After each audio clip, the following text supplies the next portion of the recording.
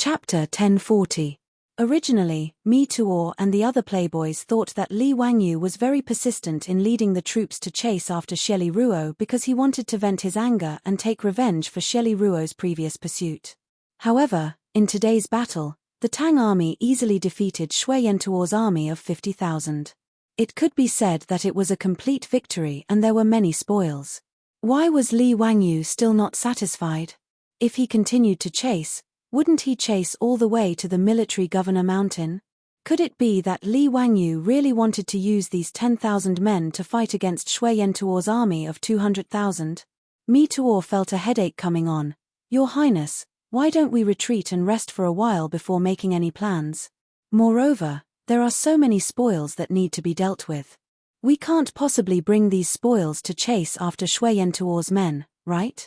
Mi Tuor hesitated but could only continue to persuade Li Wangyu to retreat. The playboys quickly nodded in agreement. That's right, Zio. There are thousands of prisoners and so many horses, cows, and sheep. We can't not deal with them properly. Whether it was the 6,000 prisoners of war or the captured cows, sheep, and horses, they were all money.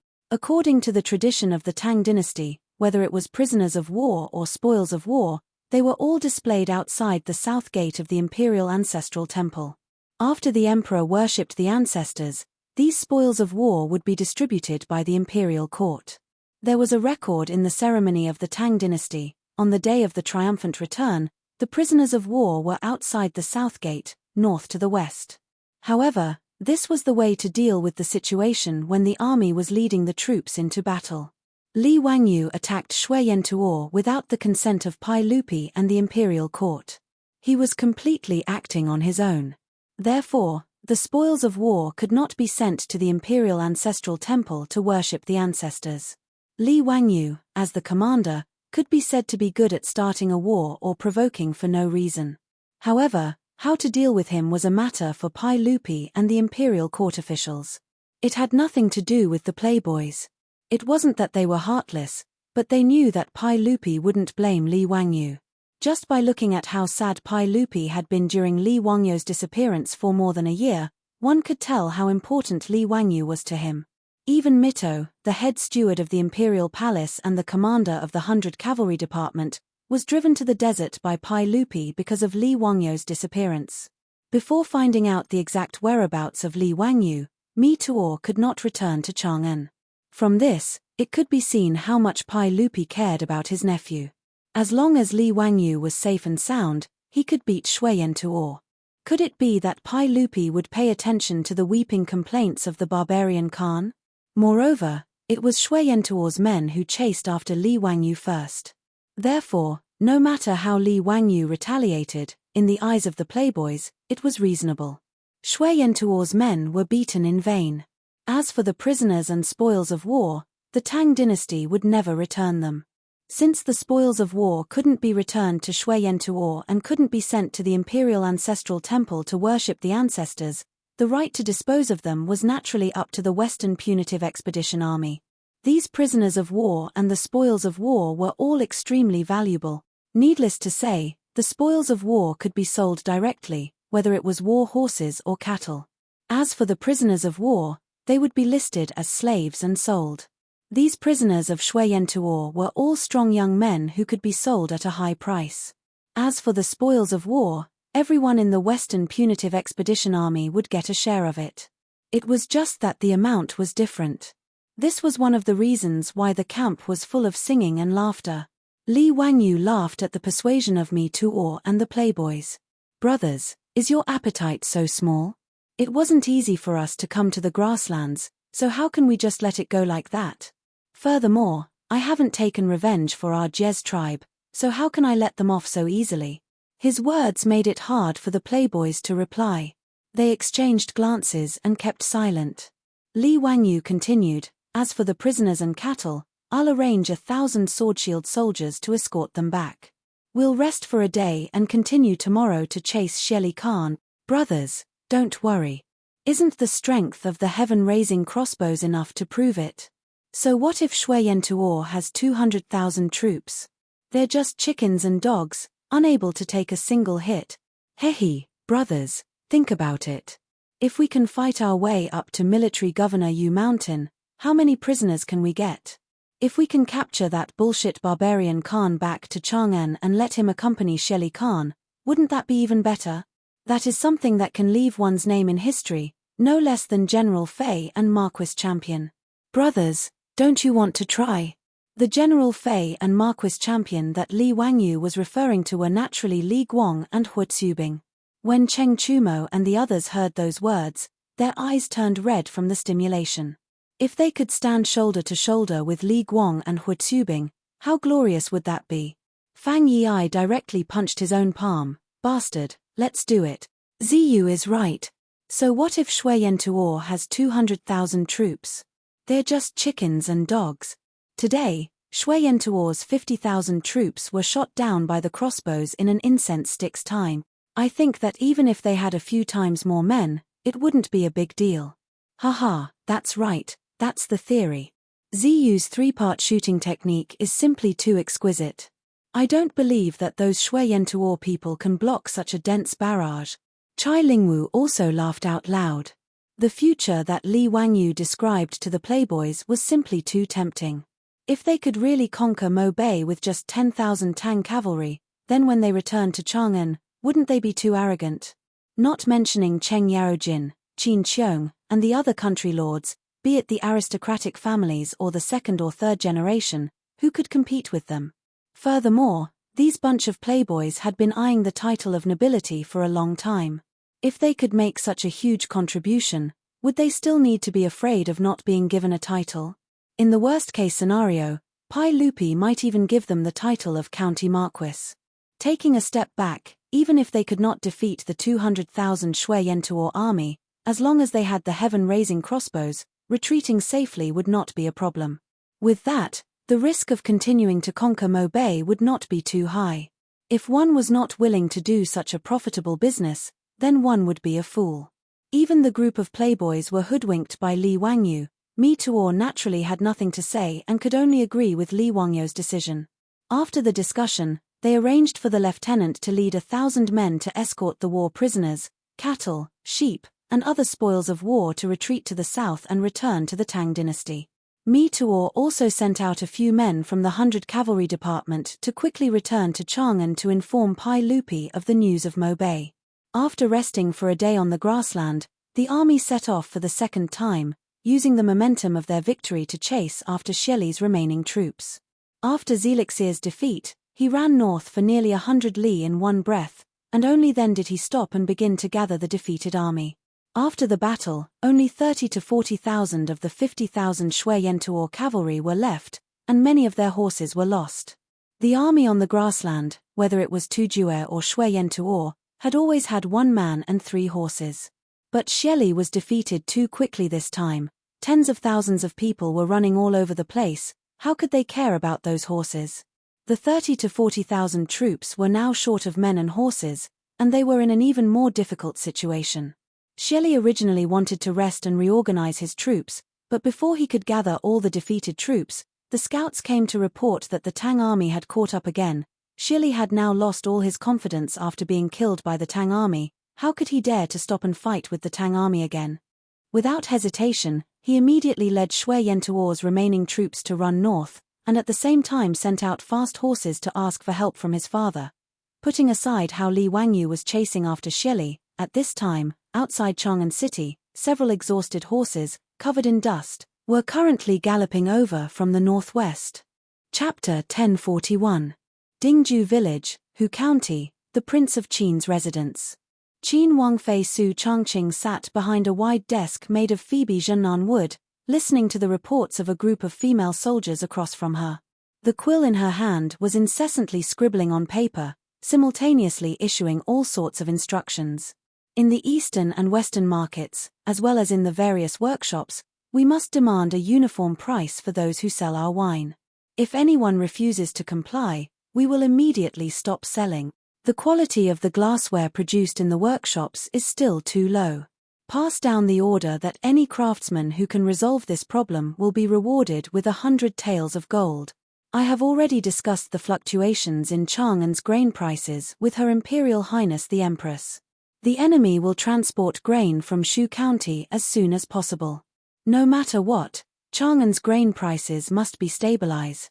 The lingerie workshop also needs to recruit another batch of seamstresses. Were it not for the Confucian robes Su Changqing was currently wearing, coupled with her towering hairstyle, she would have looked remarkably like a domineering female CEO in the modern world. After taking care of all matters, Su Changqing dismissed the female soldiers. Only then did she slightly knit her brows, reaching out to rub her temples. The door to the room was once again pushed open.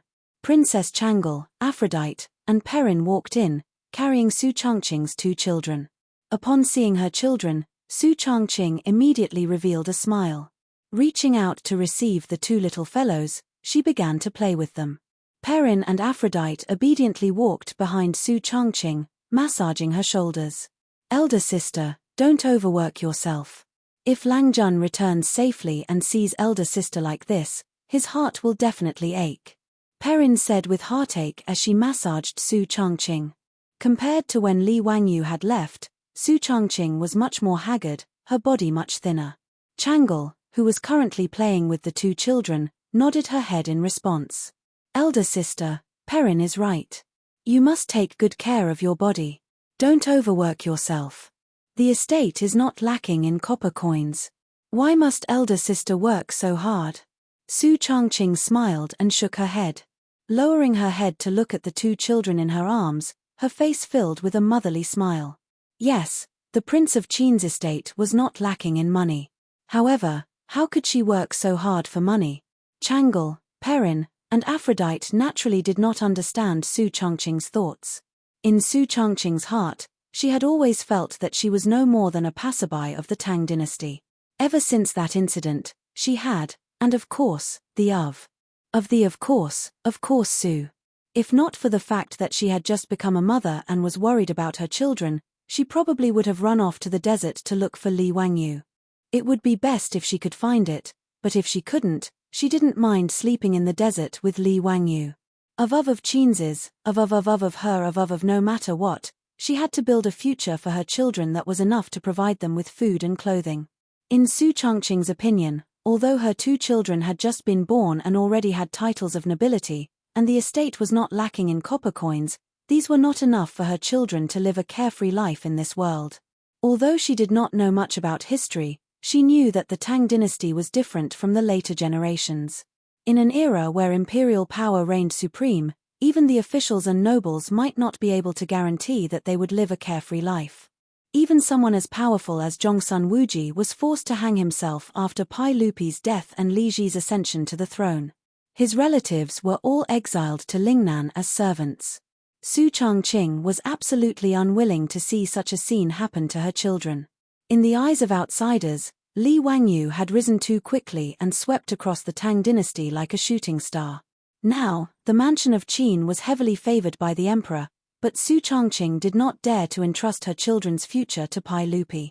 As the saying went, being in the emperor's company was like being in the tiger's company. Who could be sure that after Li Wangyu was gone, how long would the imperial family's imperial favor last? Therefore, for the sake of her children, Su Changqing began to think of every possible way to increase the influence of the mansion of Qin. She wanted to deepen the foundation of the family, hoping to protect her children. For example, the future Empress Mai Niang. Su Changqing directly took her to live in the mansion. He cared about her and taught her carefully, completely treating her as his own child. Although this care was partly due to Su Changqing's selfishness and utilitarianism, it still made the relationship between the little lowly and Wu Meinyang even stronger. As for Li Chengqian, Li Tai, and even the little brat Li Ji, Su Changqing simply took over the job of Li Wangyu's imperial tutor. After all, compared to Su Changqing, Li Wangyu, who graduated from a second-tier university, was not enough to be compared to Su Changqing, who was a top student from the University of Pennsylvania. What Li Wangyu could teach, Su Changqing could teach as well. After comparing with Empress Zhongsun, Pai Lupi found that Su Changqing was indeed as good as she said. She knew everything about astronomy and geography. For a moment, she was also shocked. Regarding this, Su Changqing only said that when the Dao father imparted knowledge to Li Wangyu, she was also listening at the side. Therefore, she could also be considered half a disciple of the Tao Father. Pai Lupi did not doubt Su Chongqing's words. It was just that a woman imparting knowledge to a prince was not a pleasant thing to say. Therefore, Pai Lupi did not publicize this matter. She only tacitly allowed Li Chengqian and the others to often go to the Duke of Qin's mansion to listen to lectures. Whether it was teaching Li Chengqian, Li Ji, or Wu Meinyang, it was all a long-term investment that Su Chongqing carried out for her and Li Wangyou's child. In the future, no matter who ascended the throne, they would at least have a relationship with the Duke of Qin's mansion. However, Su Chongqing did not place all her hopes on others. Originally, Su Chongqing did business and took care of the properties in the mansion. It was just to pass the time. The business methods that she had learned in the future were just a small part of her skills. However, after Li Wangyou was gone, although Su Chongqing did not take a step out of the mansion, she relied on her female army and began to show off her skills. Not only did she expand the properties in her mansion, but Su Chongqing also wanted the Duke of Qin's mansion to have a more stable foundation.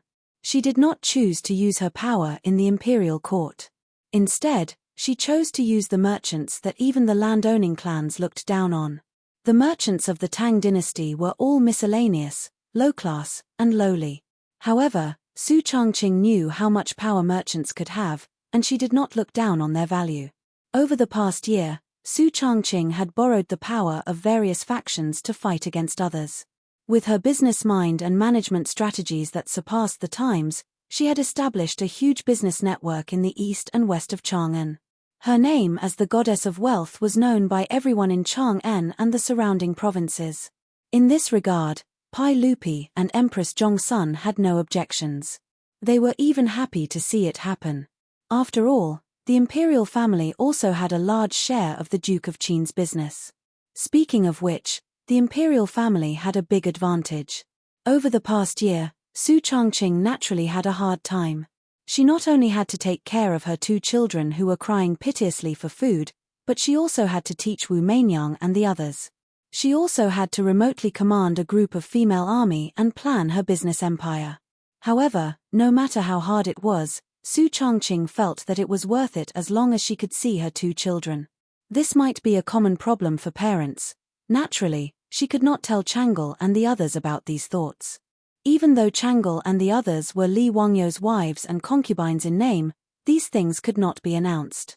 A few months ago, Duke Lu, Cheng Yarojin, ordered someone to send back a shocking piece of news. The Duke of Qin, Li Wangyou, actually did not die in the desert. Instead, he was captured by a group of desert bandits. However, just before Cheng Yarojin sent troops to eliminate the desert bandits, Li Wangyou actually escaped from the desert bandits' camp alone. Once again, his whereabouts were unknown. This news immediately made everyone in the Duke of Qin's mansion cry tears of joy. The haze that had been suppressing the Duke of Qin's mansion for more than a year finally dissipated by more than half. As long as Li Wangyou did not die in the desert, then there was hope. Chapter 1042. Ever since the news that Li Wangyou didn't die in the desert and escaped alive spread, Su Chongqing couldn't help but hold her children and cry bitterly.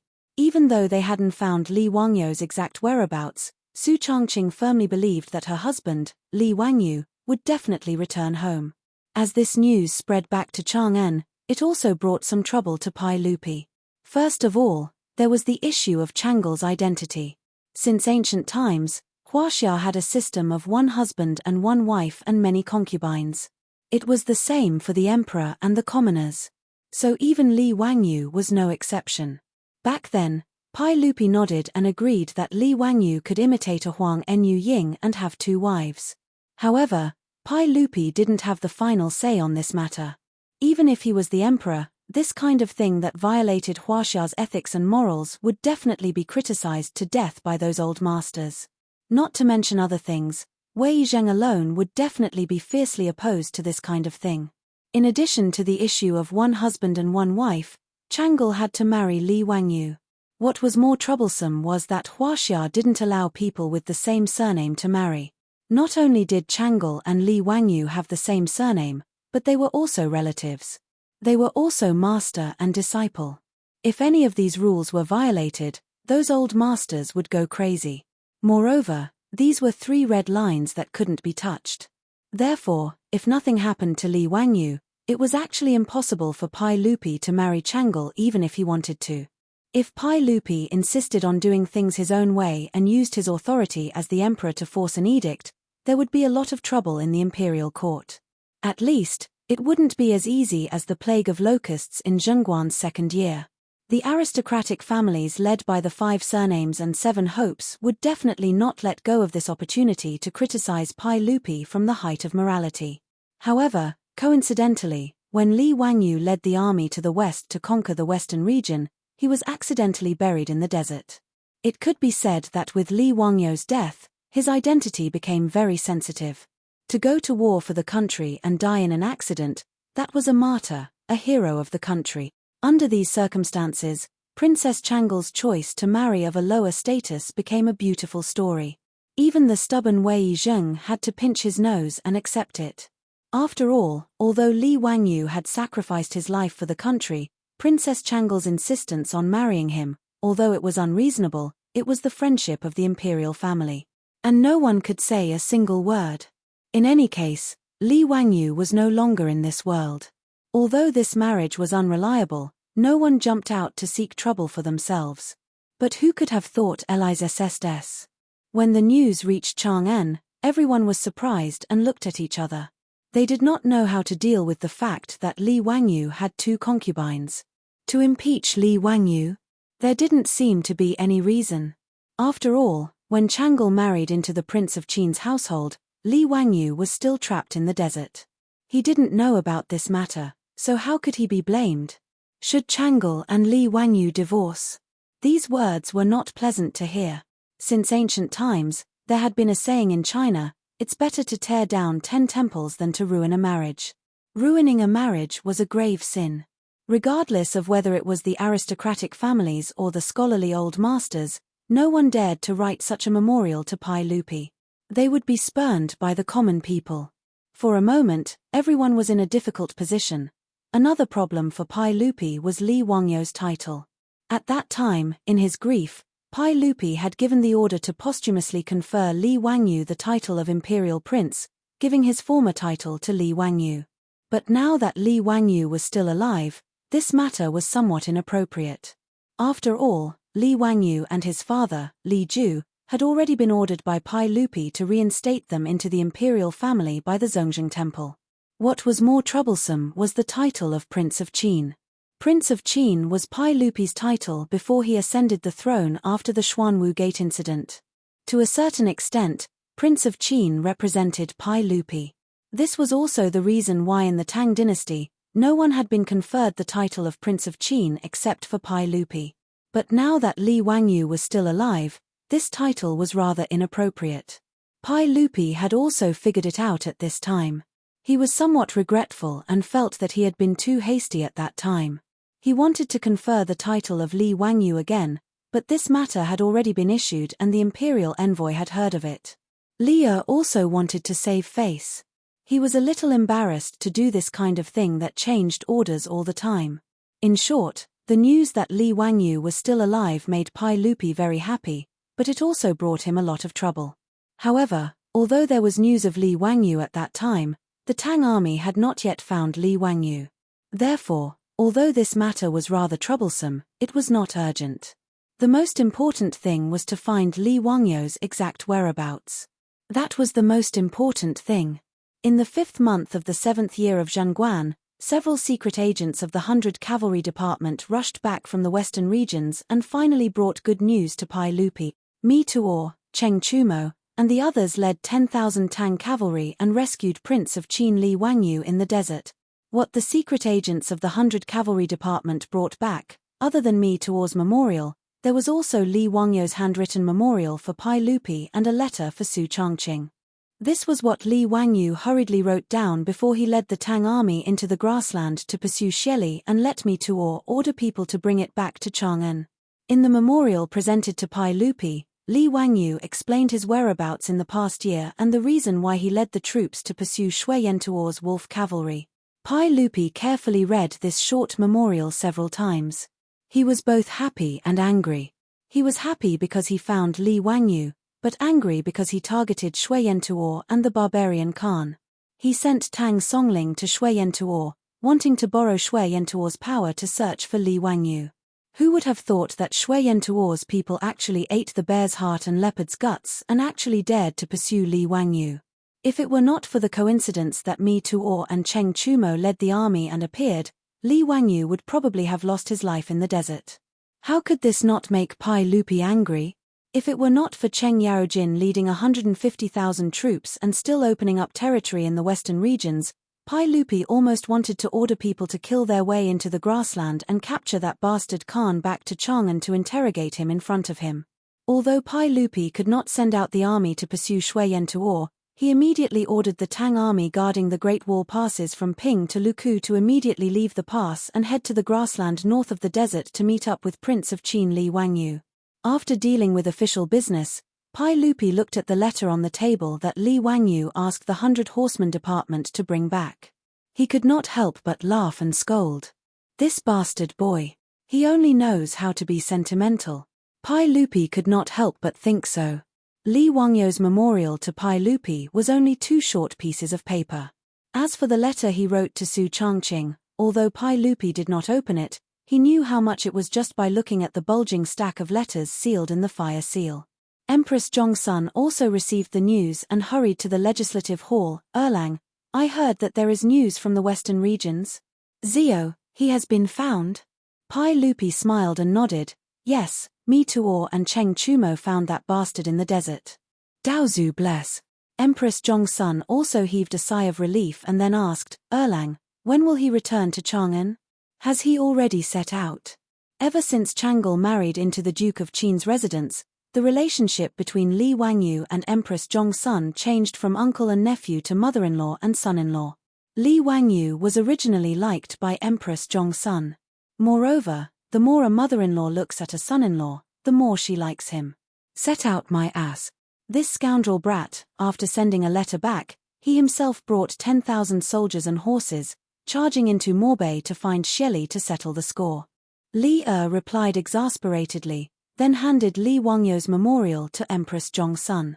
Empress Zhongsun hurriedly finished reading the memorial but also frowned.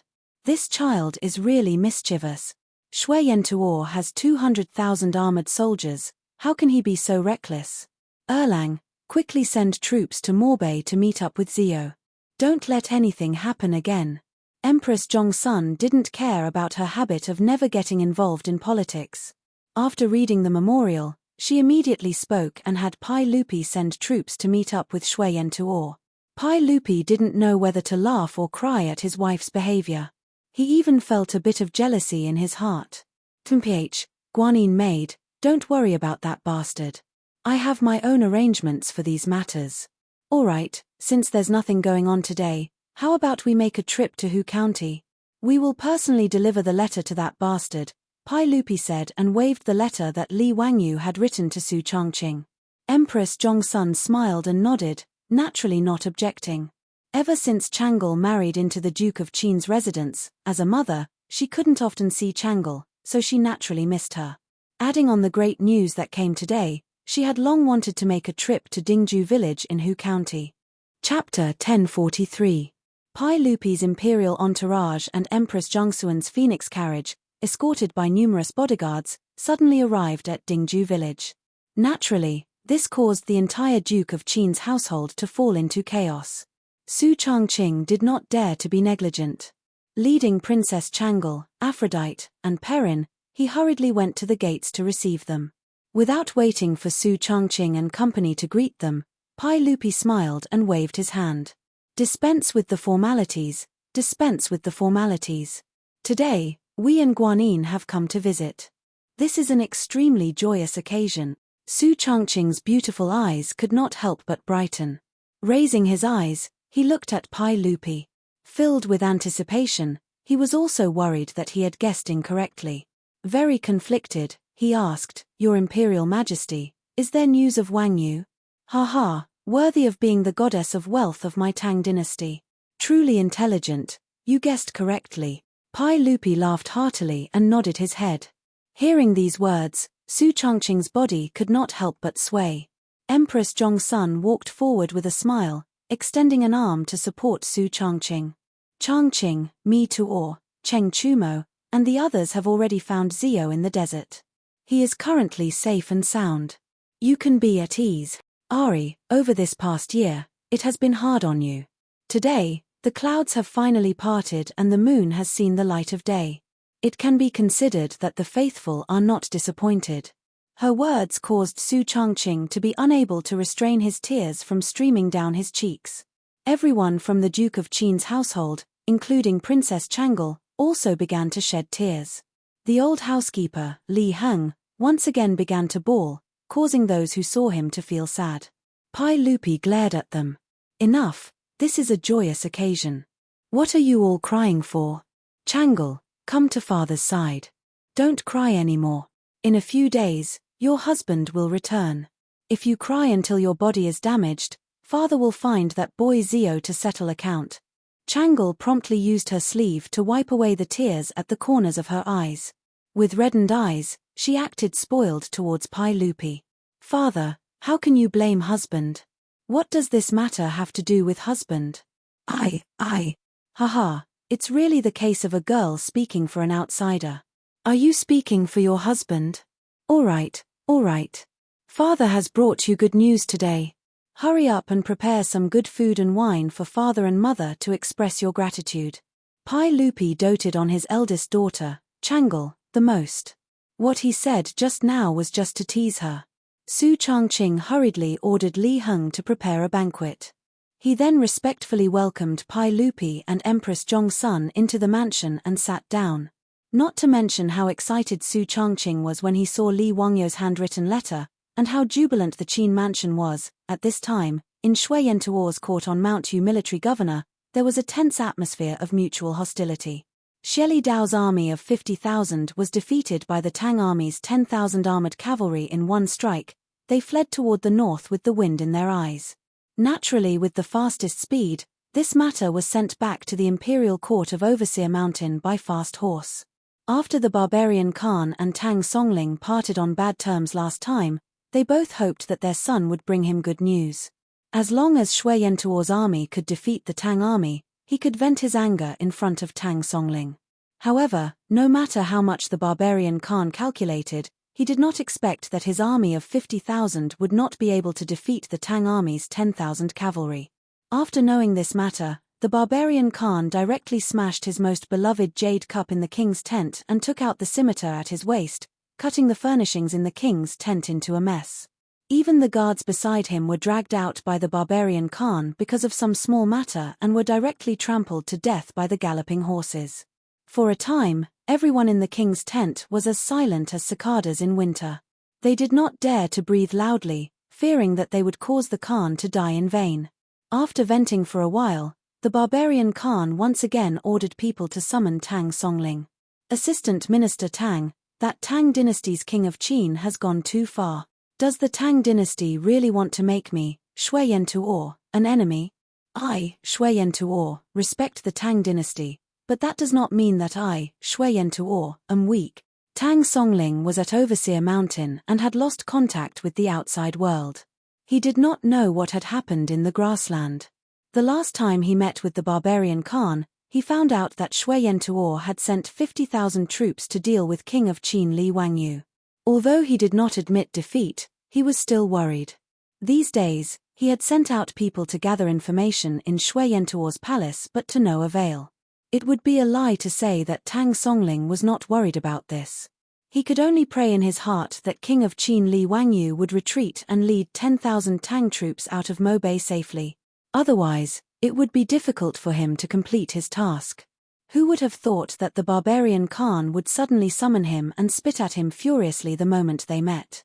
Tang Songling was surprised, but he was also overjoyed. Without a doubt, Shui Yentuor and his men must have suffered a great loss for the barbarian Khan to lose his composure. He did not know what the King of Qin had done with the 10,000 troops, but there was no doubt that they must have taught Shui Yentuor a lesson. That was why the barbarian Khan was so angry. Tang Songling could not help but laugh. Haha, barbarian Khan, I have already said this. Have you forgotten your identity? As a subject of His Majesty, how dare you say such disgraceful words? Making an enemy of the Tang dynasty? Is Shui Tuo worthy? You! How dare you? The barbarian Khan was like an enraged bull. His eyes were red as he pulled out a machete from his waist and placed it on Tang Songling's neck. If you want to die, I will fulfill your wish. Ha ha, barbarian Khan, if you are willing to bury Shui Tuo with me, just cut off the machete in your hand. If I blink, I will give my head to barbarian Khan to kick like a bull. Tang Songling was not afraid. Instead, he stretched his neck forward. It had to be said that the officials of the early Tang dynasty were all martial artists and had a sense of pride in their bones. It was even more so when they faced the barbarians of the grassland. The Tang dynasty was their strongest backing. Those who offend the emissary of the Tang dynasty will be killed. If you are disrespectful, I will destroy your country. Tang Songling's father, Tang Jian, used himself as bait to lure the Turks. He made great contributions to the Tang dynasty by defeating the Turks and capturing Shili Khan alive. In history, Wang Xuanzi, who single-handedly destroyed a country, single-handedly destroyed central India and wrote the legend of the Tang dynasty. The barbarian Khan wanted to threaten the emissary of the Tang dynasty, but he had made a mistake. Tang Songling's words put the barbarian Khan in an awkward position. He panted heavily and the veins on his hand that was holding the machete bulged. He did not care about anything else and directly cut down the Tang emissary. In the end, the barbarian Khan's fear of the Tang dynasty stopped him from cutting down with his machete. Good, good. Since Assistant Minister Tang is not afraid of death, I will fulfill your wish. I will show you how I defeat the Tang dynasty. Men, gather all the troops and I will personally lead the troops to battle. Assistant Minister Tang, you will go with me. The barbarian Khan finally put away his machete, but he did not plan to let Tang Songling go. Tang Songling shrugged indifferently. He did not care about the barbarian Khan's anger. He was just curious about what the Qin king Li Wangyu had done. Why did he feel like he had pierced through the sky of the northern desert grassland? It was not a secret that Shui Tuo had a total of 200,000 soldiers. It was unbelievable that the barbarian Khan had gathered all of Shui Tuo's soldiers just to deal with Li Wangyu's 10,000 soldiers. Could it be that Shui Tuo's 50,000 soldiers were annihilated by the Qin king? This sudden thought shocked Tang Songling himself, but he also felt that it was too unrealistic. Tang Songling naturally did not expect that although his guess was not correct, it was not far from the truth. After Li Wangyu defeated Shili Luo's army of 50,000, he pursued relentlessly. Shili only had 30,000 to 40,000 soldiers and he was already scared out of his wits. He did not dare to go against the Tang army and could only escape to the north. However, when Shui Tuo's army was defeated, most of the horses were seized by the Tang army during the chaos. This caused Shui Tuo's army to not have enough horses. At least half of Shui Tuo's cavalry only had one man and one horse. Under such circumstances, how could they outrun the Tang army on the grassland? Therefore, after more than 10 days of pursuit, Shili's 30,000 to 40,000 soldiers were left with less than 20,000 soldiers. The rest of the cavalry were left behind due to the lack of horses. They were either captured by the Tang army or killed by the blades of the Tang army. Li Wangyu led 9,000 cavalry and pursued all the way. They were about to reach Shui Tuo's palace, Overseer Mountain. At this time, the remaining 150,000 soldiers of Shui Tuo had already gathered at Overseer Mountain. They had already set up camp and were waiting for the Tang army to arrive. Chapter 1044. Pai Lupi ordered the Tang army stationed along the Great Wall to leave the pass and enter the desert to meet the King of Qin. Naturally, the generals did not dare to delay. After receiving the order, the Tang army stationed at several passes left the pass and entered the Morbei grassland. The Tang dynasty did not attach importance to the Great Wall. Unlike the Qin and Han dynasties, the Tang dynasty did not rely on the Great Wall to defend the grassland tribes. If the nomads from the north came to invade, the Tang dynasty would just mount their horses and charge into the grassland, killing the nomads until their faces turned pale. Therefore, the Tang army stationed at several passes along the Great Wall did not have many soldiers. Their main task was to patrol and warn, not to defend. The Tang army stationed at several passes totaled only 5,000 to 6,000 men. Compared to Shui Yantuo's army of 200,000, it was just a drop in the ocean. However, the Tang army did not take Shui Yantuo's threat seriously. After receiving Pai Lupi's order, the 5,000 to 6,000 Tang cavalry immediately charged into the grassland. It was not that the Tang army was muddle-headed and thought that they were supermen who could fight 100 men. It was because they were like Tang Songling, who had the solid support of the Tang dynasty. Therefore, they did not take Shui Yantuo seriously. Unlike the 10,000 Tang cavalry led by Li Wangyu, they were attacking Shui Yantuo privately under the order of Li Wangyu. However, the several thousand Tang army stationed at the Great Wall came out under the order of the emperor. The meaning was different, so was the morale. They did not believe that Shui Yantuo dared to fight with them. The Tang flag in their hands was the embodiment of Pai Lupi's will in the Morbei grassland. The boundary between the Tang dynasty and Shui Yantuo was the Great Wall. In addition to the Tang army stationed by the Tang dynasty, Shui Yantuo also had several thousand cavalry stationed here. When the Tang army swarmed out of the pass, Shui Yantuo's people were shocked. They quickly formed a formation to stop the Tang army from entering the grassland. However, the 5,000 to 6,000 Tang army did not care about the Shui Yantuo cavalry stationed outside the Great Wall. They rode their horses directly into the grassland and headed north. Shui Yantuo's cavalry looked at each other, but they did not dare to wave their swords and spears at the Tang army. A few of Shui Yantuo's chiliarchs discussed for a while and did not know how to deal with it. They could only lead their subordinates to catch up with the Tang army and follow behind them from a distance. At the same time, they sent someone to send a message and ask for countermeasures. The 5,000 to 6,000 Tang soldiers did not even bother to pay attention to Shui Yantuo's men who were following them. They just went north to look for King of Qin. However, they did not expect that a few days later, they would encounter the 1,000 men that Li Wangyu had ordered to escort the captives and spoils of war. After a brief communication, the two sides figured out what had happened. The Tang army that was ordered to come out of the pass to receive the King of Qin was surprised, happy, and envious.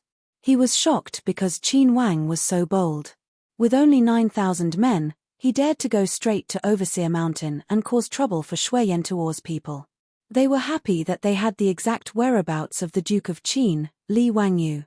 At least they didn't have to wander around the grasslands. As for the envy, it was naturally because of the thousands of prisoners and the many spoils of war in front of him. As for the Shui Yantuo's cavalry that was following the Tang army from afar, they naturally saw this scene and were both shocked and angry. How could they not be angry when they saw that thousands of their fellow soldiers were captured by the Tang army? Moreover, the Tang army's purpose of escorting them south was self-evident. Naturally, they were preparing to escort them back to the Tang dynasty. How could these Shui Yantuo's cavalry let this happen? Now that things had come to this, even if these Shui Yantuo's cavalry were unwilling to have a conflict with the Tang army, they could not bear it anymore. If they really watched as the Tang army escorted their fellow soldiers back to the Tang dynasty, then they would not be able to stay in the North Desert grasslands anymore. They would definitely be beheaded by the furious barbarian Khan. Therefore, a small-scale battle broke out. Thousands of Tang army against the same number of Shui Yantuo's cavalry. The prosperity of the Tang dynasty first came from the strength of its military. In a situation of the same scale, the Tang army could be said to be invincible. Therefore, the outcome of this small-scale battle was self-evident. 2 hours later, the defeated Shui Yantuo's cavalry fled north, battered and exhausted, while the Tang army's troops heading south gained another few hundred captives. After defeating the Shui Yantuo's cavalry, they did not dare to delay any longer. After handing over the captive Shui Yantuo's cavalry to the Tang army's cavalry heading south, they galloped in the direction of the military governor mountain. These Tang army soldiers were ordered to come out of the mountain pass. No matter what, they had to meet up with Li Wangyu. Otherwise, they would not dare to return like this. When they heard that His Highness King of Qin only commanded 9,000 men and horses to head straight to the military governor mountain to challenge Shui Yantuo's army of 200,000, these Tang army soldiers felt a chill down their spines. They did not think that the King of Qin could win. Even if they had a few thousand men, Compared to Shui Yentuo's army of 200,000, it was still a drop in the bucket. Now that they were heading straight to the military governor mountain, they might just be sending themselves to their deaths. However, even if the road ahead was bleak, these Tang army soldiers did not dare to turn their horses around and head south to return to the Great Wall. Whether it was because of Pai Lupi's order or because they wanted to rescue the King of Qin, they could only brace themselves and continue forward. As soldiers, even if there was a mountain of blades and a sea of flames in front of them, they had to give it a try. If they did not succeed, they would die trying.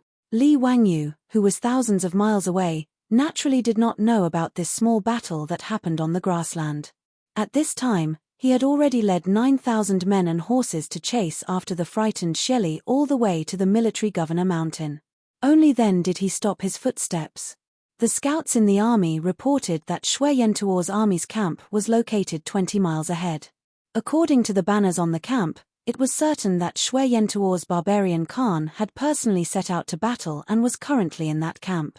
Li Wangyu was not so arrogant as to directly go head-to-head with Shui Yentuo's army of 100,000. After ordering people to set up camp, he led Mi Tuor and a group of silk pants up a small hill nearby, preparing to personally observe the situation of the enemy. However, when they climbed up the hill and used binoculars to look at Shui Yentuo's camp under the protection of his personal guards and troops, their faces became quite ugly. Even if Li Wangyu knew how stupid Shui Yentuo's dismounted cavalry formation was and where its fatal weakness was, when he saw Shui Yentuo's camp not far away, he could not help but feel his heart tighten. With an army of 100,000, its camp area stretched for several miles. As far as the eye could see, Shui Yentuo's banners were fluttering in the wind and countless cavalry were galloping around the camp as a warning. In Shui Yentuo's camp, there were even more people moving about and the neighing of horses could be heard incessantly. Even if Li Wangyu's psychological quality was not bad, when he saw this camp of 100,000 people, he still felt shocked. In fact, Li Wangyu was not unaware of what a camp of 100,000 soldiers looked like. The army he had led to the west previously had 150,000 people, which was not inferior to Shui Yentuo's army in front of him at all, or even better. However, he had never looked at the camp of the Tang army from a high place. Being in the camp, he did not realize that looking at the camp of 100,000 soldiers would be so shocking. Cheng Chumo and the others also had ugly expressions at this moment. Chai Lingwu could not help but swallow his saliva. Zio, are we really going to throw a few thousand people to attack Shui Yentuo's army? Shouldn't we reconsider? Mi Tuor also quickly advised, Your Highness, you have already taught Shui Yentuo's people a lesson. Why don't we immediately go south and return to the Tang dynasty? I think that if we travel light, Shui Yentuo's army will not be able to catch up with us even if they want to. The group of foppish young masters also began to persuade him, and even Argui had the same attitude. Although he wanted to avenge the Huet tribe, it was simply crazy to use a few thousand people to attack 100,000 people. Li Wangyu was persuaded by the crowd, but his heart was beating like a drum. Could this battle really be won? F***CK, don't tell me you're talking nonsense in the history books. Could Li Ji really defeat tens of thousands of Shui Yentuo's cavalry with just 6,000 people? Li Wangyu's face could not help but turn pale. He felt that he had really made a fatal mistake. Chapter 1045. After seeing the camp that stretched for miles, Li Wangyu suddenly realized that he seemed to have made a big mistake, which was to ignore the numerical advantage of Shui Yentuo's army. Although he knew the fatal weakness of Shui Yentuo's dismounted cavalry, in the face of an absolute advantage, it was as difficult as ascending to the heavens to break this weakness. The barbarian Khan had hundreds of thousands of troops. It was impossible for him to send all of his troops to fight him. Thus, even if he defeated tens of thousands of Shui Yentuo's army, it would be meaningless. The barbarian Khan still had hundreds of thousands of troops in his hands. He would not give him a second chance to send out cavalry to attack the cavalry at the rear. Even if the barbarian Khan was extremely stupid and ordered all of his troops to dismount and fight the Tang dynasty, Li Wangyu would not stand a chance. Shui Yentuo's army had 5 people in a team. During the battle, 4 people would dismount and 1 person would guard the horses at the rear. Among the hundreds of thousands of troops, There were nearly 30,000 people guarding the horses at the rear. On the other hand, Li Wangyu only had 2,000 cavalrymen. Unless he could conjure up a few thousand more cavalry, it would be impossible for him to defeat 30,000 people with only 2,000 cavalry. Another way to defeat Shui Yantuo's army was to use the composite steel crossbows to shoot in 3 stages. Li Wangyu believed that as long as he had enough crossbows, he would not be afraid even if there were thousands of soldiers and horses on the opposite side. However, the problem was that the 2,000 crossbowmen had a limited number of arrows in their quiver. This was not a real-time strategy game where as long as there were soldiers, there would be an endless stream of arrows to shoot out. The standard configuration of the Tang army was that each crossbowman carried 75 arrows, the same as the Mongolian cavalry in the future. This was because the Tang dynasty did not lack horses and could provide enough horses for the crossbowmen to carry supplies and other supplies. Otherwise, they would not have been able to carry so many arrows. European longbowmen in the Middle Ages usually carried only 50 arrows with them when fully loaded. As for the 2,000 crossbowmen under Li Wangyu, they had used up some of the arrows in their quiver during the chase. Now, each of them only had 50 to 60 arrows left. It was wishful thinking to rely on these crossbow bolts to defeat the 100,000-strong Shui Yantuo cavalry. Without the crossbows, the composite steel crossbows in the hands of the 2,000 archers were no different from firearms without bullets. They were even worse than fire sticks.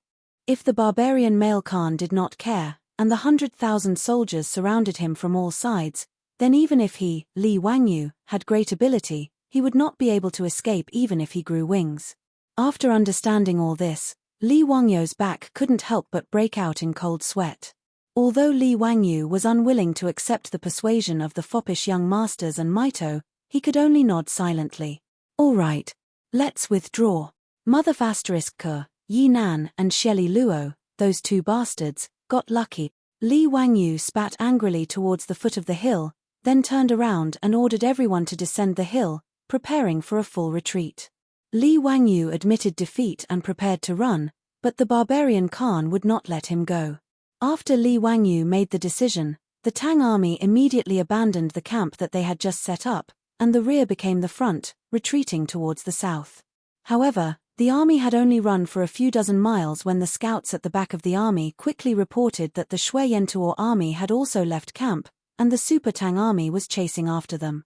Li Wangyu cursed in his heart, but there was nothing he could do. He could only order the army to speed up and retreat towards the south. The current situation was completely reversed from a few days ago. Previously, Li Wangyu led the Tang army to chase after Shelley Luo, but now, it was the barbarian Khan who led his son Shelley Luo to chase after Li Wangyu. Luckily, the 9,000 Tang cavalry led by Li Wangyu did not lack horses. Each person rode 3 horses, and with a small group moving forward, they did not have to worry about being caught by the Shui Yantuo army for a while. However, the sudden change in the situation caused the morale of the 9,000 Tang cavalry to drop to the bottom. A second ago, they were still arrogant victors, and the next moment, they were chased by the Shui Yantuo army like dogs. This was a huge blow to their morale. The Tang army retreated all the way south, but the Shui Yantuo army did not give up and chased after them. Who asked Li Wangyu to kill the son of the barbarian Khan, Bashuo, and lead the Tang army to defeat Shelley Luo's 50,000 cavalry? He even chased them all the way to where the Shui Yantuo palace was. If the barbarian Khan swallowed this humiliation and did not take revenge, then his Khan position would not be stable. After all, Shui Yantuo had just established the Khanate not long ago, and the people of the various tribes in the Khanate were not stable. If Li Wangyu was allowed to leave after slapping the face of the Xuantuo Khanate, it would not be long before the Xuantuo Khanate was divided. To stop the Tang cavalry from escaping south, the barbarian Khan sent out his 10,000 most elite wolf cavalry. These 10,000 wolf cavalry used the speed of their horses to cause a lot of trouble for Li Wangyu's Tang cavalry. Luckily, with the steel crossbows in their hands, they were able to suppress the arrogance of the wolf cavalry. After leaving behind hundreds of corpses, the wolf cavalry did not dare to force their way into the Tang army. They could only follow behind the Tang cavalry and harass their speed day and night. Facing this, the Tang army could not help but feel bitter. However, As their horses were not as fast as the enemy, they could not chase them away. Li Wangyu did not have any good ideas and could only ignore them. Just like this, one chased and one fled, and 10 days passed in a flash. During this period of time, the 9,000 Tang cavalry lost close to 100 men due to the harassment of the wolf cavalry. Of course, the Shui Yentuo wolf cavalry did not have it easy either. To delay the Tang army's retreat, they left behind close to 1,000 corpses. However, even so, the Tang army was in a tough spot. The North Desert was simply too huge. From the military governor mountain to the Great Wall, it was 2,000 miles. The Tang army traveled light and could only travel 100 miles in a day. To return to the Tang dynasty, they had to cross the Great Wall, and they were only halfway there. However, after being chased by the Shui Yentuo army for 10 days and being harassed by the wolf cavalry, the men were tired and the horses were tired. On this day, before the sun set, the Tang army charged into a river valley. Li Wangyu immediately ordered the army to set up camp here. Although the North Desert was a grassland, it still had mountains and rivers. The river valley that they were in had mountains on both sides and trees on the mountains. At the bottom of the valley was a meandering river that was a few meters wide. The entire river valley was less than 100 steps wide, easy to defend and hard to attack. It was a rare place for the Tang army to rest. At least they did not have to worry about being attacked by the wolf cavalry in the middle of the night. As long as they blocked the entrance of the river valley, they would not have to worry about the harassment of the wolf cavalry. The tired Tang army got off their horses. Without resting, they led their equally tired horses to the river to wash them. These horses were the most trustworthy companions of the Tang army. Therefore, taking care of the horses was the most important task of every Tang army. After Li Wangyu and the wastrels handed their horses over to their personal guards to take care of, they didn't stay idle. They led a few of their personal guards up the hill and prepared to observe the situation of the enemy. Looking at the wolf cavalry army that had set up camp a few miles away, Li Wangyu could not help but curse in his heart. Fang Yi Ari immediately cursed out, "Damn bastards, these damn wolf riders are really like ghosts that won't go away. Zio, what should we do now? If we continue to run like this, our horses might not be able to last much longer. I'm afraid we won't be able to outrun those wolf cubs that grew up on the grassland." Li Wangyu nodded silently. Everyone knew what Fang Yi said, but they did not have a way to break out of this situation. For a moment, everyone was silent. After a long time, Mi Tuor suddenly said, "Your Highness, old slave dares to say that this place is easy to defend and hard to attack. Why don't Your Highness hand over the army to the old slave? Your Highness should not care about this matter and quickly return to Chang'an. His Majesty is still waiting for Your Highness in Taiji Palace." Mi Tuor's words stunned Li Wangyu and the others. They immediately reacted and understood what Mi Tuor meant. Obviously, Mi Tuor intended to lead the rest of the Tang army to defend this river valley to give Li Wangyu and the other wastrels time to escape. With the ability of the Tang army, even if the barbarian Khan arrived with more than 100,000 troops, they might not be able to break through the defense of the Tang army in a short time. As long as they could delay for a few days, Li Wangyu and the others could easily escape from the pursuit of Shui Yentuo's army. Mi Tuor's words made the wastrels look at each other and did not know how to respond. If they said that they did not want to live, it would be a lie. But if they were asked to abandon the Tang army and escape on their own, Cheng Chumo and the others would definitely not agree. Everyone was speechless for a moment. They all looked at Li Wangyu, waiting to see how he would answer. Li Wangyu laughed and patted Mi Tuor's shoulder. "Haha, Mi Tuor, I am still alive and you want to snatch my military power? Get lost. Don't forget, as long as His Majesty does not give an order, I am still the chief of the Western Expedition Army, Your Highness."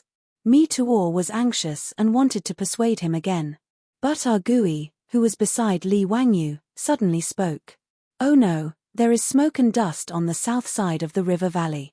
There is cavalry." Argui's words shocked everyone and they all turned to look. Chapter 1046. Not only did 80 notice the appearance of cavalry in the south of the valley, the scouts in the army had also issued a warning. Horns were blown in the valley, and all the Tang soldiers did not hesitate. They quickly gathered under the orders of the captains and were ready to face the enemy. The faces of Li Wangyu and the other wastrels had turned ugly. The valley they were in was still in the hinterland of the Shui Yentuo Khanate, so there was no doubt about the identity of the cavalry in the south. Li Wangyu did not expect Shui Yentuo's men to be so fast. They had already bypassed the valley and appeared in the south. As a result, the 9,000 Tang soldiers were in a desperate situation. It was true that the valley was easy to defend, but if both sides of the valley were blocked by Shui Yentuo's army, the Tang army would be trapped in a cage. Even if Li Wangyu had great abilities, he would not be able to escape. After being stunned, Cheng Chumo spat on the ground. Bastard. They came so fast. 80 was very experienced, and he could roughly estimate the enemy's strength just by looking at the dust. He observed carefully and was relieved. It's not a big problem, only 5,000 to 6,000 cavalry. Li Wangyu and the others were relieved when they heard this. 5,000 to 6,000 Shui Yentuo cavalry was not a big problem. Since Li Wangyu led the Tang army to defeat the 50,000 Shui Yentuo cavalry, the few thousand cavalry were not taken seriously by the others. Such a small force was not enough to stop the Tang army from leaving. Not to mention 5,000 to 6,000 cavalry, even if it was 10,000 Shui Yentuo cavalry, the Tang army would not be afraid. It was only because of the threat of Shui Yentuo's 100,000 strong army that they did not dare to tangle with the Shui Yentuo cavalry. Li Wangyu did not dare to delay, and he ordered everyone to go down the mountain. Just as he was about to break out, he heard the sound of a gong coming from the camp of the Tang army. Zunzi, discussion of troops, enter when hearing the sound of the drum, retreat when hearing the sound of the gong. Since ancient times, China would beat the gong to retreat. The sound of the gong meant that the troops were retreating, and the Tang dynasty was the same. The sound of the gong meant that the battle alarm was lifted. Li Wangyu and the debauchees couldn't help but be stupefied. Could it be that the cavalry that appeared at the southern end of the valley wasn't Shui Yentuo's men, but an ally? However, why would there be allies in Shui Yentuo's territory? No one dared to tarry and hurriedly descended the mountain. Only when they arrived at the valley did they find out the reason. It turned out that the cavalry that appeared at the southern end of the valley was the Tang army that was ordered by Pai Lupi to go out of the Great Wall and enter the northern desert grassland to support Li Wangyu. They went all the way north, but happened to encounter the Tang army going south in this valley. After the scouts ascertained their identities, they sent back a message and removed the battle alarm of the Tang army. When the 5,000 to 6,000 Tang cavalry that had come to support met up with the Tang army led by Li Wangyu, it naturally caused waves of cheers. Although the threat of Shui Yentuo's army had not been eliminated, to be able to receive reinforcements at this time was a good thing to boost the morale of the army. When Li Wangyu went down to the valley, the 5,000 to 6,000 Tang cavalry had already entered the valley. The valley was bustling with joy. A few Tang cavalry officers that were ordered to come to support immediately knelt down on one knee when they saw Li Wangyu and greeted him. I am Shui Li, the Zhaowu commandant of Zhichong Mansion in Daiju of Hedong Province. I am following His Majesty's order to come out of seclusion to support His Highness Duke of Qin. Greetings to His Majesty. I am Zhenwei commandant of Zhichong Mansion in Shiju of Hedong Province. Li Wangyu was in a good mood and hurriedly went forward to help the young commandants up. Haha, I was just worried that I didn't have enough troops. You all appeared just in time. Don't be so polite, please rise. Li Wangyu had been conferred the title of Queen by Pai Lupi, so he should change his title to I or I. To this, Li Wangyu was not used to it. However, under the repeated requests of Mi Tuor, the Minister of Imperial Household, he was slowly getting used to it. The commandants of the Tang army called Li Wangyu His Majesty, which was the official title of prince in the Tang dynasty. Although Li Wangyu always felt that this title sounded like a bandit leader, he could do nothing about it. As for Cheng Chumo and the rest, although they usually called Li Wangyu by his courtesy name, when it came to formal occasions, they still had to call him His Majesty. Li Wangyu praised the commandants of the Tang army and invited them to sit down and chat. At the same time, he ordered people to prepare wine and food. He wanted to reward these commandants. In the Tang army, there were a total of 9 ranks and 16 grades. These commandants were only secondary rank 6 and primary rank 6 commandants. They were low-level officers in the army and were far from Li Wangyu's status. Seeing Li Wangyu, the famous king of Qin, treating them so kindly, the commandants couldn't help but blush with excitement and straighten their backs.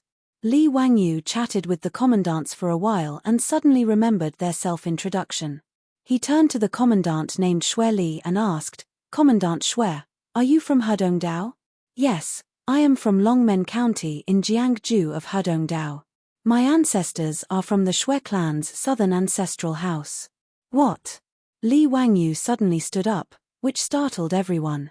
Li Wangyu ignored everyone's surprise and stared at Xue Li and asked, "Do you have your courtesy name?"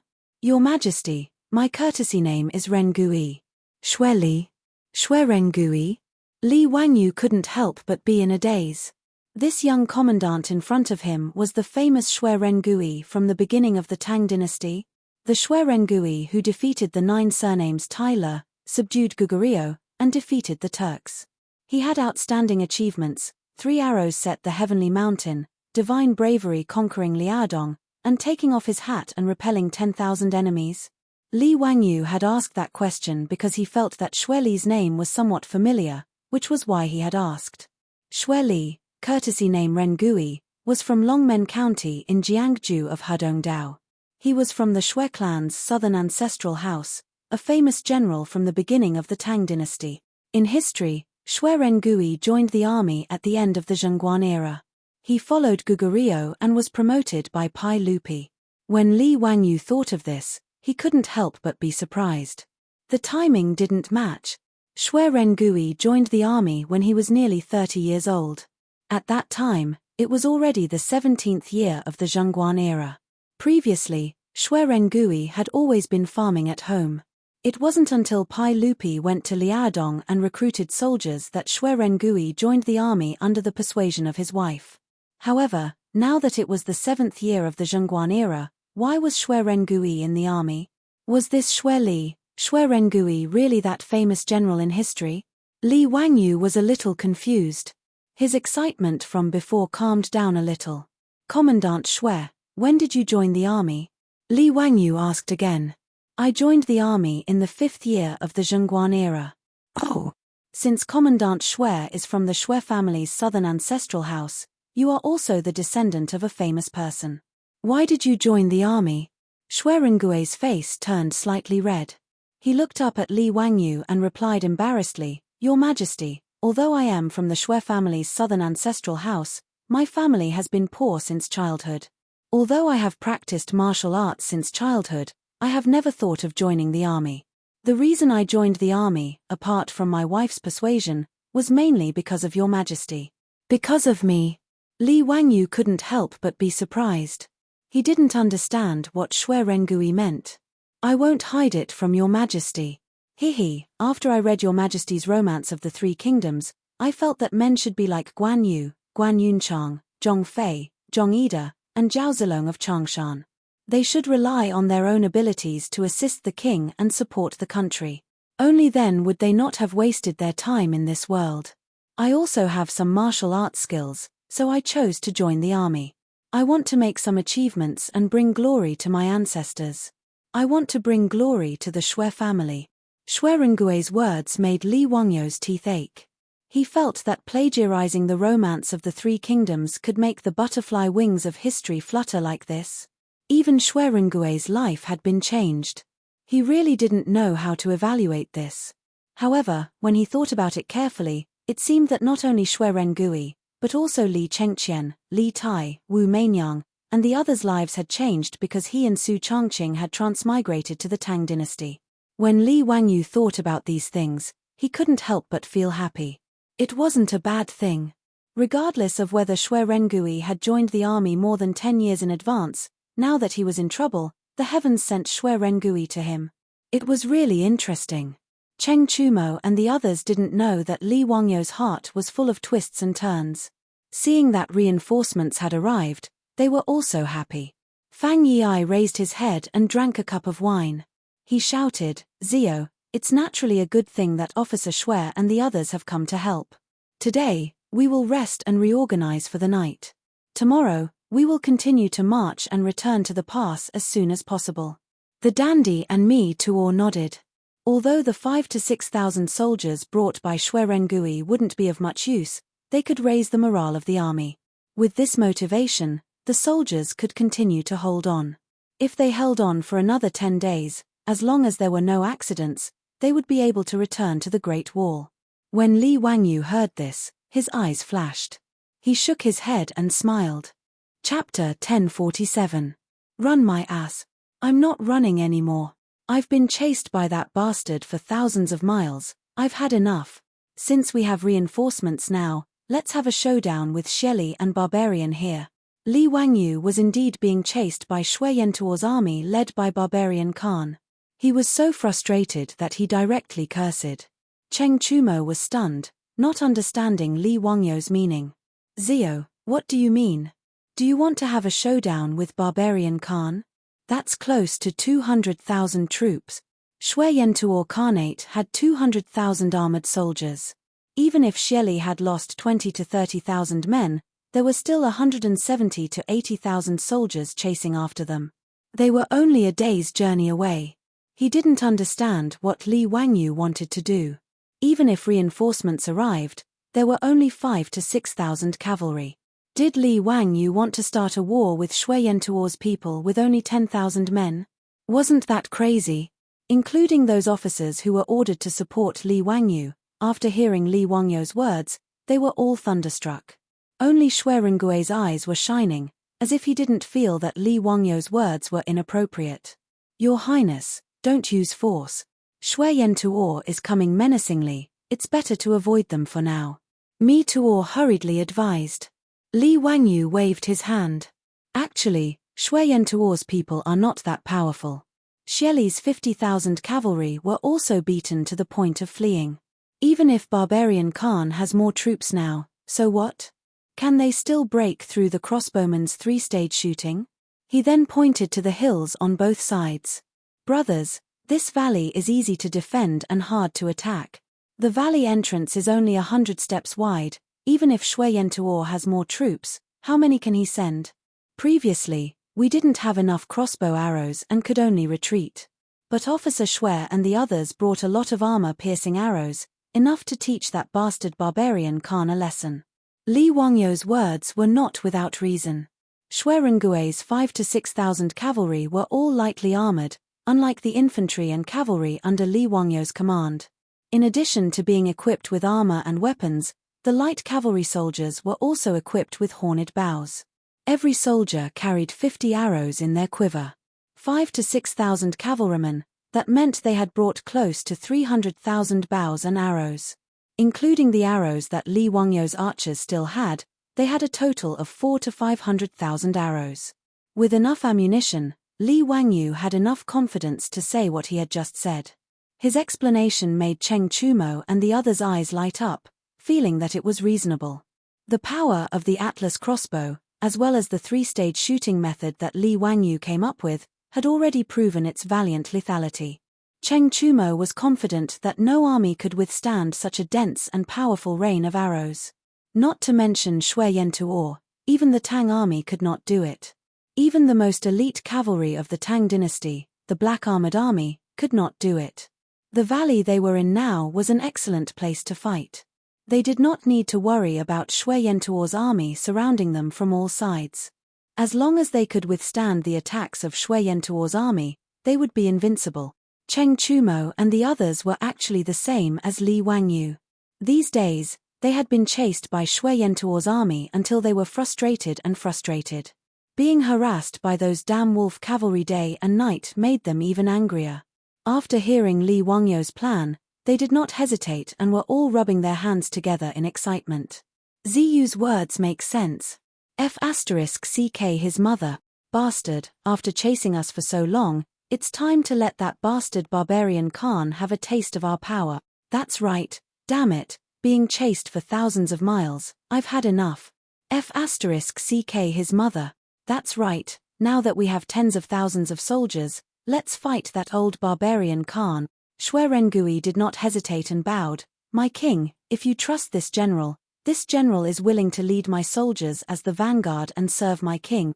Willing to serve my king.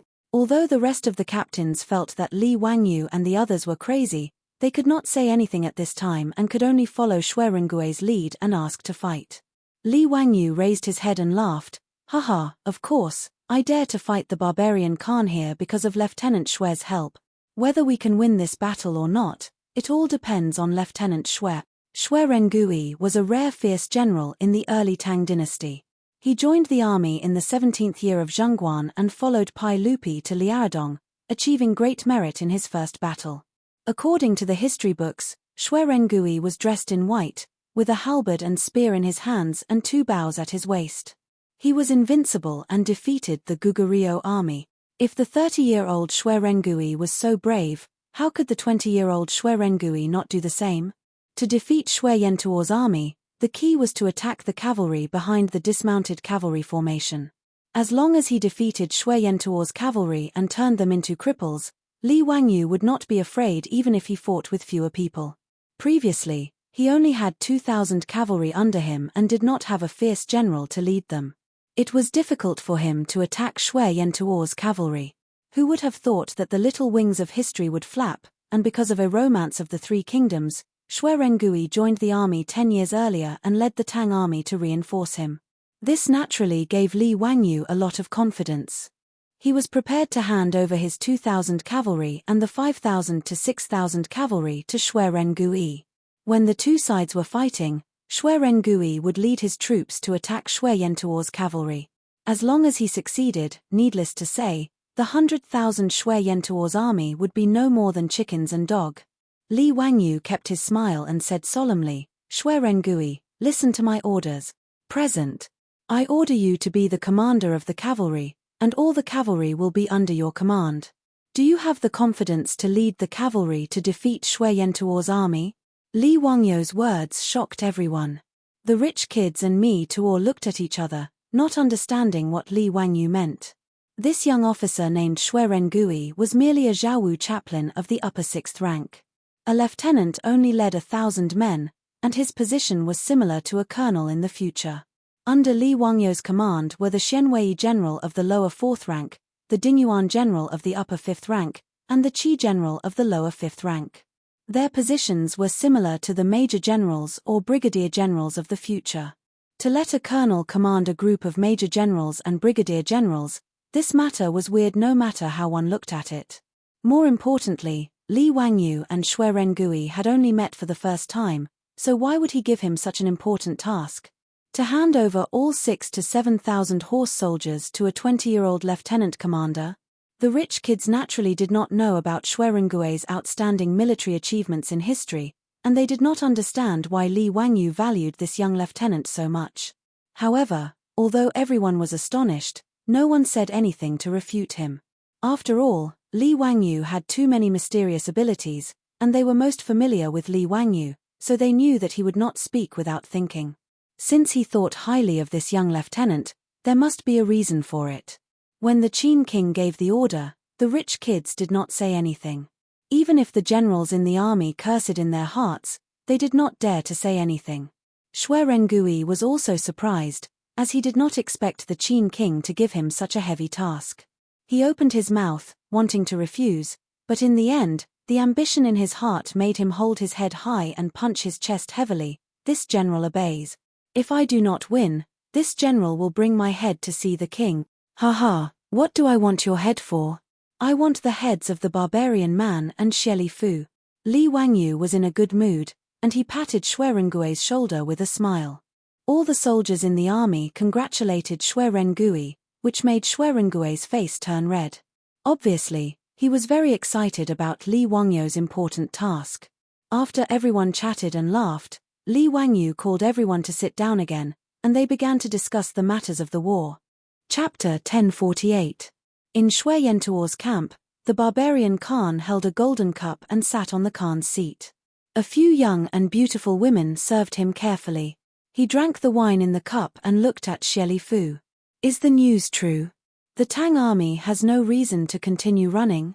They are staying in that valley. Xieli Fu's face was ferocious. Father, This is the news from the wolf cavalry. It must be true. Humph, they have been chased by my army for more than 10 days.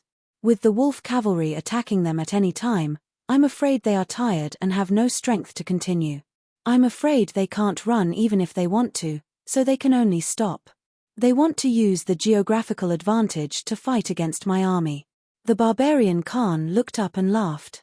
What a joke. They are only thousands of men. So what if they have the geographical advantage? When father arrives with the army tomorrow, I will crush them into powder. To vent my anger. Father, I'm afraid that the Qin king is as timid as a mouse and purposely let the Tang army stay behind to delay the attack so that he can take the opportunity to escape. If we can't catch the Qin king and let him escape back to the Tang dynasty, I will not be satisfied. The barbarian Khan's eyes flashed and he nodded slightly. Yes, that's most likely the case. But even if we can't catch the Qin king, those Tang army must be annihilated in the northern desert grassland. None of them can escape. Humph, the Tang dynasty is powerful, but I, Shui Tuo, can't come and go as I please. We have to teach them a lesson they will never forget. He thought for a while and continued, after the Tang army is annihilated, cut off all their heads and let the Tang dynasty's envoy bring them back. He, I want to see what the heavenly Khan of the Tang dynasty has to say. Xie Li Fu nodded. Father is wise. The father and son looked at each other, then both of them raised their heads and laughed loudly. The army led by the barbarian Khan rushed to the valley where the Tang army was stationed the next day. They set up camp outside the valley and surrounded the entrance of the valley. Shui Tuo's army rested for a day. On the morning of the third day, they beat the war drums. Hundreds of thousands of soldiers of Shui Tuo's army, clad in armor and carrying blades, lined up in neat rows as they poured out of the camp. The black mass of people densely covered the grassland outside the valley. Their momentum was astonishing, and a murderous aura filled the air. Even the soaring eagles in the sky seemed to be shocked by this soaring momentum, and did not dare to approach the battlefield at all. The Tang army was naturally prepared. Following the beating of the war drums, they swarmed out and blocked the narrow entrance to the valley. There were still 2,000 jumping soldiers holding shields at the front of the battle formation. Behind them were 1,000 Mo sabers wearing Mingguang armor and wielding Mo sabers. Behind them were 2,000 archers. What was different from before was that there were nearly 100 arrows piled up in front of each archer. The fine steel arrowheads shone with a dazzling cold light under the morning sun. If they were ordinary archers of the Tang dynasty, Li Wangyu would never equip them with so many arrows. The reason was simple. No archer could draw the bowstring more than 100 times. For the ordinary bows of the Tang dynasty, even if it was a one-pickle bow, the soldiers could only draw the bowstring 20 to 30 times in a row before their arms were almost exhausted, and it was impossible for them to continue drawing the bowstring. This was the limitation of the human body's physiological structure. No matter how brave and reasonable a general was, he would not be that strong. One of the reasons why firearms would replace bows was because firearms would replace bows. However, the composite crossbow that Li Wangyu had designed was designed with Yang Liban's help. In order to save energy and satisfy the needs of a small body like himself, Li Wangyu had designed a booster for the composite crossbow. With the booster to help him draw the bowstring, it would naturally save energy. Moreover, in order to prevent the archers from exhausting their strength, Li Wangyu also gathered the auxiliary soldiers in the army. Once the archers were unable to draw the bowstring, the auxiliary soldiers would be able to replace them. The biggest advantage of a crossbow was that after the bowstring was drawn, it would be in a state of accumulating energy and waiting to be fired. Therefore, the most exhausting part of drawing the bowstring could be handed over to others. 2,000 archers, 4 to 500,000 arrows, this was where Li Wangyu's confidence in winning lied. The strength of the Tang army archers was something that Xie Li Luo had suffered a lot. This was something that Shui Tuo's men were naturally clear about. Hence, to counter the archers of the Tang army, the barbarian man Khan thought of many ways. The barbarian man Khan had 160 to 170,000 troops in his hands. Apart from the auxiliary soldiers and the soldiers guarding the horses, the number of troops he could throw in was 100,000, 10 times that of the Tang army. Hence, just the vanguard forces alone, the barbarian Man Khan sent out 30,000 troops at once. However, the entrance of the valley that the Tang army was defending was only 100 steps wide. A single line of soldiers could at most line up to 1,000 men. Hence, even if Shui Tuo had 30,000 men at the front, he could only send 5,000 men into the battlefield in batches. In the hands of these vanguard soldiers were pretty much all the shields of the Shui Tuo army. Their goal was obvious, which was to defend against the arrows of the Tang army. To prevent the vanguard forces from collapsing like the previous time and charging into the middle troops, the barbarian Man Khan sent out all the 10,000 wolf cavalry to act as military judges to supervise the orders. Anyone who retreated or ran would be killed without mercy. In the eyes of the barbarian Man Khan and Shelley Luo, even if the 30,000 vanguard forces died, as long as the Tang army could fight to the death, it would be a victory. Under the beating of Shui Tuo's war drums, the 30,000 vanguard troops started to move. Like a flood, they pressed towards the entrance of the valley that the Tang army was defending. The 30,000 vanguard troops, 5,000 men in a group, 100 meters apart in the middle, there were hundreds of wolf cavalry holding sharp blades patrolling on their horses. The moment Shui Tuo's cavalry wanted to retreat, the weapons in the hands of the wolf cavalry would mercilessly slash at them. Under such strict orders, the Shui Tuo soldiers knew that they had no way to retreat and could only fight to the death against the Tang army. After all, based on Shui Tuo's military law, if they died on the battlefield, their families could still receive compensation. Although it was not much, it was enough for their families to rely on. And if they were killed by the wolf cavalry, not only would they not receive compensation, they would also be labeled as cowards, making their families unable to raise their heads in the tribe. It was also because of this that when Shui Tuo's vanguard troops pressed forward, that kind of fearless momentum was noticed by Li Wangyu and the other wastrels on the watchtower carriage behind the Tang army. Ziyu, this is not good. Shui Tuo's wolf cubs, why do they look like they have been injected with wolf blood? Fang Yi could not help but feel nervous. Cheng Chumo held the binoculars and looked for a while before replying, "Look at the wolf cavalry behind Shui Tuo's men. I'm afraid that the barbarian Man Khan gave a death order to prevent Shui Tuo's soldiers from retreating. Damn it, they are going to fight to the death. Ziyu, looks like after you killed Kishuo, the barbarian man hates you to the bone." Li Wangyu also smiled bitterly, knowing that Cheng Chumo was right.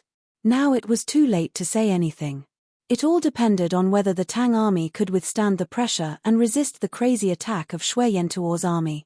Shui Tuo's war drums became more and more urgent, and the footsteps of Shui Tuo's vanguard troops became faster and faster.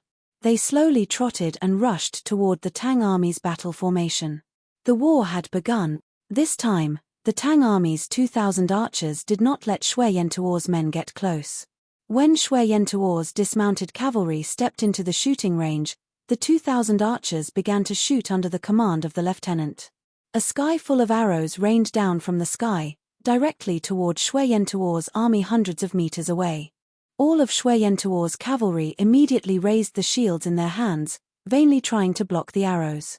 But the arrowheads of the Tang army were all made of fine steel and were extremely sharp. In addition, the composite steel crossbows were pushed by the 4-pickle bowstring, making them even sharper. When the arrows rained down, they instantly penetrated the shields of Shui Tuo's men.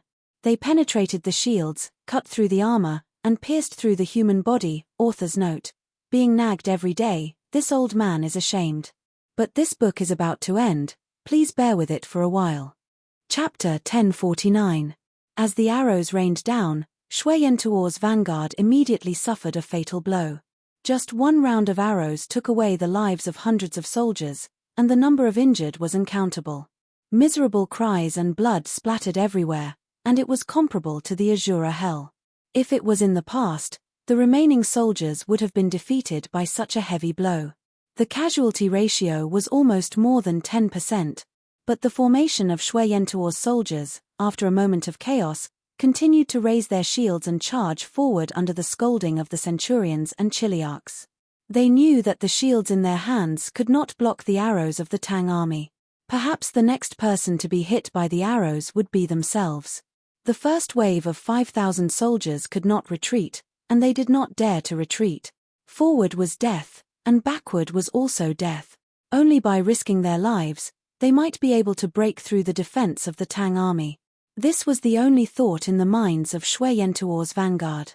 Since they were chosen to be the vanguard and lead the charge, their fate had been determined. The composite arrows of the Tang dynasty could shoot a distance of 400 steps. It would take at least a minute to put on armor and run this distance of 400 meters. And within a minute, the 2,000 archers of the Tang army had already shot 3 rounds of arrows, shooting out nearly 6,000 arrows. Before the first wave of 5,000 soldiers of Shui Yentuo's vanguard could reach the front of the Tang army, they had already been shot by the arrows. The path of the charge was full of corpses, and blood had already soaked the grassland. Presumably, this grassland would grow abnormally dense in the coming year. When the remaining soldiers of Shui Yentuo were within 100 meters, the arrows that filled the sky suddenly disappeared.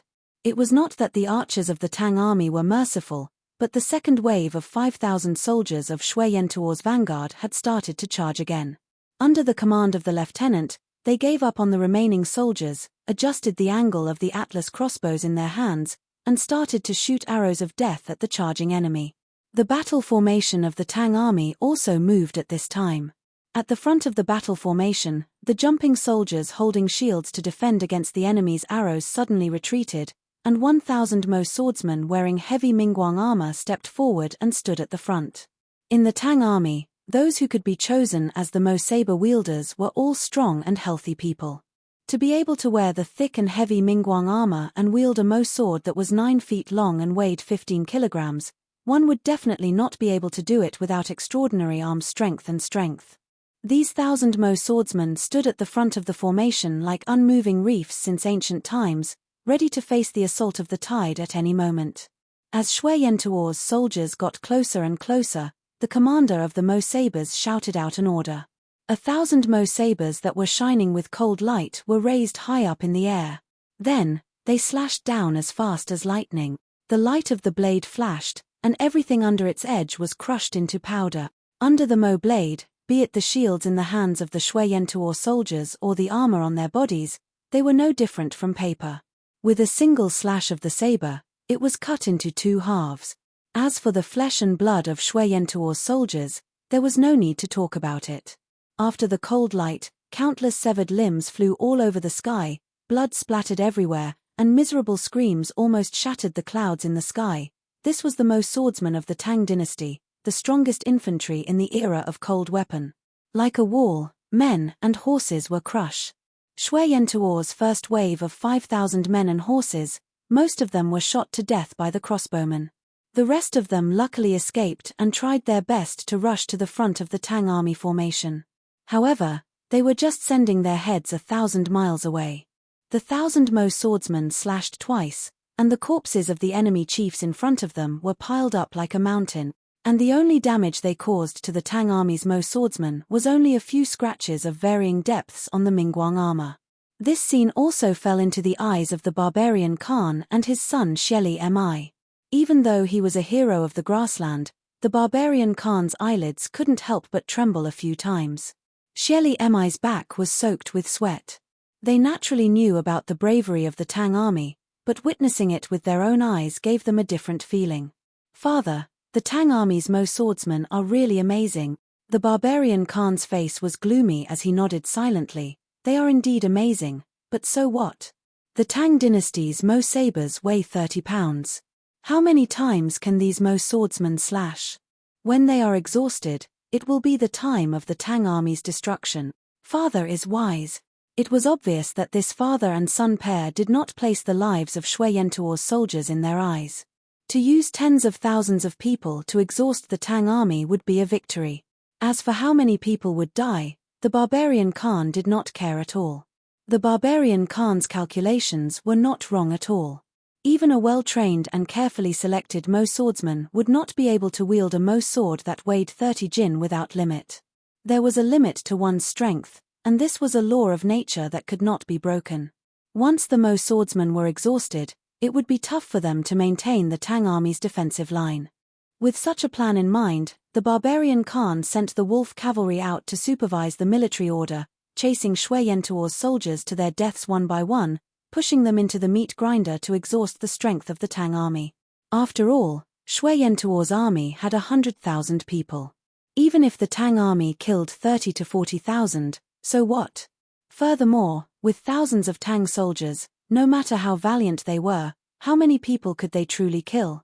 Just as the barbarian Khan had predicted, Shui Yantuo's front army of 30,000 people was formed into groups of 5,000 people.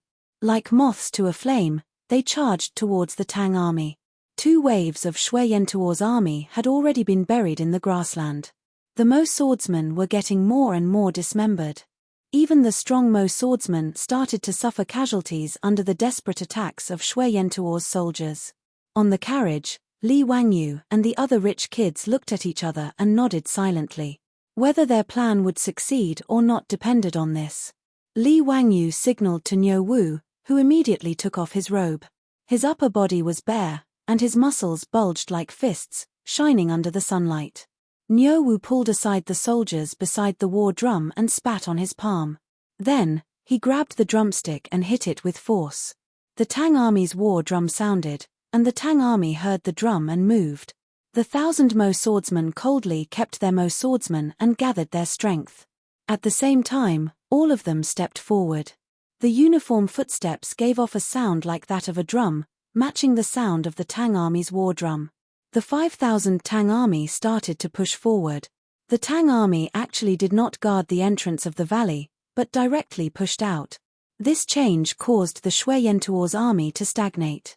The barbarian Khan suddenly stood up from the stirrups, his eyes filled with shock. How dare they?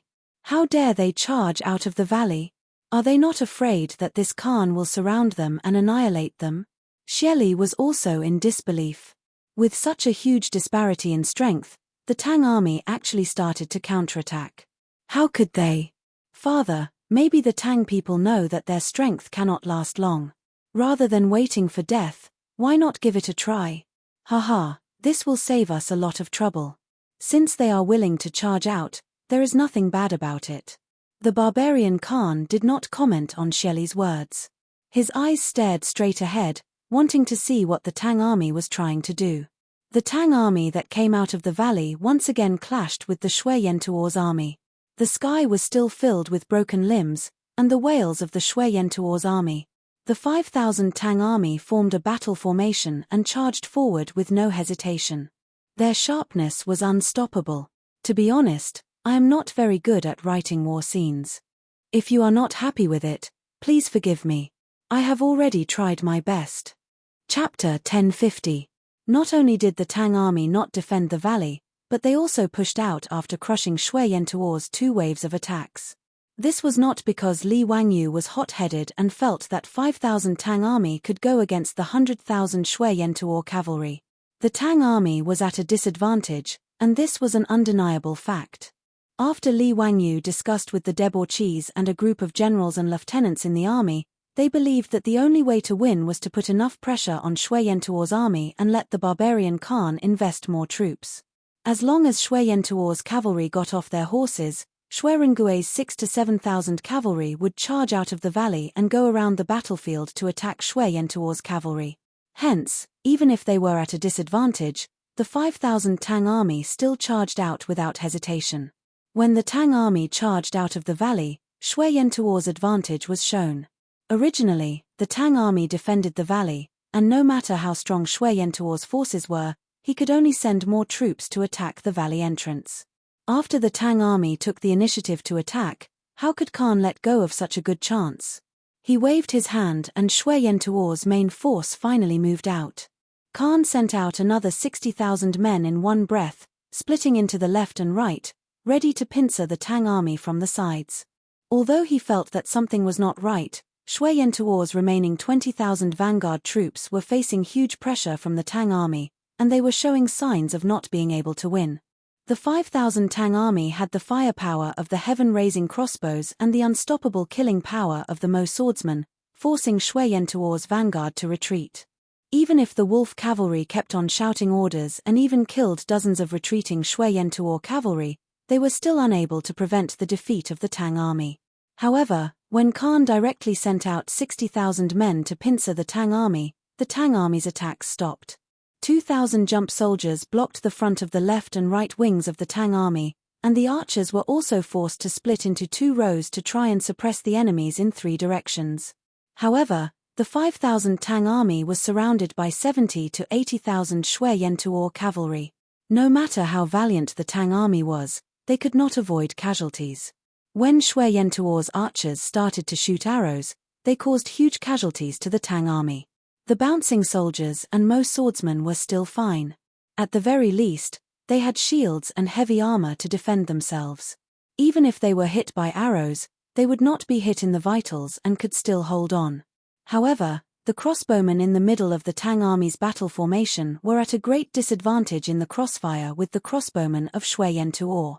Even though the composite steel crossbows in their hands were far superior to Shui Yentuo's bow and arrows, the numerical disadvantage determined the number of arrows that both sides could fire. Furthermore, as archers, they were not equipped with shields. Even the armor they wore was only light armor. As the arrows rained down on the Tang army, the casualties of the archers began to increase. Li Wangyou's eyes almost popped out of their sockets as he watched the hundreds of archers fall to the ground. He gripped the wooden railing so hard that his knuckles turned white. The possible casualties of the Tang army had actually been predicted by him and the other foppish sons, as well as the officers and soldiers in the army, and they were mentally prepared. However, when the scene really appeared in front of his eyes, Li Wangyou still could not accept it. He even began to blame himself deeply. In his mind, he kept repeating a sentence: "A general makes a name for himself and tens of thousands of bones wither. A general makes a name for himself and tens of thousands of bones wither." However, these officers and soldiers were still alive just a moment ago. How could they become Li Wangyou's stepping stones? They also had parents, wives, and children. How could Li Wangyou face the families of these officers and soldiers when they died in the Morbei grassland? Thinking of this, Li Wangyou felt that there was a breath stuck in his chest, and he did not know how to vent it out. In his previous life, he was just an ordinary person who had lived in a peaceful era since childhood. When had he ever seen such a bloody battlefield? Even though he had experienced a lot after transmigrating to the Tang dynasty, Li Wangyou was still a loser in his bones. He had never thought about the blood and fire of war, but the reality forced him to face it.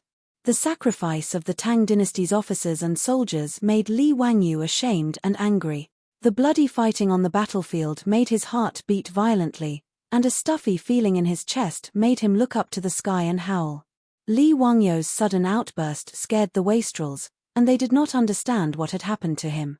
In the next moment, Li Wangyou's actions stunned everyone. As the Tang army's commander-in-chief, this guy actually ran straight down the observation tower carriage, mounted his warhorse, and grabbed a long spear from the hands of the troops next to him. Then, Li Wangyou urged his horse to go to Xuerengui's side and stared at the battlefield outside the valley without saying a word. Cheng Chumo and the others were stunned for a long time before they ran over. "Zio, what are you doing? Zio, don't make trouble. Come back quickly." Niu Wu was so scared that his face turned pale. He reached out and grabbed Li Wangyou's reins. "Langjun, what are you doing? Don't scare me." Mi Tuo was so shocked that he screamed, "Your Highness, what are you doing? Come back quickly." Xuerengui and the Tang cavalry were also stunned by Li Wangyou's actions. After a long time, Xuerengui on the horse cupped his fist and saluted Li Wangyou. "Your Majesty, what do you mean by this?" Li Wangyou did not even bat an eyelid at their questions. He just held the long spear in his hand and said coldly, "I will follow you to charge and kill the enemy." When Mi Tuo heard his words, he almost fainted from fright. Everyone in the world knew that the king of Qin had no strength to truss a chicken. In terms of intelligence, no one could compare to the king of Qin. But in terms of battle formation and martial arts, this guy was simply trash. If he followed the Ma army to charge, Pai Lupi would skin everyone alive if something happened to him. Swords and spears had no eyes on the battlefield. No matter who went to the battlefield, his head was hanging on his belt and could be lost at any time. As long as Mi Tuo was not crazy, he would not dare to let Li Wangyou, the king of Qin of the Tang dynasty, go to the battlefield. At this time, Mi Tuo did not care about seniority. He jumped in front of Li Wangyo's horse and reached out with Niu Wu to hold the reins of Li Wangyo's horse. He did not dare to let go no matter what. "Your Highness, old slave begs you, please don't. His Majesty has already ordered old slave to ensure your Highness's safety and not to take risks. Your Highness, for the sake of old slave's old bones, please don't make it difficult for old slave." Mi Tuor begged with tears and snot running down his face. He looked so pitiful that anyone who saw him would cry. But Li Wangyu was holding back his anger at this time. How could he listen to Mi Tuor's words? He stared at Mito expressionlessly and spat out 2 words coldly, "Let go. Your Highness, please don't. Your Highness." Mi Tuor still wanted to persuade, but Li Wangyu did not want to listen to him. He impatiently waved to the troops next to him, signaling them to drag Mi Tuor away. These Lai Hot troops were also afraid. They did not know whether they should listen to their Langjun or not. For a moment, they could not help but turn to look at Niu Wu. Niu Wu had been with Li Wangyu for the longest time, so he knew Li Wangyu the most. He hesitated for a moment, then nodded to his subordinates, signaling them to do as he said.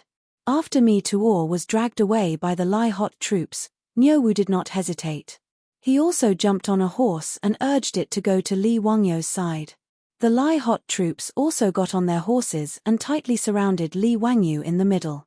These Lai Hot troops were originally Imperial Guards. They were not tired of fighting on the battlefield. In fact, they were even eager to have a try. They did not want to retire.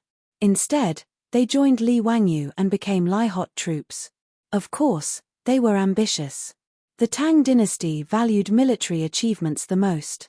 If they were in the army, they would only be ordinary sergeants or colonels. It would be very difficult for them to climb up the ranks. Just like in the government office, a government servant was a government servant. It was impossible for them to become an internal official. However, if they joined the army, not only would they be paid well, but they would also have more opportunities to become outstanding. For example, if they followed their Langjun to fight on the battlefield, as long as they made a contribution, they would be able to return to the army and become a captain. It would be a great honor to their ancestors. After all, even if it was the lowest rank of a captain, it would still be a rank above the 9th rank. It was a true military official of the Tang dynasty. Therefore, when Li Wangyu wanted to fight on the battlefield, these troops were very excited. They all rubbed their hands together. After Xuerengui was appointed as the commander of the cavalry by Li Wangyu, he was originally in high spirits. He was ready to show off his skills in front of the king of Qin. In the end, Li Wangyo's actions caused him to be at a loss of what to do. "Everyone, don't worry.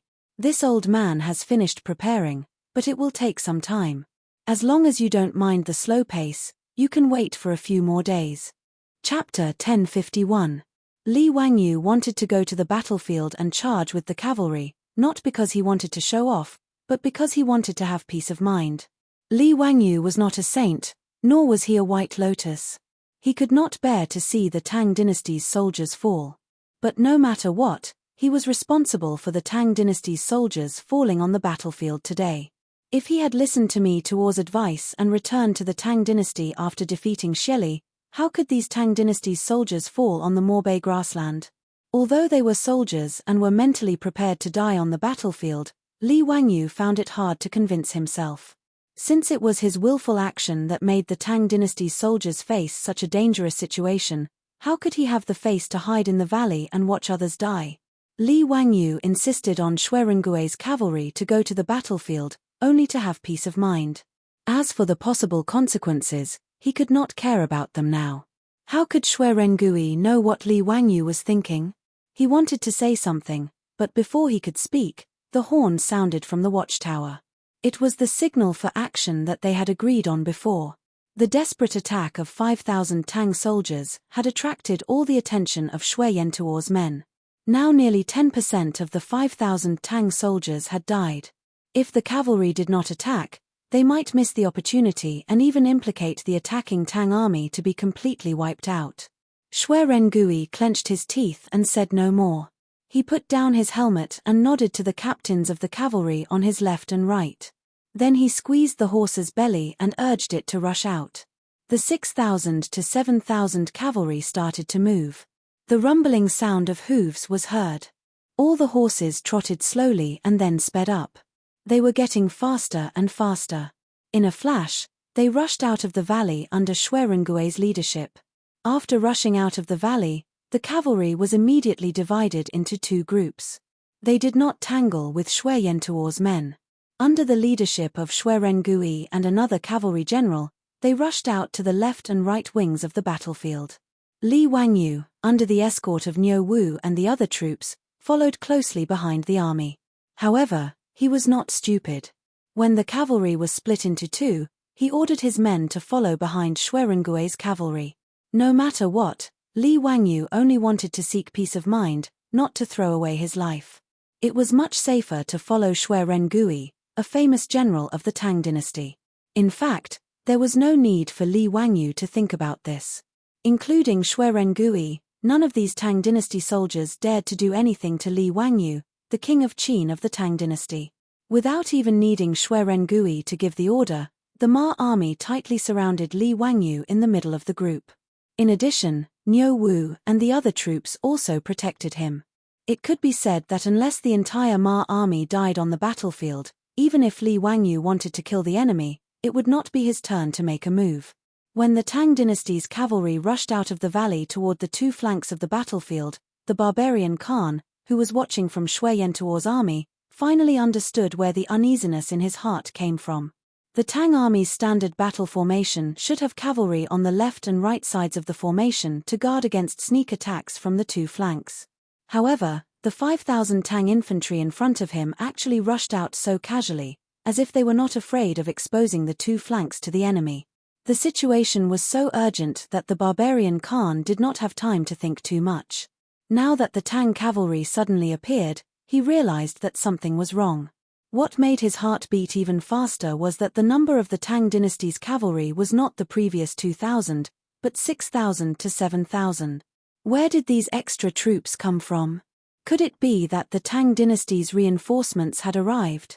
When the barbarian Khan thought that the Tang army would go all out to attack Mo Bay, he almost subconsciously wanted to order the army to retreat immediately. He had already seen how terrifying the Tang army was. Just the 5,000 Tang soldiers on the battlefield had killed nearly 20,000 Xueyentuo's soldiers. The terrifying crossbow bolts and the unstoppable Mo sabers.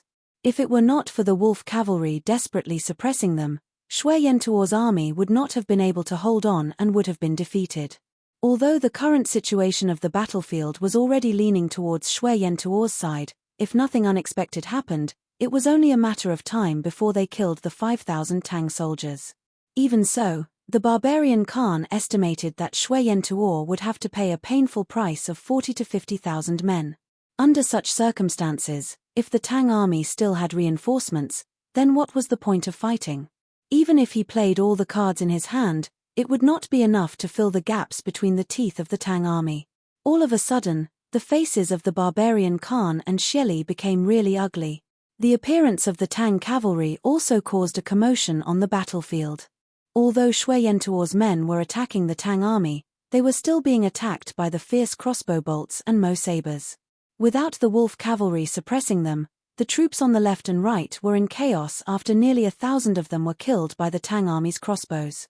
Even if their numbers were several times that of the Tang army, they were still afraid and did not dare to go all out. It was also because of this that the Tang army had a chance to breathe. Otherwise, if the two wings with a total of 60,000 charged up, even if the Tang army had 3 heads and 6 arms, they would not be able to stop them. After the Tang cavalry charged out, the Xueyentuo people who were attacking the Tang army from the sides panicked. They were worried that they would be attacked by the Tang cavalry and had no way to advance or retreat. However, the Tang cavalry did not care about the Xueyentuo people. Instead, they charged at the two wings, drawing out 2 huge arcs on the battlefield as they charged at the back of Xueyentuo's forces. Only now did the barbarian Khan and Xieli react and understand the true intention of the Tang army. Xieli could not help but cry out in fear, "Father, not good, they want to attack the back of the army. Quickly order reinforcements." The barbarian Khan was even more clear about what it meant if the back of the army was attacked. Without needing Shelley to say anything, he had already roared at the captains beside him. The Tang cavalry attacking the back of Shui Yentuo's forces caused the situation on the front of the battlefield to become chaotic. The captains and chiliarchs didn't know whether they should continue the attack or retreat to reinforce the rear. At this moment, other than the 30,000 men guarding the horses, Shui Yentuo's back of the army was quite empty.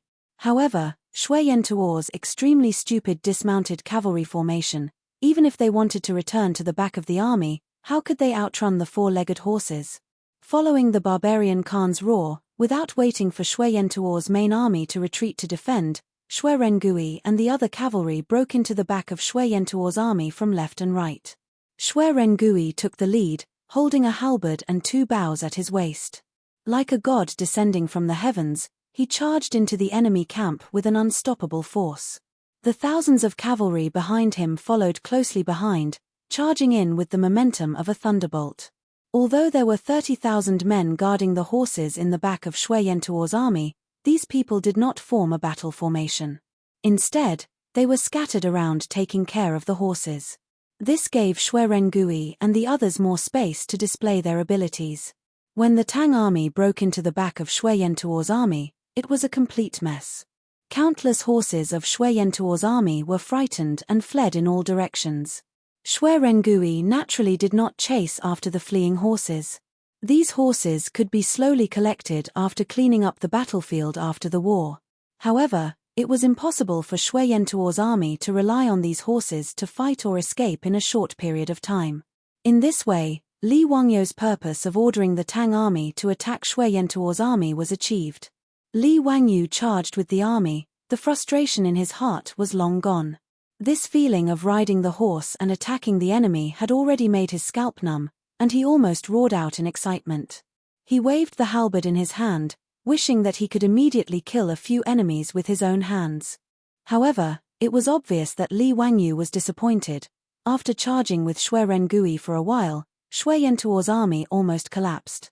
The Tang army killed all the way, and blood flowed like a river. However, his halberd was clean, and there was not even a trace of blood.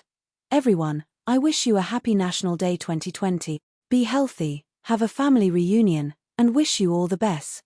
Chapter 1052. It was the end of summer in the 7th year of Zhengguan. With the sound of the horn, the Xuanda gate of the Taiji Palace slowly opened.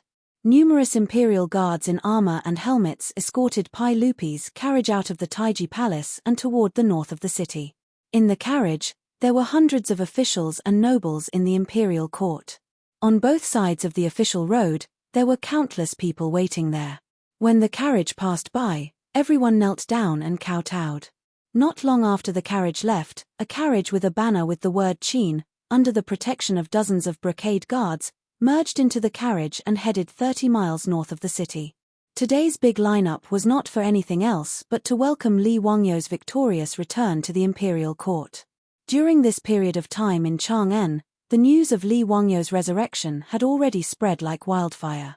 Originally, many people did not believe it, but the official bulletin of the government and the Palace Gate transcript clearly stated that the current dynasty's king of Qin, Li Wangyu, led 10,000 Tang troops to the northern desert grassland, and defeated the Shui Yentuo Khanate's army of 200,000. Even the barbarian Khan and his son Shelley were captured alive by the army. Naturally, everyone had no choice but to believe this, and they were flabbergasted. When the imperial court spread the news that Li Wangyu had died in the desert, the civil and military officials in the imperial court all had their own thoughts. There were those who were sad, those who felt pity, and those who were secretly happy. However, when the news spread to the streets, the people in Chang'an cried and mourned for Li Wangyu. Countless people spontaneously tied white cloth to the doors of their houses as a sign of mourning, which was very surprising. Even Pai Lupi did not expect his nephew to have such prestige among the people. In fact, this was not strange. As the saying goes, everyone has a stick in their heart. The many things that Li Wangyu had done in the past few years seemed unremarkable, but in fact, they had benefited the people of Chang'an a lot. Whether it was building toilets or making public carriages for the people to travel, the people were grateful. As for the Wangyu charity hall that Li Wangyu and his playboys made every year from cleaning the toilets in the city, it had helped many lonely old people, women, and children. The Union Medical Hospital treated the poor people for free and did not take any money for medicine. How many people were grateful to it? Not to mention that Li Wangyu and his wife risked their lives in Yangling County of Zhuzhou to put out the bighead plague that made people pale at the mention of it. The imperial court officials might not remember these things, but the people of Chang'an engraved them in their hearts. At that time, not only were the people mourning, the scholars were also mourning. After all, Li Wangyu was a shameless plagiarism. He deoised Academy of the Tang Dynasty Royal Academy and publicly taught Taoist ancestors unique skill. It could be said that in the literary world of the Tang Dynasty, Li Wangyu had long been the idol of countless scholars. The news of Li Wangyu's death also made the scholars of the Tang Dynasty write essays and poems to mourn. In the end, no one expected that more than a year later, there would be news from the desert that Li Wangyu was not dead.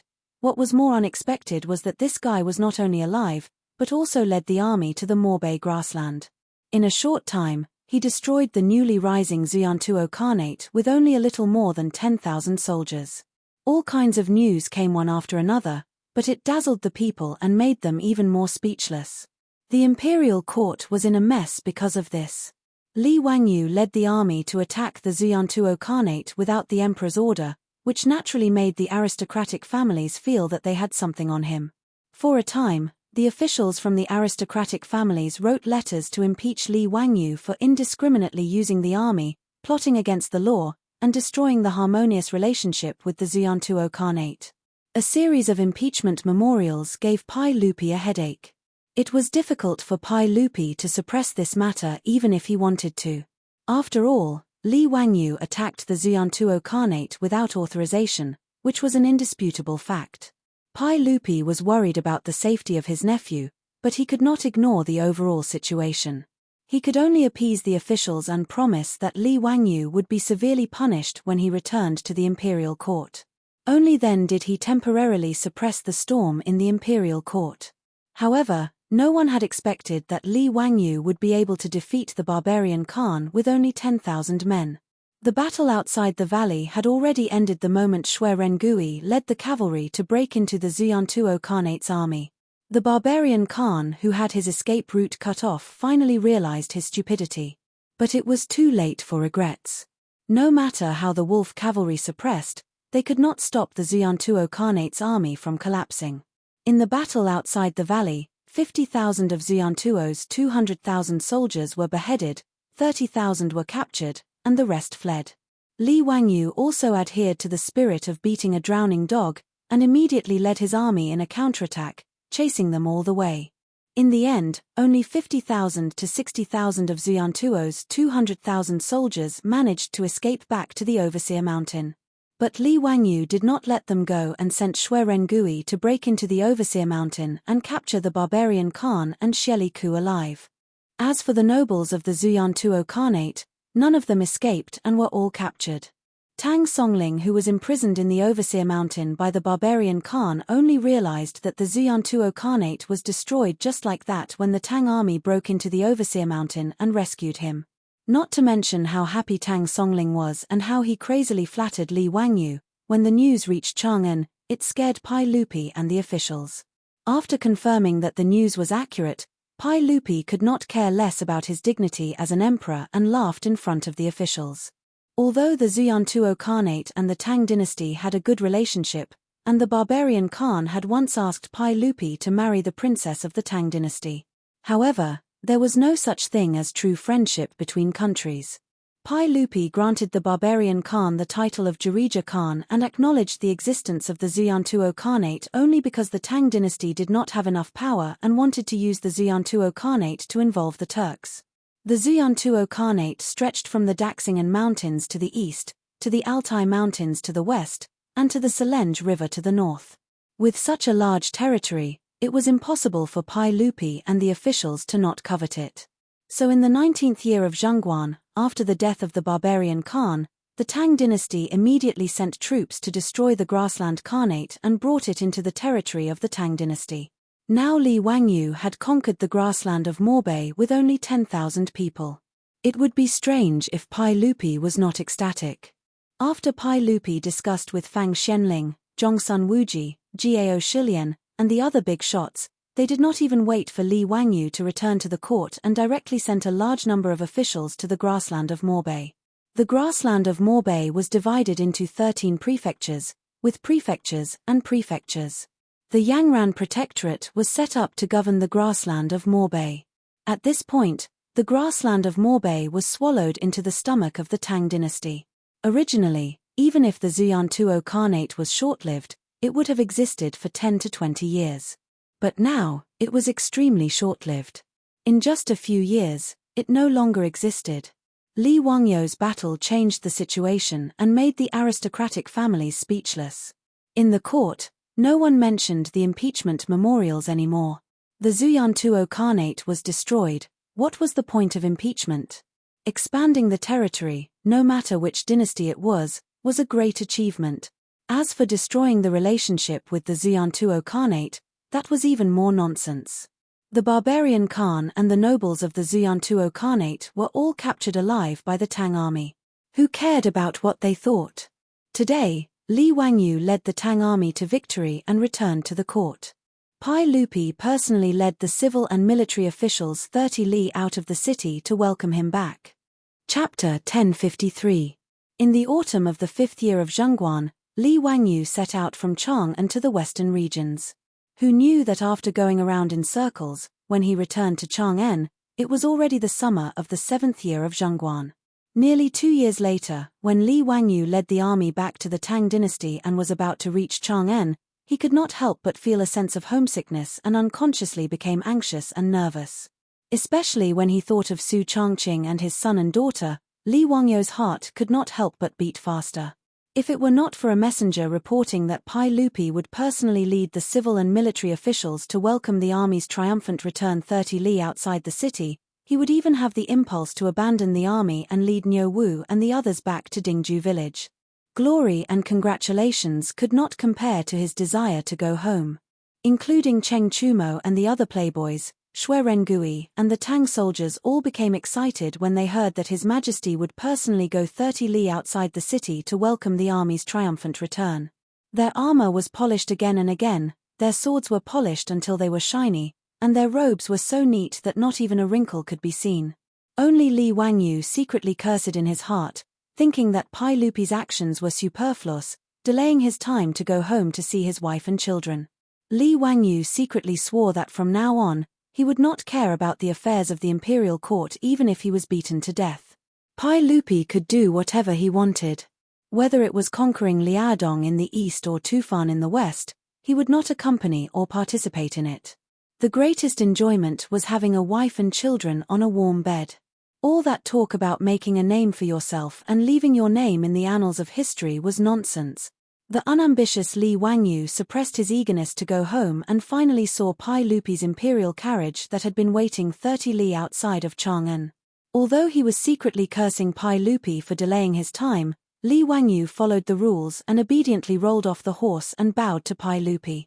Pai Lupi laughed and helped Li Wangyu up. He carefully sized him up and nodded in satisfaction. "Zio, I haven't seen you for 2 years. You've become darker and thinner. I'm very happy that you can return safely. You don't blame me for almost killing you, right?" Li Wangyu quickly bowed. "Your Majesty is too polite. This is my duty. How can I blame Your Majesty? It's good that you don't blame me. We didn't expect that when we sent you to the western regions, you would conquer the Morbei dynasty." Li Wangyu was a little embarrassed. "Hehe, it was an accident, an accident. I didn't expect this either. This was also an accident." Originally, Li Wangyu only wanted to help a Di and the Huet tribe vent their anger. He didn't expect that after a while, he actually destroyed the Xuyantuo Khanate. Pai Lupi had already understood what happened in the grasslands of the north through Mi Tuor's report. He didn't ask anymore. After the two of them exchanged a few words, Fang Xianling, Zhongsun Wuji, Gao Shilian, Yuqi Jingda, and the other big shots came forward one after another, congratulating and exchanging pleasantries. Li Wangyu didn't have the mood to talk nonsense with Pai Lupi and these big shots. His mind had already flown to Dingju village. However, he also knew that it wouldn't be easy to get away today. He still had a lot of things to do. While he was absent-mindedly greeting the big shots, Li Wangyu's body suddenly froze. His eyes stared straight at the back of the crowd. Seeing him like this, Pai Lupi, Fang Shenling, and the others looked at each other and smiled. They didn't say anything. They just stepped aside and made a path for the people behind them. At the back of the crowd, Su Changqing, who was dressed splendidly with tears in her eyes and a smile on her face, slowly walked forward. Wang Yu. Before Su Changqing could finish his sentence, Li Wangyu couldn't care less about shocking the world. He directly reached out and hugged her tightly in his arms. Changqing, I'm back. I'm back. Su Changqing, who was holding back her tears, couldn't hold back anymore. She also hugged Li Wangyu tightly and cried, Wangyu, you bastard. You left for 2 years without any news. I thought you. Yes, it's all my fault. I won't leave you in the future. Li Wangyu's nose was also sore. If it weren't for the fact that he was in front of Pai Lupi and the others, and that he still had some scruples about his image, he was afraid that he would have cried out by now. Originally, when he watched those romantic TV dramas in his previous life, he always felt that it was too pretentious for the male and female protagonists to cry when they met. But the moment he saw Su Changqing, he realized that some things just couldn't be helped. The two of them hugged each other as if there was no one else around, which made Pai Lupi and the others feel a little embarrassed. Although the people of the Tang dynasty were open-minded, it was still a little embarrassing for a couple to hug like this in public, even if it was a couple. Pai Lupi couldn't help but cough, which woke Su Changqing up. After all, she was a woman. Being surrounded by so many people like this, she was a little shy. She quickly pushed Li Wangyu gently. Li Wangyu didn't mind. In any case, he was thick-skinned. Hearing Pai Lupi's cough, he even glared at him in dissatisfaction. I'm hugging my wife. What the hell are you coughing for? The two of them calmed down. Just as they separated, they saw 3 similarly excited beautiful girls walk out from behind Su Changqing. With tears in their eyes, they respectfully bowed to Li Wangyu. This concubine greets Lord Husband. Lord Husband went on an expedition to the northern desert, plowing the courtyard and sweeping the acupoints. It must have been hard on you. Their words caused Li Wangyu to stare blankly. Bridgebean sack. What did they call him? Lord Husband. Oh my God. Li Wangyu naturally recognized these 3 beautiful girls. They were his personal maidservant Perrin, the European girl Aphrodite, and Pai Lupi's eldest daughter, Princess Changle Li Lishi. It was very normal for Aphrodite to call him Lord Husband. Li Wangyu had already taken Aphrodite into his room.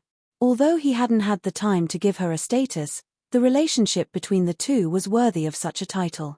Perrin was no longer the 12 or 13-year-old loli that he had first transmigrated to the Tang dynasty. Now that 5 years had passed, the little loli had grown into a beautiful young lady in the prime of her life. Su Changqing had already agreed to let Li Wangyu take Perrin into his room as a concubine. Therefore, Li Wangyu didn't find it strange that Perrin called him Lord Husband. But Changle called him Lord Husband. What kind of situation was this? Although Li Wangyu had been forced to agree to Pai Lupi's unequal treaty in the Taiji Palace in order to marry Su Changqing, that was actually just a delaying tactic. Li Wangyu didn't believe that Changle would be willing to marry him. Even if Pai Lupi and Empress Zhongsun were willing, it was still impossible. People with the same surname would not marry. Moreover, he had taken Changle as his disciple, and the two were relatives. Moreover, he had already officially married her. In this way, if Pai Lupi insisted on marrying Changle, the aristocratic clans and Confucian scholars would probably spit the shit out of Pai Lupi. Even Wei Zheng, the goat-nosed duke who was loyal and devoted to Pai Lupi, would cause a ruckus in the Taiji Palace and teach Pai Lupi the meaning of moral principles and ethics. As a result, although Li Wangyu had promised Pai Lupi, he had never considered this matter. In any case, if Pai Lupi couldn't handle the aristocratic clans, they couldn't blame him. How could Li Wangyu have known that because he had gone missing in the desert for over a year and was misunderstood by the court as having died, Changle's marriage to him had actually been accomplished without any hiccups? After Mi Tuor and the other debauchees found Li Wangyu, They forgot to tell him that during the time he had gone missing, his wife, Su Changqing, had actually married Princess Changle and brought her back to the Prince of Qin's household in one go. She had also taken in 2 children while she was at it. Seeing Li Wangyu standing there in a daze, Su Changqing reacted. She couldn't help but secretly extend 2 slender fingers and pinch Li Wangyu's waist. She was also somewhat dizzy. Other women were afraid that their husbands were unfaithful, but she, as a professional elite in the future, had actually helped her husband marry a wife and take in 2 concubines. Thinking of this, Su Changqing felt her face burn with incomparable hidden bitterness. Chapter 1054. After Li Wangyu finally figured out the ins and outs of the matter from Su Changqing, he didn't know whether to laugh or cry. He looked at Pai Lupi with eyes full of hidden bitterness. He really didn't know whether marrying a 12 or 13-year-old little girl was considered marrying a wife or helping Pai Lupi raise his daughter. Especially when he heard Changle call him husband, Li Wangyu felt even more guilty. Even he himself felt flustered and embarrassed. But what was done could not be undone. It was too late to say anything. He couldn't drive Changle back to Taiji Palace, could he? If he did that, wouldn't Pai Lupi fight him to the death? Rubbing his nose, Li Wangyu could only grit his teeth and squeeze out a smile at Changle. "My wife, I'm sorry." With tears in her eyes, Changle smiled like a flower and shook her head desperately. "As long as my husband can return safely, my sister and I will be satisfied." Li Wangyu really didn't know how to respond to this. In front of Pai Lupi, he could only laugh dryly. He habitually reached out to touch Changle's head, but felt that it was inappropriate, so he could only withdraw his hand awkwardly. As for Aphrodite and Perrin, seeing their Langjun like this, they snickered. Li Wangyu was so angry that he glared at them fiercely. Pai Lupi didn't notice Li Wangyu's expression, nor did he feel that there was anything wrong with his daughter marrying Li Wangyu at such a young age. After all, this guy had married Empress Zhong's son at such a young age. Of course, Pai Lupi actually only allowed the officials to set fires, but not the common people. Because as early as the first year of Zhongguan, Pai Lupi issued an imperial edict to set the marriage age of men and women in the Tang dynasty, 20 years old for men and 15 years old for women. It wasn't until the Kaiyuan era that Emperor Xuanzong of Tang changed the marriage age of the Tang dynasty to 15 years old for men and 13 years old for women in order to increase the population. Now Li Wangyu was old enough, but Changle was still a few years away from 15. Of course, no one would ask Pai Lupi for this reason. Li Wangyu's resurrection caused all the officials in the imperial court to have a lot of complaints. Just his title as the Duke of Qin was enough to give the other officials a headache.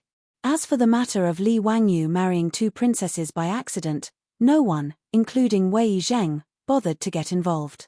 In any case, Changle had already married into the Duke of Qin's manor. Even if they were sick of her, they couldn't say anything. Li Wangyu also had a headache about this, but he was too lazy to think too much about it. If he married her, then so be it. He could just treat it as a nurturing game.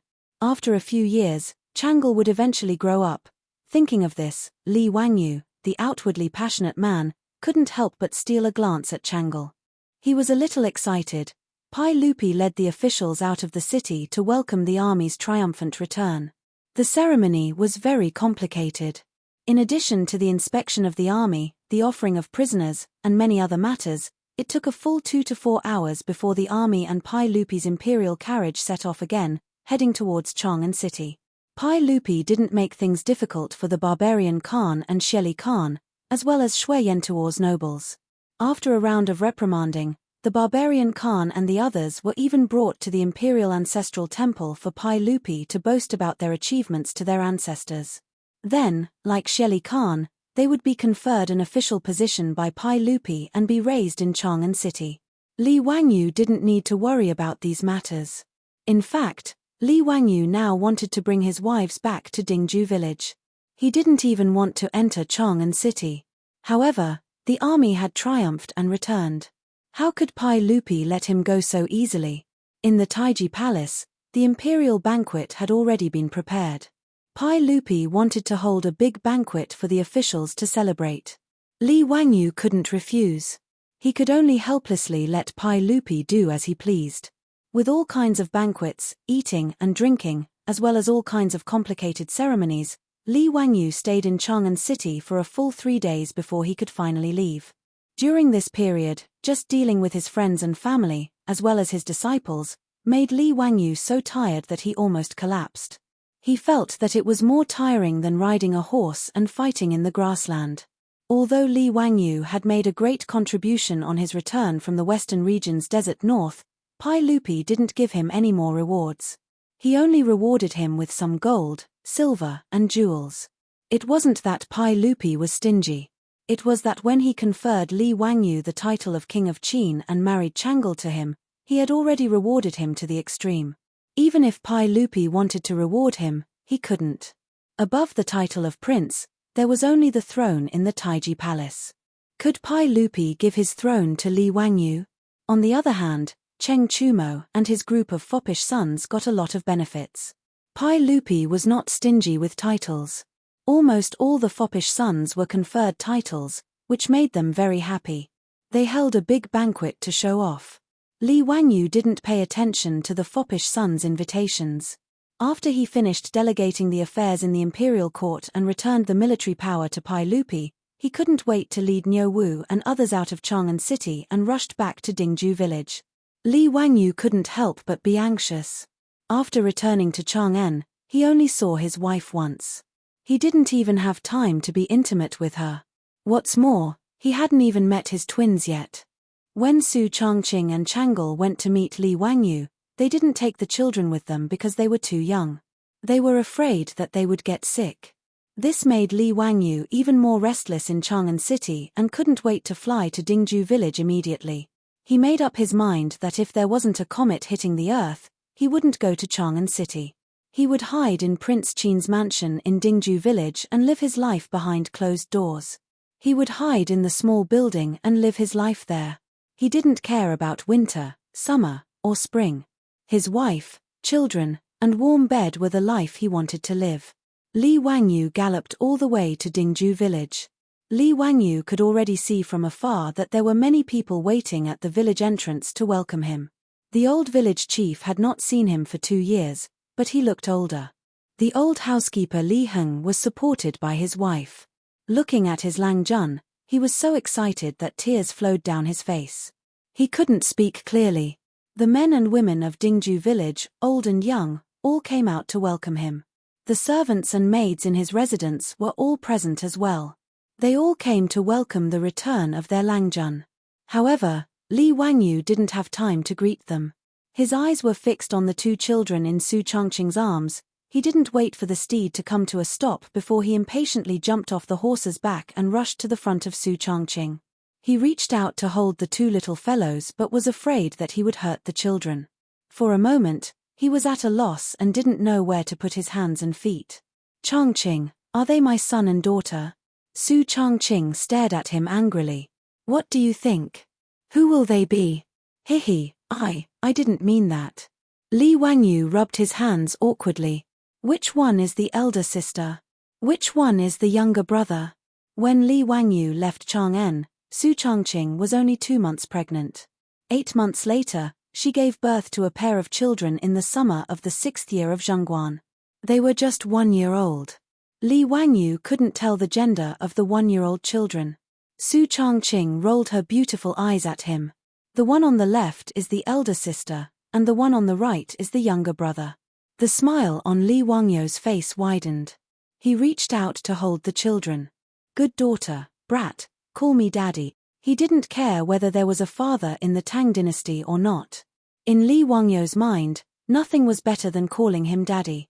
The 2 little brats were originally staring curiously at the stranger in front of them with their big black eyes. Suddenly, they saw Li Wangyu reach out to hug them. As if they had made an agreement, the siblings turned their heads at the same time and plunged into Su Changqing's arms. Then, they burst into tears. Obviously, Li Wangyu's action scared the 2 children. Li Wangyu withdrew his hands awkwardly, and his face was full of pain. Damn it, these 2 brats didn't give him any face at all. Su Changqing hurriedly coaxed the children and didn't forget to roll her eyes at Li Wangyu again. Chimpage, now you know? Let's see if you still run around in the future. Look, even the children don't recognize you. Changle, Aphrodite, and Perrin also covered their mouths and snickered. Li Wangyu was so angry that he almost wanted to beat them up. It was so infuriating. They didn't take him, the head of the family, seriously at all. Tonight, the family law must be enforced. Chapter 1055. Li Wangyu liked to stay in the Duke of Qin's residence in Dingju village instead of Chang'an city. One of the most important reasons was that this place didn't have the endless sound of the morning drum. As people of the later generation, it was common for them to like to sleep in. Whether it was Li Wangyu or Su Changqing, it was the same for both of them. The servants and maids of the Duke of Qin's residence had long gotten used to this bad habit of their master's wife. Therefore, every morning, only Li Wangyu and Su Changqing were still asleep. Everyone in the residence was very quiet when they did their work, afraid that they would wake their masters up. Li Wangyu only slowly woke up when the sun had already risen high in the sky. Soon after, he reached out to hug Su Changqing beside him and very skillfully reached his hand into his beautiful superior's bosom to play with her. After giving birth, Su Changqing insisted on breastfeeding herself, and her breasts had become even more impressive. Li Wangyu felt that her breasts were comparable to that European girl, Aphrodite, and he couldn't bear to part with them. After returning from home for 2 years, Li Wangyu was already on the verge of going crazy from boredom. Last night, he had even tossed around with Su Changqing for most of the night before falling asleep. With his interruption, his beautiful superior in his arms naturally woke up and slapped his hand in annoyance. "You're so annoying. You're already being naughty early in the morning. Hihi, I'll be punished by the heavens if I'm naughty with my wife." Li Wangyu had a glib tongue as he teased, "Wife, time to get up and do your morning exercise." Su Changqing's pretty face immediately turned red. "Stop fooling around. The maids will come in soon." "Hihi, they wouldn't dare.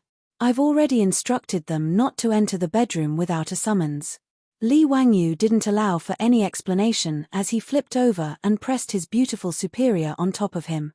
Su Changqing subconsciously let out a soft cry before her red lips were covered by Li Wangyu's. Spring filled the entire room. It wasn't until late in the morning that the husband and wife finally got out of bed. Under the service of the maidservants, they freshened up and changed their clothes. Su Changqing had the maidservants bring the 2 children over and glared at Li Wangyu. "Don't come into my room tonight. Go sleep in Avro's room." "Oh right, Aji and Badger are almost 1 year old. Since you're back, I'll leave the matter of naming the children to you. If it doesn't sound good, just you wait. Don't learn from Li Shimin. I'm so angry. Look at what kind of lousy pet name Li Shimin gave our child." According to the Tang custom, after a child was born, they would first be given a pet name. Only when the child was 1 year old would they be officially given a name. When Li Wangyu's twins were born, Li Wangyu was still playing with mud in the desert robbers' camp. Therefore, Pai Lupi unceremoniously gave the 2 children pet names in the name of his uncle. However, Li Wangyu couldn't help but want to beat someone up when he heard this nickname. His eldest daughter's pet name was Aji. Ji meant pig. Aji was a little pig. His son's pet name was Badger, Badger, a type of mustelid. F*ck. What kind of lousy pet names were these? Not to mention Su Changqing, even Li Wangyu wanted to curse when he heard it. However, when he thought about the pet names Pai Lupi had given his children, Li Wangyu felt relieved. Li Tai's pet name was Qing Qiu, which was a type of bird. Li Ji's pet name was Ji Nu, which meant a little pheasant. Princess Jinyang, who would be born in the future, was Ji, which meant a little rhinoceros. Li Wangyu deeply suspected that Pai Lupi was running a zoo. The pet names he gave his children were all animals.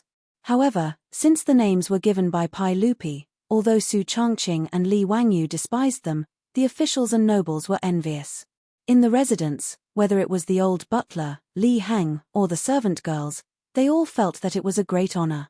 In this regard, Su Changqing could only pinch his nose and accept it. During this year, he had gotten used to calling them Aji and Badger every day. However, the 2 in-laws did not dare to let Pai Lupi name the children's names. After Li Wangyu returned as a father, the responsibility of naming the children naturally fell on his head. Li Wangyu also had a headache when it came to naming. It was not a day or two that he was incompetent at naming. Otherwise, he would not have named the grandson of carpenter Liu in the village Liu Dehua. After Su Changqing gave him this arduous yet glorious task, this guy's brain was about to explode. His mind was filled with all kinds of famous people with the surname Li in history. Li Bai, Li Qingjiao, Li Shangyin, Li Bingbing. Li Kuei, bah. What the hell was Li Kuei? If he dared to say that he named his son Li Kuei, Su Changqing would probably immediately pick up a knife and fight him to death. Li Wangyu pulled his hair worriedly. Why was it so difficult to give a name? It was easier to give a name with a family tree. The surname and the seniority were all decided by the ancestors. In the end, he just had to think of a word. However, in the Tang dynasty, such a name was rare. Most of the names were single words. Naturally, it had nothing to do with the family tree. Li Wangyu really could not think of a name for the child, so he simply ordered people to bring him the Book of Songs, Chu Ci, the Analects of Confucius, and the Book of Changes. In the future, there was a saying on the internet, the Book of Songs for women, Chu Ci for men, Wen Lunyu for men, Wu Zhouyi for men, which was the way to name a child. Since Li Wangyu could not think of a name by himself, he was ready to follow the picture and search for the answer by flipping through the books. He almost flipped through the 4 books and finally picked out 2 names that Su Changqing reluctantly nodded his head. The eldest daughter was named Li Zipei, which was taken from the Book of Songs, Qingqing Zipei, lingering in my thoughts. The second son was named Li Ji, which meant handsome horse. After sending the names of the 2 children to the Zhongzheng temple for registration, Li Wangyu considered that he had completed the task and concentrated on playing with the 2 children. Since the 2 children were born, they had never seen him as a father. Naturally, they were not close to him. Every time Li Wangyu wanted to carry his children, all he got in return was his daughter and son crying loudly, making him look very miserable. Li Wangyu could only shamelessly walk around in front of his children, trying to get familiar with them as soon as possible. It had to be said that Li Wangyu was actually somewhat biased towards girls. Of the 2 children, his daughter was always his precious daughter, his biological daughter, and his son was a stinky brat. After all, the daughter was a little cotton-padded jacket, a lover from a previous life. As for the son, well, he was probably an enemy from a previous life and wanted to take revenge in this life. Under Li Wangyu's efforts, it took him 2 to 3 days to finally make the 2 children, who were just learning to speak, accept his existence. Li Wangyu was so happy that he carried his daughter around the residence every day. Su Changqing was also so angry that his teeth itched. This was because this fellow actually only carried his daughter and was never willing to carry his son. A daughter slave like Li Wangyu could not be more normal in later generations, but in the eyes of the Tang people, it was somewhat shocking. Even though Pai Lupi doted on his daughter, in terms of the status of the few legitimate children in his heart, Li Chengqian, Li Tai, and Li Ji were naturally more important. In the eyes of the old butler Li Heng and the others, the future master of the king of Qin's mansion was Xiao Lang, Li Ji, and the young lady, Li Zipei, would get married sooner or later. Naturally, it was impossible for her to become the master of the king of Qin's mansion. Li Wangyu did not care what others thought. In short, he doted on Aji to the point that even Chang'e, Perrin, and Aphrodite were slightly jealous. For several months, Li Wangyu did not care about what was going on in the outside world. He hid in his king of Qin's mansion leisurely and was not even willing to set foot in Chang'an city. During this period, he officially took Perrin as his concubine. Back then, the little girl had just become someone's wife. Li Wangyu enjoyed the blessing of having 2 wives. As for Chang'e, Li Wangyu was not so perverted. Naturally, he did not dare to provoke this little girl. Although Chang'e was nominally his princess consort, no matter what, he had to wait for at least a few years before Li Wangyu dared to do such a beastly thing. Otherwise, Su Changqing would definitely fight him to the death. If the days continued like this, Li Wangyu would not be tired of it. But the trees wanted to be quiet, but the wind did not stop. Li Wangyu hid in Dingju village and did not see outsiders, but trouble came knocking on his door.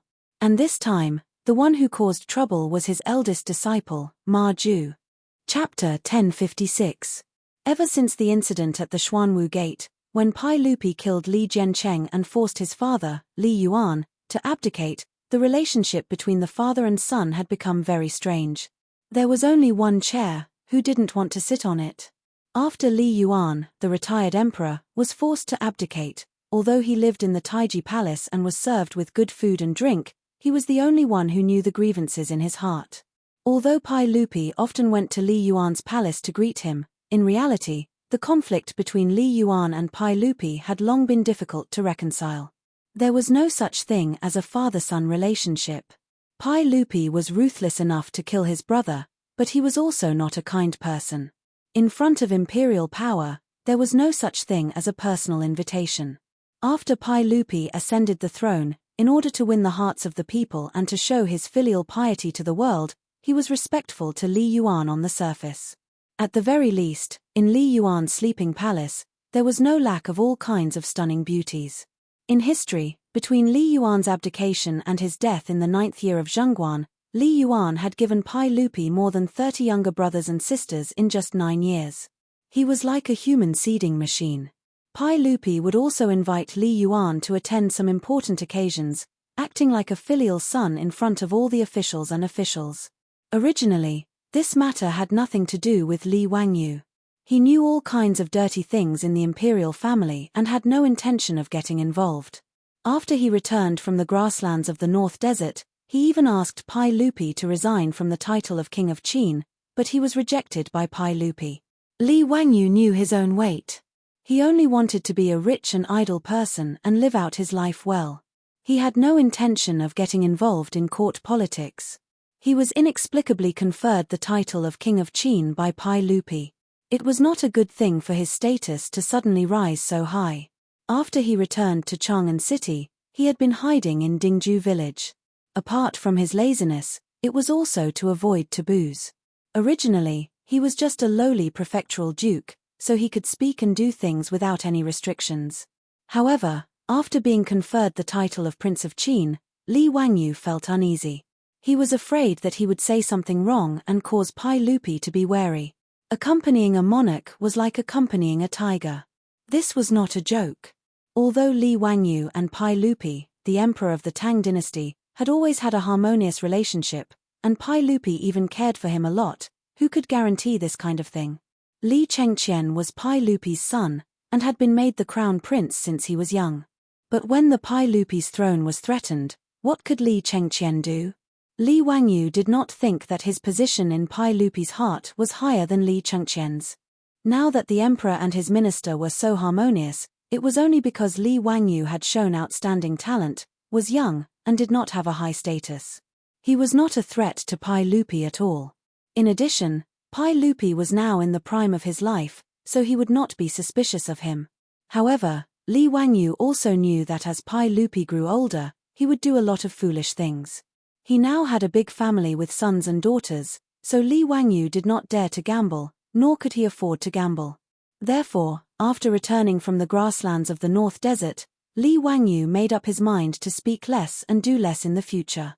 He would try his best to eliminate his presence in the imperial court and just be a rich and idle king. However, it was still the same saying. The tree wants to be quiet, but the wind will not stop. Li Wangyu wanted to calm down, but his eldest disciple, Ma Ju, had caused him trouble that was neither too big nor too small. In history, in the 8th year of Zhengguan, Ma Ju, who was then the imperial censor, wrote a memorial to Pai Lupi, asking Pai Lupi to build a palace north of Taiji Palace for the retired emperor, Li Yuan, to serve the retired emperor and enjoy his old age. This was the famous Daming Palace in the history of the Tang dynasty. Pai Lupi, in order to show to the world that he and Li Yuan were filial, nodded and agreed to this matter. At first, this palace was named Yong'an Palace, and in the 9th year of Zhengguan, it was renamed Daming Palace. However, at that time, the Tang dynasty was not very strong. In addition, 1 year after the construction of Daming Palace, Li Yuan suddenly died of illness. Pai Lupi ordered the construction of Daming Palace to be suspended. It was not until Li Ji ascended the throne that the construction of Daming Palace was restarted after 28 years. In the 3rd year of Longshuo, Emperor Gaozong of Tang, Li Ji, moved from Taiji Palace to Daming Palace. From then on, the political center of the Tang dynasty changed from Taiji Palace to Daming Palace. Logically speaking, although the current financial situation of the Tang dynasty was not very good, Pai Lupi wanted to build Daming Palace to show filial respect to Li Yuan, so no one could say no. However, the problem was that this matter was not proposed by Pai Lupi, but by Ma Ju. As a result, they had poked a hornet's nest. Unlike in history, when Ma Ju, as the imperial censor, wrote a memorial to build Daming Palace, those aristocratic families and the officials of the imperial court were too lazy to participate in this matter. Hence, the matter of building Daming Palace did not cause any waves. However, now that Ma Ju was Li Wangyou's eldest disciple, whether it was Pai Lupi, the aristocratic families, or the officials of the imperial court, they all treated Ma Ju as Li Wangyou's direct disciple. They treated his idea as Li Wangyou's idea. After Ma Ju handed a memorial to Pai Lupi in Taiji Palace, asking to build Daming Palace, it instantly caused a huge wave. The aristocratic families could not find an excuse to attack Li Wangyou, but Ma Ju's memorial gave them a reason. Under the instructions of Wang Renyu, Zhang Yuanshou, and the others, the aristocratic family officials crazily wrote memorials to attack Ma Ju for having evil intentions and deceiving the emperor. In the memorials that the aristocratic family officials handed in, they listed Ma Ju's various crimes. To a certain extent, the memorials from the aristocratic families were not wrong. Now that the Tang dynasty had just recuperated for a few years, the treasury was slightly full, and it was the time for many things to be done. Now that they had conquered the western regions and the northern desert grassland, they needed a lot of funds from the imperial court. At this time, Ma Ju actually dared to persuade His Majesty to build a palace. He deserved to die. In the end, it was all about money. According to the contents of Ma Ju's memorial, the cost of building Daming Palace was naturally a huge astronomical figure. In history, Li Ji and Wu Zetian built Daming Palace. They recruited 100,000 craftsmen and spent the taxes of 15 states. When Penglai Palace was built, they even stopped giving the officials a month's salary to fund the construction of Penglai Palace. Later, several generations of Tang emperors also spent a lot of money to repair and expand Daming Palace, which lasted for 100 years. Therefore, it was really difficult to calculate how much money was spent to build Daming Palace. In short, it was an astronomical figure that was difficult to calculate. Not to mention the aristocratic families used this to attack Ma Ju and Li Wangyou. In fact, even Fang Xianling, Jiao Shulian, and others did not agree with spending a lot of money to build this palace. It's just that everyone was worried about Pai Lupi and Li Wangyou's face, so they didn't follow and hit them when they were down, but they also kept their mouths shut and didn't help either side. Pai Lupi was also a little hesitant. On the one hand, he felt that it was indeed right to build a new palace for his father, Li Yuan. On the other hand, he was also a little distressed about the money. Over the years, the imperial family had done business with Li Wangyou and earned a lot of gold and copper coins. He also felt a little distressed about using all this money to build a palace. But if he supported the aristocratic families, then Pai Lupi would definitely not be willing. So he simply did not express his opinion and let Ma Ju and the other aristocratic family officials argue. Li Wangyou's disciples would definitely help Ma Ju. Whether it was Yang Liban, Liu Rengui, or Shangguan Yi, they stood firmly behind Ma Ju and supported him. As a result, the court became more and more lively, and it was noisy every day. Pai Lupi also had a headache about this, so he simply issued a decree and ordered people to run to Dingju village in Hu County and drag out Li Wangyou, who was living peacefully in Qin Wang's mansion, and order him to come to the court to solve this matter. Tomorrow, I will go out with my friends for 2 days. Although I brought my mobile phone and Bluetooth keyboard, I may not have time to write. If I don't update, then this old man is asking for leave. Chapter 1057. After Li Wangyou finally figured out what happened in the imperial court, he didn't know whether to laugh or cry. With regards to Ma Ju's memorial, he was gnashing his teeth in hatred. If he had nothing better to do, why did he get involved in the imperial court's affairs? Who cares if Pai Lupi is filial to me? What does it have to do with you? If Ma Ju wasn't in front of him, Li Wangyou would have the urge to beat him up. In Li Wangyou's opinion, he did not support the construction of the Daming Palace. Li Yuan wouldn't be able to enjoy it. Even if he could, how could the huge Taiji palace not be enough for Pai Lupi and his family? Wasn't building the Daming Palace with the blood and sweat of the people of the Tang dynasty? Weren't the people of the Tang dynasty the ones working hard? That bastard Ma Ju actually wrote a memorial to urge Pai Lupi to build the palace. He really didn't know his own name. Actually, Li Wangyu also remembered this matter in his heart. He also had plans to find time to find Ma Ju and give him a warning. He wanted to warn him not to rashly submit a letter to Li next year. After all, in history, Ma Ju only wrote a memorial to Pai Lupi in the 8th year of Zhongguan era to ask for the construction of the Daming Palace. In the end, for some reason, Ma Ju wrote a memorial to Pai Lupi a year earlier, which caught Li Wangyu unprepared. He fiercely scolded Ma Ju a few times, then sat back at his desk with a bitter face, thinking about how to clean up Ma Ju's mess. After all, he was Ma Ju's teacher, so he had to take care of this matter. But how to take care of it gave him a headache. Supporting Ma Ju's memorial and Pai Lupi's construction of the Daming Palace was something that Li Wangyu couldn't get over in his heart. Even if Pai Lupi stopped working in the future, wouldn't that little brat Li Ji and Mai Niang continue to build the palace? Recruit 100,000 craftsmen. What couldn't those craftsmen do? Why did they have to build a palace for the emperor? The evil feudal ruling class. He complained in his heart, forgetting that he, Li Wangyu, was now part of the feudal ruling class, and in terms of nobility, he was the one with the highest rank. But if he didn't support Ma Ju, not only would it be unreasonable, but he also wouldn't be able to explain it to Pai Lupi.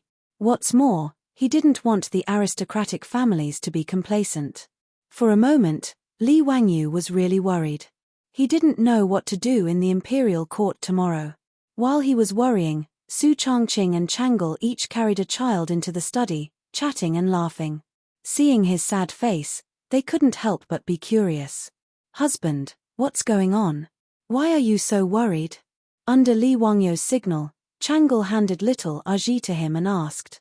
Li Wangyu let out a long sigh. He recounted the events of the day when Pai Lupi sent someone to deliver the edict, when Ma Ju entered the memorial to build the new palace, as well as the various events that transpired in the court. "Chang'e, do you think that bastard Ma Ju has nothing better to do? Why did he urge your father to build a stupid palace?" Chang'e didn't understand these imperial court matters, and she didn't know how to answer. After all, she was just a little girl. Su Changqing, on the other hand, glared at Li Wangyu angrily. "Why are you swearing in front of the child?" Li Wangyu finally reacted. He quickly lowered his head and teased his daughter in his arms. "Aji didn't hear it, right? Come, call me father." Father. Between a pair of children, Li Wangyu obviously preferred his daughter. Su Changqing was too lazy to complain about this daughter slave. He directly stuffed his son, Badger, into Li Wangyu's arms. "If you continue to be so biased, be careful that Badger won't take care of you when he grows up. How dare he? I'll beat him to death." Li Wangyu couldn't help but stare. Su Changqing rolled his eyes at him and was too lazy to say anything more.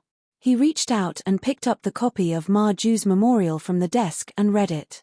After a long while, Su Changqing suddenly said without rhyme or reason, "Wangyu, it seems that real estate development is very profitable, right?" Profitable? Li Wangyu was a little dumbfounded. He didn't understand Su Changqing's meaning. This was the Tang dynasty, not the later generations. How could real estate make money? Su Changqing said without rhyme or reason, "I heard that there are more and more merchants and officials in Chang'an City now. The houses near Taiji Palace in the north of the city are also getting more and more expensive. Wangyu, if we want to sell the house in Kaihua Square now, it will be much more expensive than when you bought it, right?" Su Changqing's words were like a bolt of lightning that suddenly illuminated Li Wangyu's eyes. He suddenly stood up. "Changqing, what do you mean?" "Humph, think about it yourself. Sister Chang'e, let's go." After saying this, Su Changqing pulled Chang'e out of the door, leaving Li Wangyu holding his son and daughter and excitedly pacing in the study. In this case, it seems to be very promising. After thinking for a while, Li Wangyu had an idea. After kissing his daughter and son fiercely, he called the maidservants and handed the children to them. He returned to the study, found a pen and paper, and began to write and draw. The next day, before dawn, Aphrodite and Perrin, who had served their master in bed last night, carefully woke him up. After washing him up and changing him into his court robes, he got on the four-wheeled carriage under the protection of Niu Wu and the other officers of the mansion and sped towards Chang'an City. Li Wangyu had to attend the morning court today. After entering the imperial city, Li Wangyu smiled and greeted a group of familiar big shots. He still bowed and greeted them with the etiquette of a junior. When he saw Yu Shanan arrive, he hurriedly trotted forward and carefully supported the old man. Regardless of whether it was Yu Shanan or the other officials, they were all gratified that Li Wangyu, the Duke of Qin, was still as close to people as before despite his noble title. Zio, I'm afraid there will be many waves in court today. You must remember to be careful. Yu Shanan kindly reminded.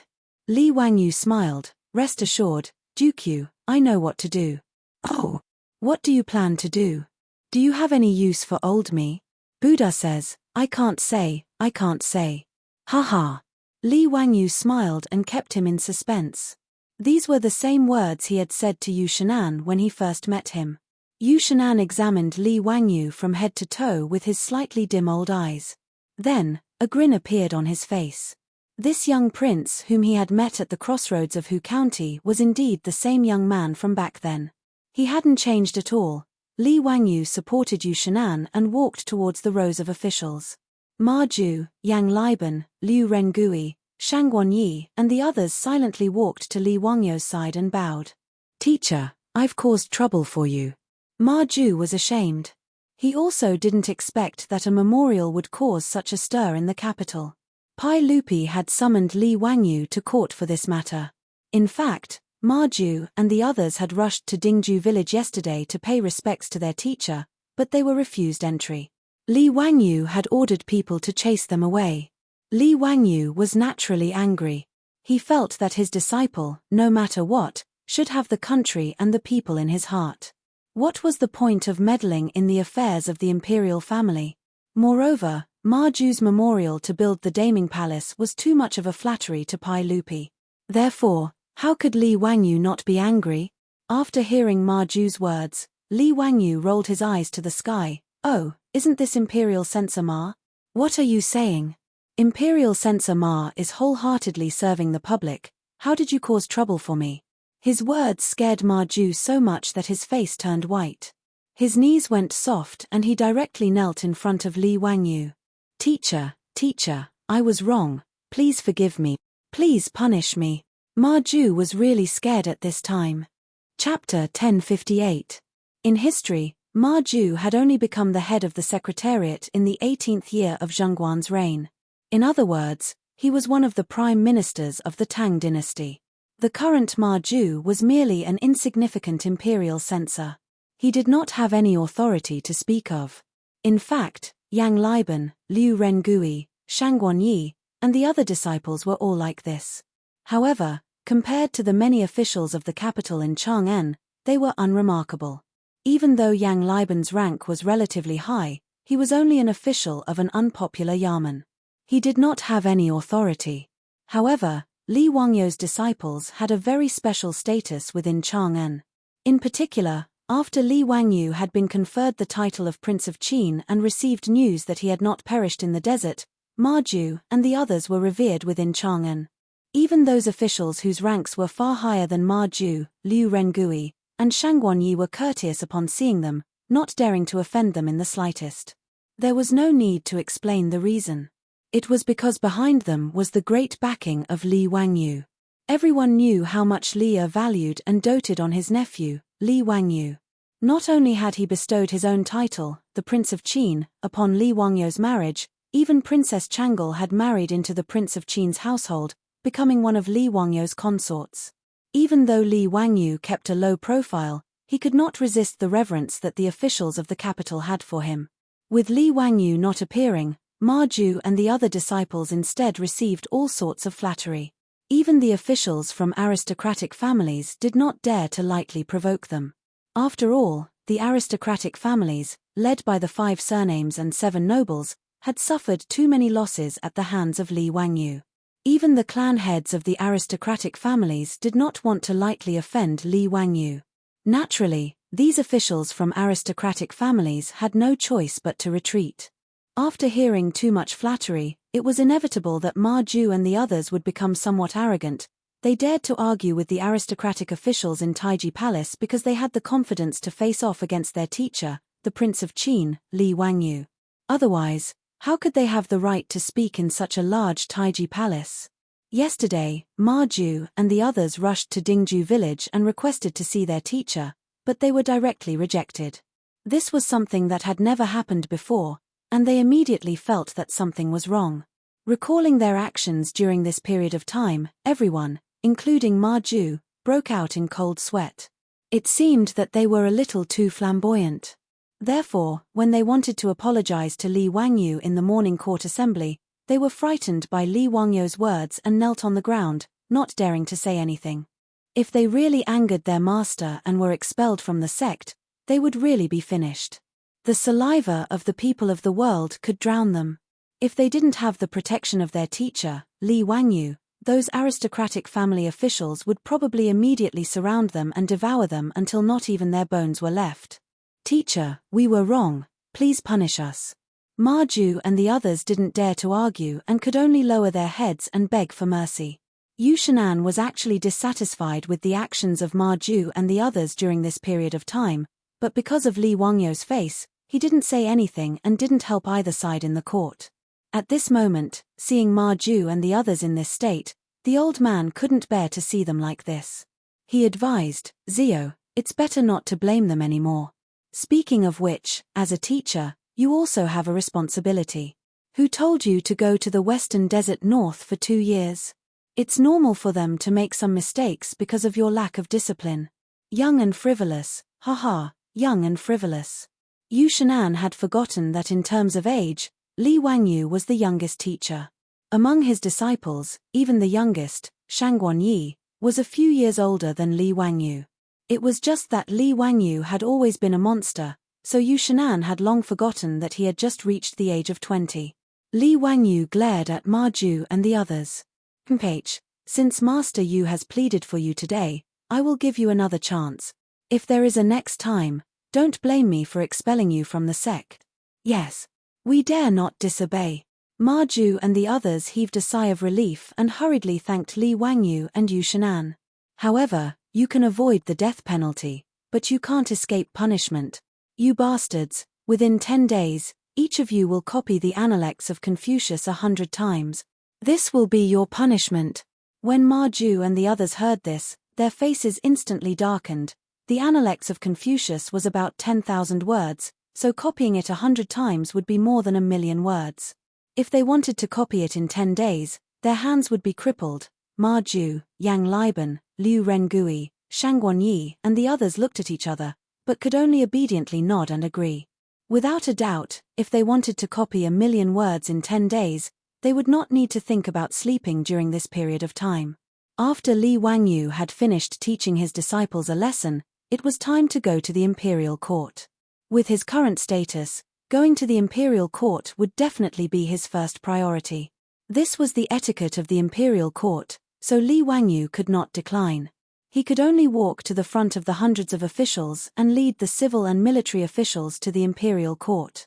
After Li Wangyu appeared, the aristocratic officials also secretly shouted and made up their minds that no matter what, they would make the king of Qin suffer today.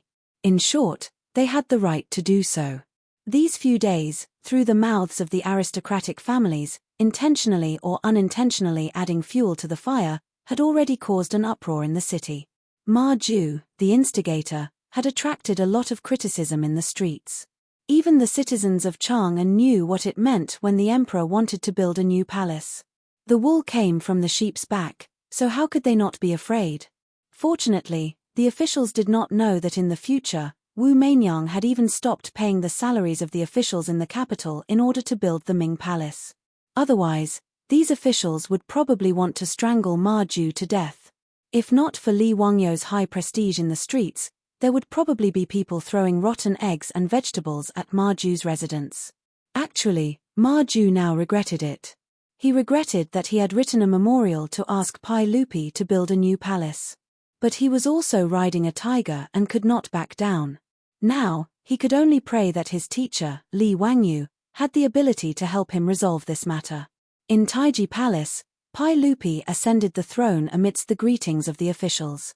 After the ceremony, the palace suddenly quieted down. Everyone looked at Li Wangyu, who was in the front row of the hundreds of officials. Even Pai Lupi was the same. He looked at Li Wangyu with burning eyes. Li Wangyu felt a little uncomfortable being stared at by everyone. He could only rub his nose helplessly and cough lightly. He walked forward and said in a clear voice, "Reporting to Your Majesty, I, Li Wangyu, have something to report." "Report it." "I heard that Censor Ma Ju had once reported to Your Majesty to build a new palace for the retired emperor. I think this is inappropriate." After Li Wangyu said that it was inappropriate, the originally quiet palace immediately burst into a clamor. It was as lively as the busiest market in Chang'an. The faces of Ma Ju and the others instantly turned pale, their faces drained of all color. The aristocratic officials, on the other hand, looked pleased.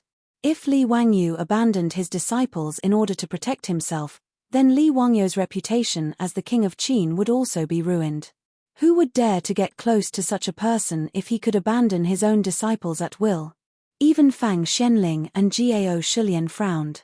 They looked at Li Wangyu with puzzlement. Pai Lupi frowned even more. "Zio, what do you mean by this? I played for 2 days during National Day. Today I will make up for it." Chapter 1059. In everyone's opinion, even if Li Wangyu did not approve of his disciples' memorial, he should not have made such a statement in public. His words were equivalent to sentencing Ma Ju and the others to death. Even he, the teacher, said that it was inappropriate. What else could Ma Ju and the others argue? The crimes that the aristocratic families had previously accused Ma Ju and the others would fall on them. Even if Pai Lupi wanted to protect Ma Ju and the others, he had to consider the attitude of the civil and military officials in the court. No matter how unwilling he was, he could only shed tears and punish Ma Su and the others. When the noise in the main hall subsided, Li Wangyu smiled and said again, "Your Majesty, Censor Ma's memorial is indeed inappropriate. Although the Tang dynasty is growing stronger and stronger, and we have the kingdoms of the western region and the northern desert grassland under our rule, it would be difficult for us to take out a large amount of gold and copper coins to build a new palace for the retired emperor. Moreover, Your Majesty is a wise ruler. You are expanding the territory and serving the people. You should consider letting the Great China and all the kingdoms come to court. If Your Majesty were to build this new palace, no matter how magnificent it is, how would it compare to the Epang Palace of the first emperor? Why should Your Majesty repeat the mistakes of the Great Qin dynasty?" Li Wangyu's words were not polite at all. Pai Lupi was so angry that his face darkened. In fact, although Ma Ju was the one who submitted the memorial regarding the construction of the Daming Palace, Ma Ju was also hinted by Pai Lupi to submit the memorial. Pai Lupi's purpose was very simple. He wanted to show his filial piety to Li Yuan in front of the world. To put it bluntly, it was just a political show. Therefore, when Li Yuan died, Pai Lupi immediately ordered to stop the construction of the Daming Palace. As for Li Ji, that brat, who later started to rebuild the Daming Palace, it was because he disliked the old Tai Chi Palace and wanted to enjoy himself. His purpose was completely different from Pai Lupi's. Pai Lupi actually did not care much about the luxuries of an emperor. Otherwise, he would not have stayed in the Taiji Palace all this time. This was Li Wangyu. He was actually in the main hall, in front of all the officials, criticizing him for forgetting the first emperor's Epang Palace. How could he not be angry? In the Epang Palace, Xiongyu had burned it down, and it was nowhere to be found. Li Wangyu's words were clearly saying that Pai Lupi couldn't love the people, couldn't seek long-term peace, ignored the lessons of history, and indulged in sensual pleasures. That was why he rose to power. This was simply pointing at a monk and scolding a bald donkey.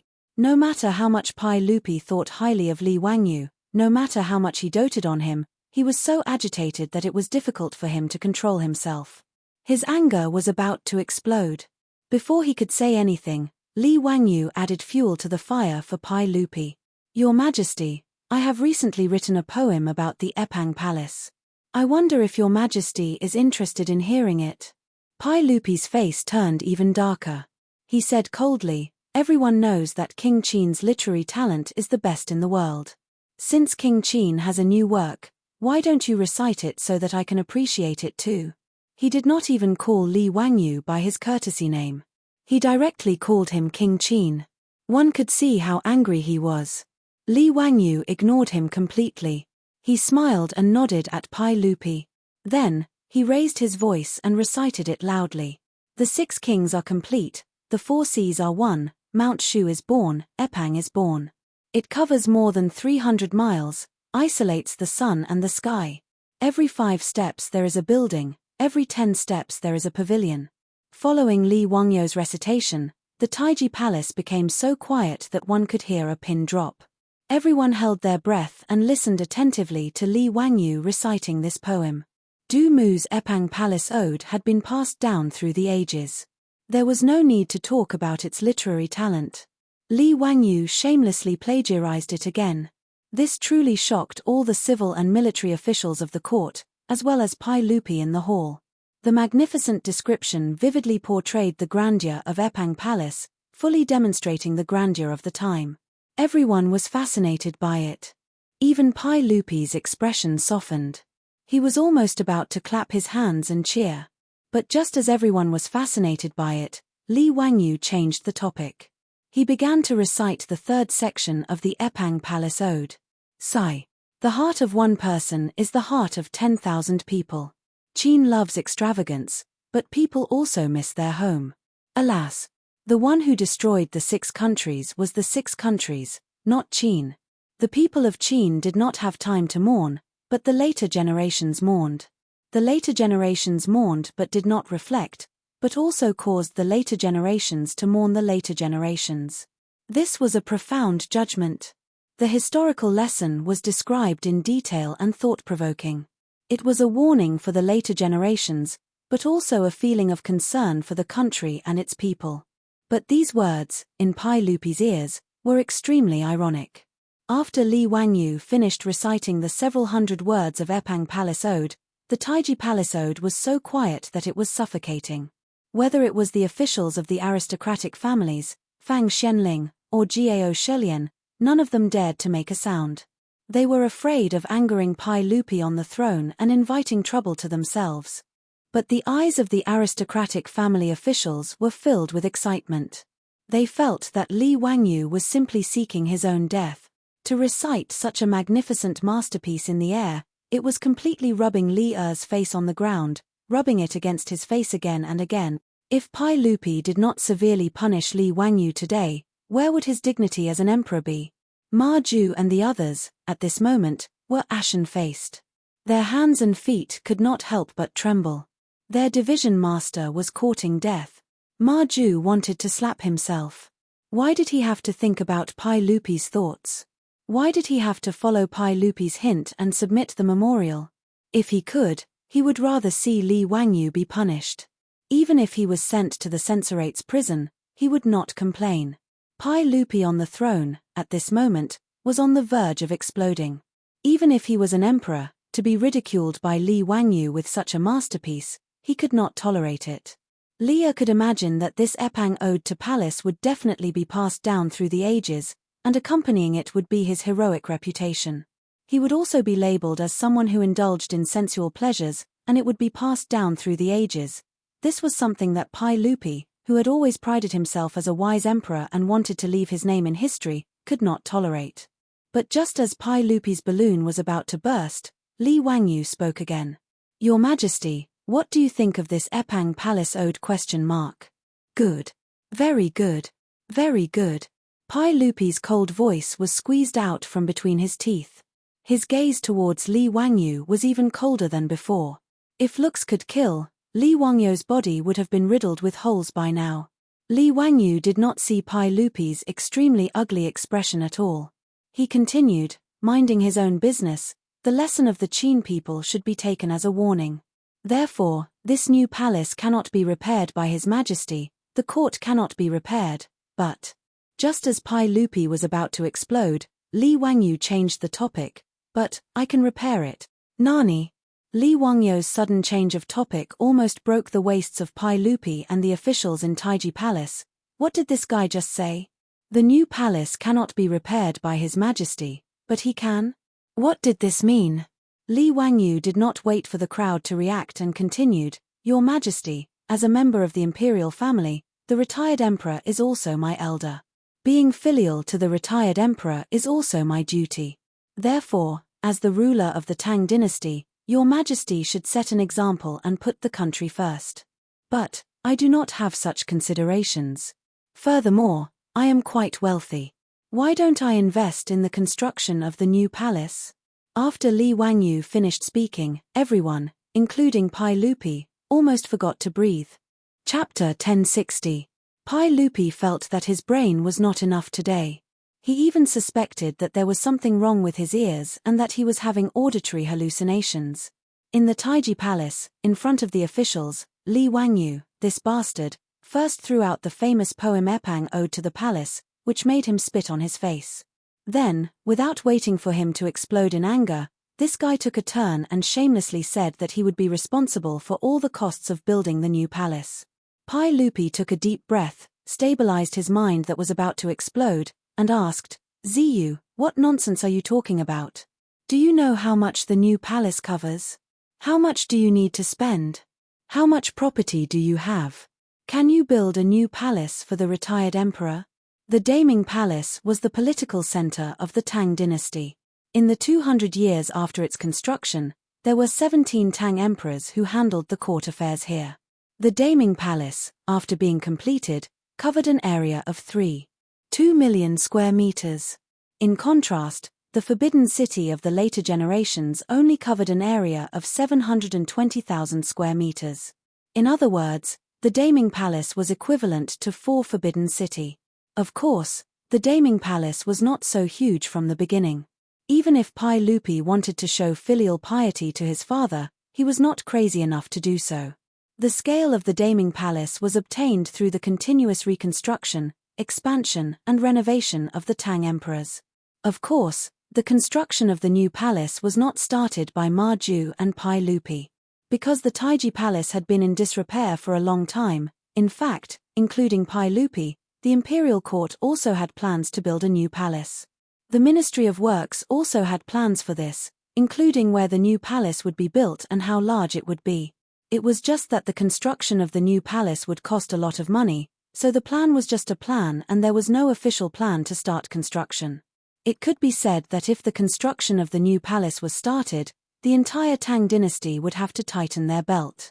The huge financial pressure was also the reason why Pai Lupi immediately stopped the construction of the Daming Palace when Li Yuan died. Under such circumstances, Li Wangyu actually dared to boast shamelessly that he would fund the construction of a new palace for Li Yuan.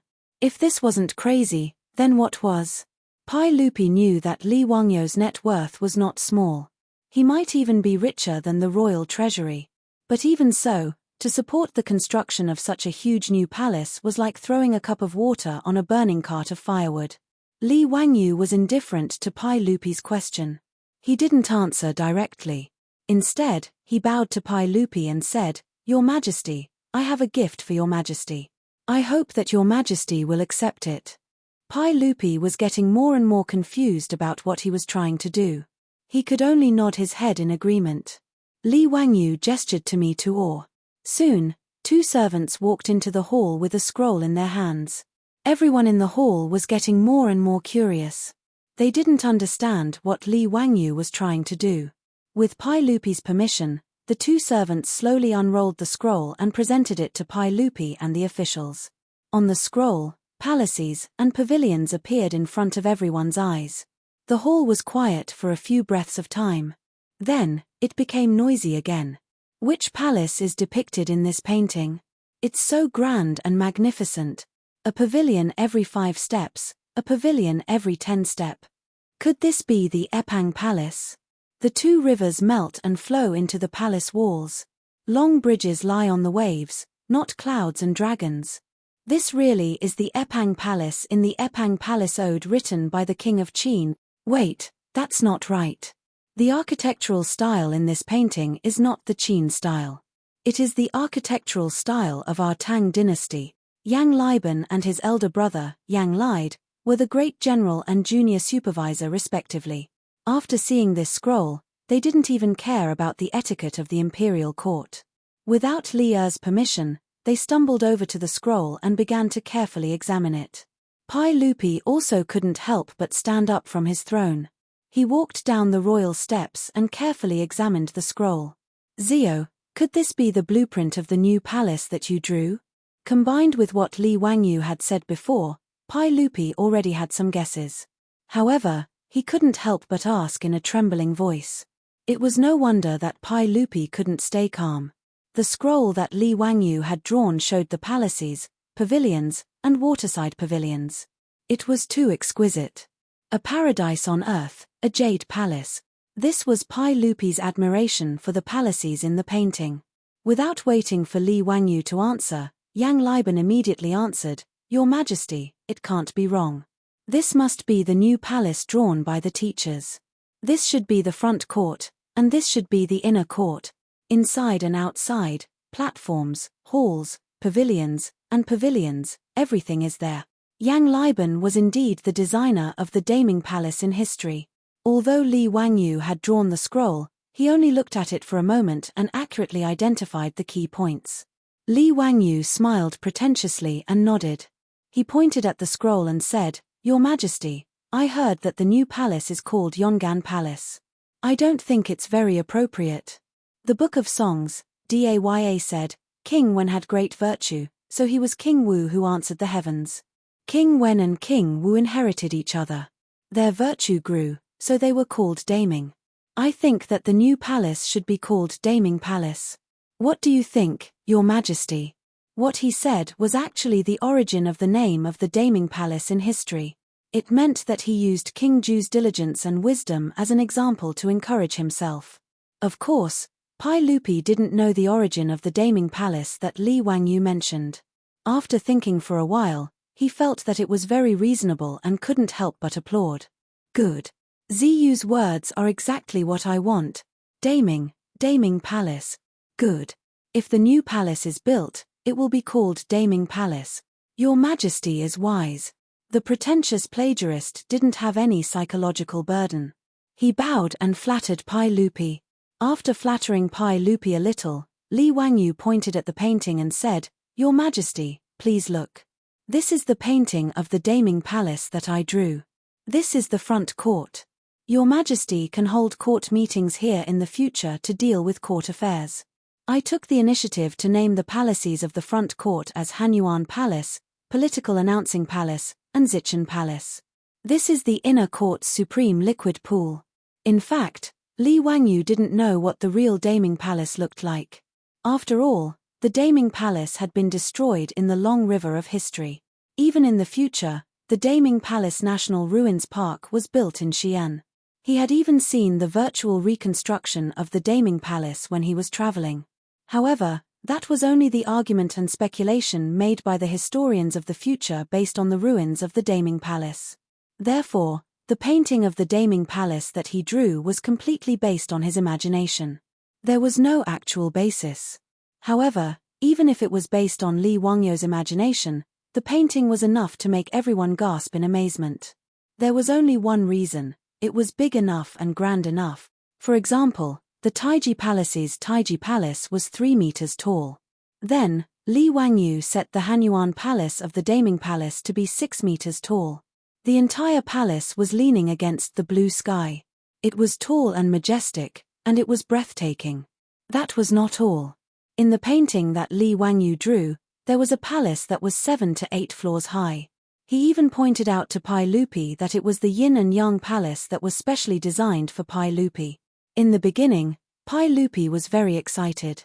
However, the more he looked at the painting, the worse his expression became. In the end, he couldn't help but shake his head and sigh, "Zio, you are so thoughtful.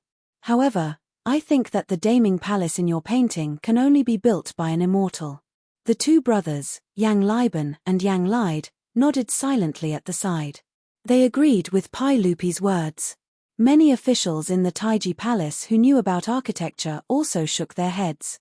Obviously, no one thought that the Daming Palace that Li Wangyu drew could be built by human hands. Other things aside, how could the Yin and Yang Palace, which was dozens of meters tall, be built? One must know that since ancient times in China, other than the Buddhist pagodas, there had never been such a tall building. Chapter 1061. According to the records of Luoyang Temple, the pagoda of Yongning Temple in the northern Wei dynasty was 9 stories high, 1,000 feet high, and made of wood. It was the tallest building in ancient Huaxia. Regardless of the authenticity of the records, whether a wooden pagoda could be built to 100 meters high or not, the technical difficulty of building a pagoda was completely different from building a palace. In addition, Huaxia's tradition of using wood as a building material limited the appearance of tall buildings. In response to Pai Lupi's question, Li Wangyu's smile became even brighter. "Your Majesty, I can definitely build this Daming Palace. There is no problem.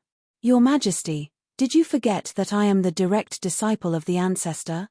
His words made Pai Lupi's eyes brighten. Pai Lupi and the other officials believed that Li Wangyu was the direct disciple of the ancestor. If that was the case, it was not impossible for Li Wangyu to build this new palace. Only Yang Liban, a technical geek, continued to ask after hearing his teacher's words. "Teacher, forgive me for being stupid, but how can a wooden building be built so high? I really don't understand." Li Wangyu smiled. "Liban, why must it be built with wood? Why can't it be built with bricks?" Teacher, I'm afraid it's not appropriate. How can bricks be used to build a palace?" Yang Liban was still thinking about it. Pai Lupi also looked at Li Wangyu with a questioning gaze. Although he did not understand architecture, he also felt that it was not appropriate to build a new palace with bricks.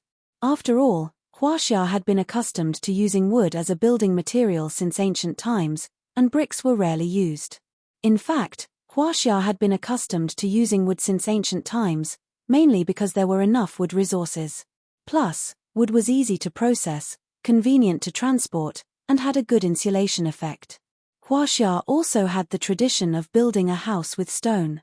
"Your Majesty, there is a saying in the book, Zhao Wang was a pioneer of wisdom, and asked his disciples to take up his teaching. He built a stone palace and went to his teacher." It can be seen that stone palaces have existed since ancient times, and it is not only made of wood that can make a palace. After all, wood is easy to be damaged. However, if it is built with bricks, I believe that Da Ming Palace can last for hundreds or thousands of years. Li Wangyu's words made Pai Lupi very tempted. Looking at the painting in front of him, he was even more tempted.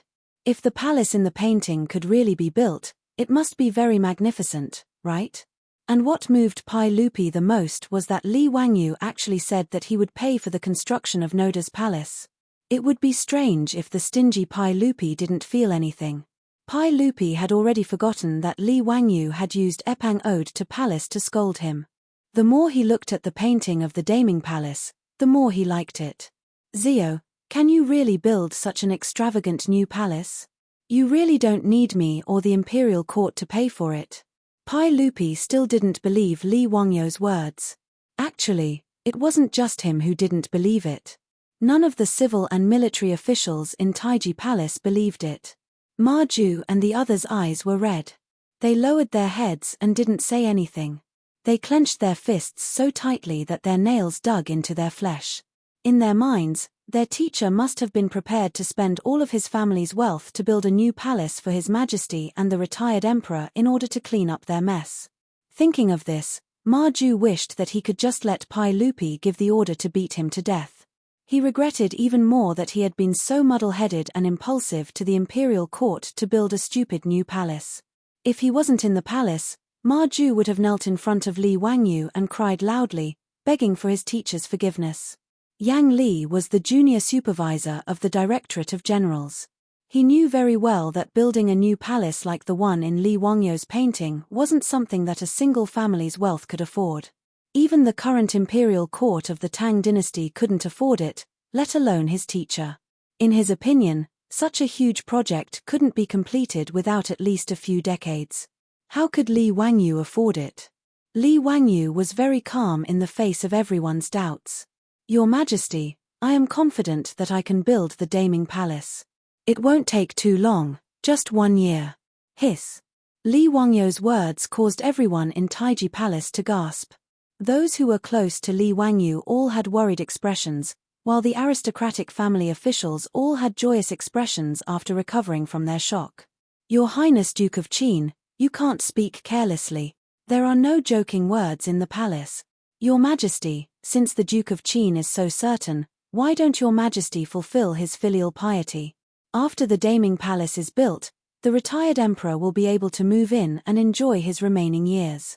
Your Majesty, I think His Highness Duke of Qin's words are reasonable. Your Majesty, please grant His Highness Duke of Qin's request.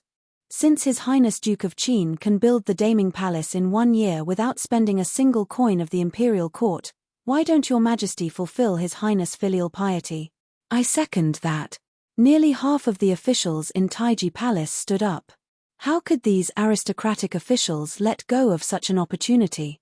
They didn't wait for Pai Lupi to speak before they all stepped forward to request that Pai Lupi agree to Li Wangyu's request. Their plan was simple. They wanted to put Li Wangyu and Pai Lupi on the fire so that they couldn't go back on their words. No one would believe Li Wangyu's words just now.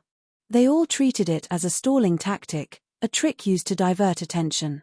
As long as they could force Pai Lupi to agree to this request, if the Daming Palace wasn't built in 1 year, Duke of Qin Li Wangyu would be guilty of deceiving the emperor. In any case, Li Wangyu had said it himself, so he couldn't blame them for making an issue out of it. Li Wangyu didn't pay attention to the clamor of these aristocratic officials. He only treated them as a swarm of buzzing flies. Everyone knew that Duke of Qin Li Wangyu didn't get along with the aristocratic families. Even if Fang Xianling, Gao Shilian, and the other bigwigs wanted to speak up for Li Wangyu, they didn't know what to say. The bigwigs looked at each other and silently shook their heads. They felt that Li Wangyu had been too rash in today's matter. Pai Lupi was naturally unhappy with the aristocratic officials forcing to abdicate, but he couldn't do anything about it. He simply ignored the officials and turned to look at Li Wangyu. Zio, have you really thought it through? Building a new palace isn't something that can be done with a few 100,000 taels of gold. Your Majesty, what I said before, was it a lie? I can really build the Daming Palace. He dared to say that he could build the Daming Palace in 1 year because he was confident. In history, the construction of the large-scale Daming Palace started in June of the 2nd year of Longshuo. When it was completed, it took Li Ji only 4 months of the 3rd year of Longshuo. Moreover, he didn't plan to use too much wood. He planned to use bricks and cement to build the new palace. In this way, as long as the cement and bricks were in place and there were enough craftsmen, the construction speed could only be faster. 1 year's time was more than enough. The construction cost wasn't as high as Pai Lupi and the others thought. Of course, Li Wangyu didn't propose to Pai Lupi that he would fund the construction of the Daming Palace just to clean up after Ma Ju and the others' mess. Li Wangyu didn't have so much money that he didn't know where to spend it. He didn't want to use his own money to build a palace for Li Yuan.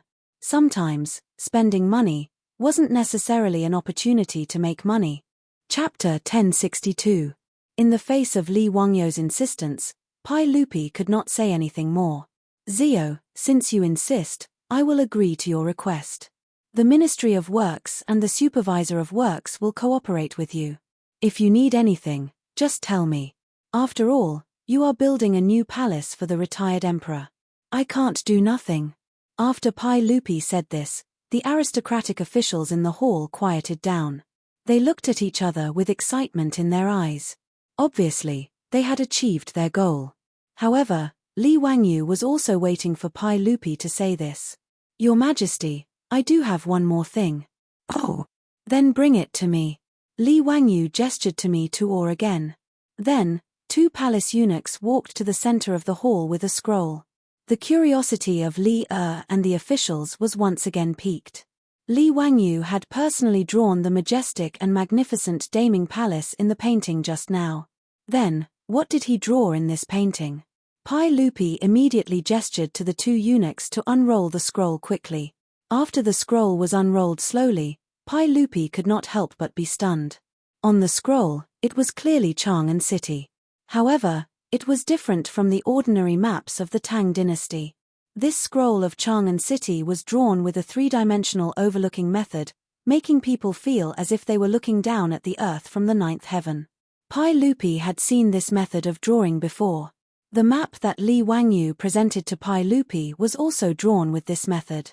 However, it was the first time for Pai Lupi, the emperor of the Tang dynasty, to observe the majestic city in such a direct way.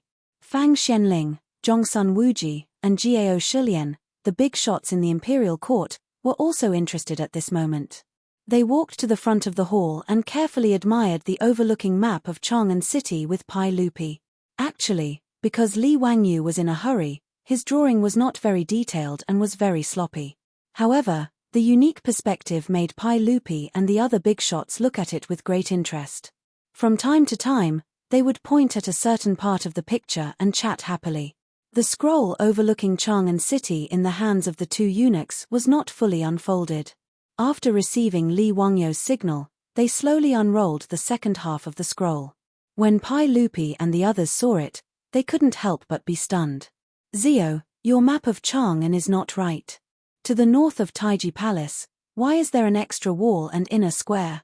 Before the Daming Palace was built, Chang'an City of the Tang dynasty was basically a square city. The Taiji Palace was located in the northernmost part of Chang'an City. It was backed by the Xuanwu Gate and Xuanda Gate of Weigua City. However, in the bird's-eye view of Chang'an City drawn by Li Wangyu, a large area of Chang'an City extended to the north. Including the unbuilt Daming Palace, the Chang'an City he drew turned from a square to a rectangle. The location of Taiji Palace was instead the center of Chang'an City. "Zio, explain to me, what do you mean by this?" Pai Lupi couldn't understand Li Wangyu's thoughts. "Your Majesty, now that the Tang dynasty has been peaceful for a long time, and the people have been recuperating and multiplying, this is all thanks to your Majesty." Li Wangyu flattered Pai Lupi a little, which made Pai Lupi very happy. However, there are already nearly 1 million people in Chang'an City, and the number is increasing day by day. It's not easy to live in Chang'an University, therefore, I would like to ask your Majesty to expand Chang'an City while the new Daming Palace is being built. Of course, all the expenses will be borne by me. Your Majesty, please allow me to expand Chang'an City and let me handle the sales of those houses. Even though Li Wangyu's voice wasn't loud, it was like a thunderclap that exploded within the hall, and it shook everyone to the point they felt dizzy and flabbergasted, causing them to be at a loss for words. Expand Chang'an City? Should this be done? Of course it should. Moreover, such voices had already been heard in the imperial court. Although Chang'an City was the largest, most magnificent, and most standardized capital city in the world at that time, it had been 50 to 60 years since the construction began in the 2nd year of the Sui dynasty and the 8th year of Zhongguan era. As Li Wangyu said, Chang'an City had begun to become crowded. As the Silk Road's trade between the East and West continued to deepen, the East and West cities had long been operating at full capacity. Chang'an and Huanyan counties both wanted to expand the East and West cities, but the people living in the surrounding houses were either rich or noble. It was impossible to demolish them. Therefore, this idea was just an idea. In addition to the terrain of Chang'an City, the northern part of the city was relatively low. Every summer, it would be unusually hot. This was also the reason why Pai Lupi wanted to build the new palace on higher ground in the northern part of the city. Even those officials and nobles mostly lived near the Taiji Palace. The terrain was also relatively low, and they also had a headache about the hot summer and the humid environment. This was also one of the reasons why Li Wangyu lived in Dingju village for a long time and didn't want to return to his mansion in Kaihua Square. However, the cost of expanding Chang'an City was an unimaginable astronomical figure in everyone's eyes. It was several times larger than the construction of the Daming Palace. Pai Lupi was stunned for a long time before he said, "Zio, did you really think about what you said just now? Do you know how much it will cost to expand Chang'an City?" "Your Majesty, of course I know." Li Wangyu answered with certainty. However, everyone in the hall thought that Li Wangyu had gone crazy. Of course, he wasn't crazy. Instead, He was secretly delighted. The so-called construction of the Daming Palace was just a guise to attract Pai Lupi. The real purpose was to expand Chang'an City. To be more precise, it was to develop real estate. As he said before, real estate in the Tang dynasty was not worth much, but it was divided by location. Lai Hot's Noda house in Hu County was only 30 to 50,000 yuan. However, after Ma Ju became an official, he wanted to buy a much smaller house in Chang'an City, but he needed more than 100,000 yuan. Location, location, and location. This was the only way to develop real estate at any time. If he only went to the northern part of Chang'an City to expand the new city, no one would be interested. However, if he built the Daming Palace first, then the value of the new city around the Daming Palace would be debatable. Even if the aristocratic families were always intentionally or unintentionally against the imperial power and Pai Lupi, they still needed to have enough social status. Just like how they could live near the Taiji Palace in the northern part of Chang'an City now, living near the Taiji Palace in the future would also reflect the status of these nobles and aristocratic families. How much do you think such a location should be sold for? After being reminded by Su Changqing, Li Wangyu continued to think a lot. To attract the richest people in the Tang dynasty, the location alone was not enough to make him a lot of money. More importantly, he had to provide enough attractive product. Li Wangyu was not worried about this at all. With knowledge more than 2,000 years ahead, it was easy for him to come up with something novel to attract the bumpkins of the Tang dynasty. Since the Daming Palace could be built in 10 months in history, even if it was not the whole thing, it was enough to show that Li Wangyu could do it with bricks. Although this was a bit exaggerated, it was not outrageous. After all, the more people there were, the more power there was. With tens of thousands of craftsmen, whether it was efficiency or speed, it would not be too slow. Chapter 1063. Li Wangyu's words silenced Pai Lupi once again. He was speechless for a long time, but his gaze continued to wander between the two paintings that the chamberlain had unfolded. Obviously, the two paintings that Li Wangyu had drawn were very tempting to Pai Lupi, but he instinctively refused to believe his nephew's words. Building a huge new palace with the power of one person and expanding it to the size of half of Chang'an City sounded like a fantasy story. It was hard to accept. Pai Lupi knew that Li Wangyu was rich, but no matter how rich he was, Pai Lupi did not think that it was enough to complete these two huge projects. Ziyu, let me think about this carefully. Pai Lupi shook his head and did not immediately agree. But even if Pai Lupi did not agree, how could the officials from the aristocratic families let go of such a good opportunity? In their eyes, since the Duke of Qin, Li Wangyu, was walking further and further down the path of seeking death, they naturally had to give him a push. Wang Ying immediately stood up and bowed to Pai Lupi. Your Majesty, I think that the Duke of Qin's words are very reasonable. Now that the number of citizens in Chang'an City is increasing day by day, it is imperative that we expand Chang'an City. Since the Duke of Qin has the courage and does not need to waste money in the imperial court, why not? Your Majesty should agree to the Duke of Qin's memorial. Minister Wang is right, I second that. Your Majesty, please reconsider. This is beneficial to the citizens and the imperial court. Your Majesty, please agree to the Duke of Qin's memorial. A group of aristocratic family officials chimed in one after another, causing Li to hesitate for a moment. He was unhappy, but he could not refute the words of Wang Ying and the others. Pai Lupi once again looked at Li Wangyu. Li Wangyu smiled and nodded slightly, indicating that this was exactly what he was thinking.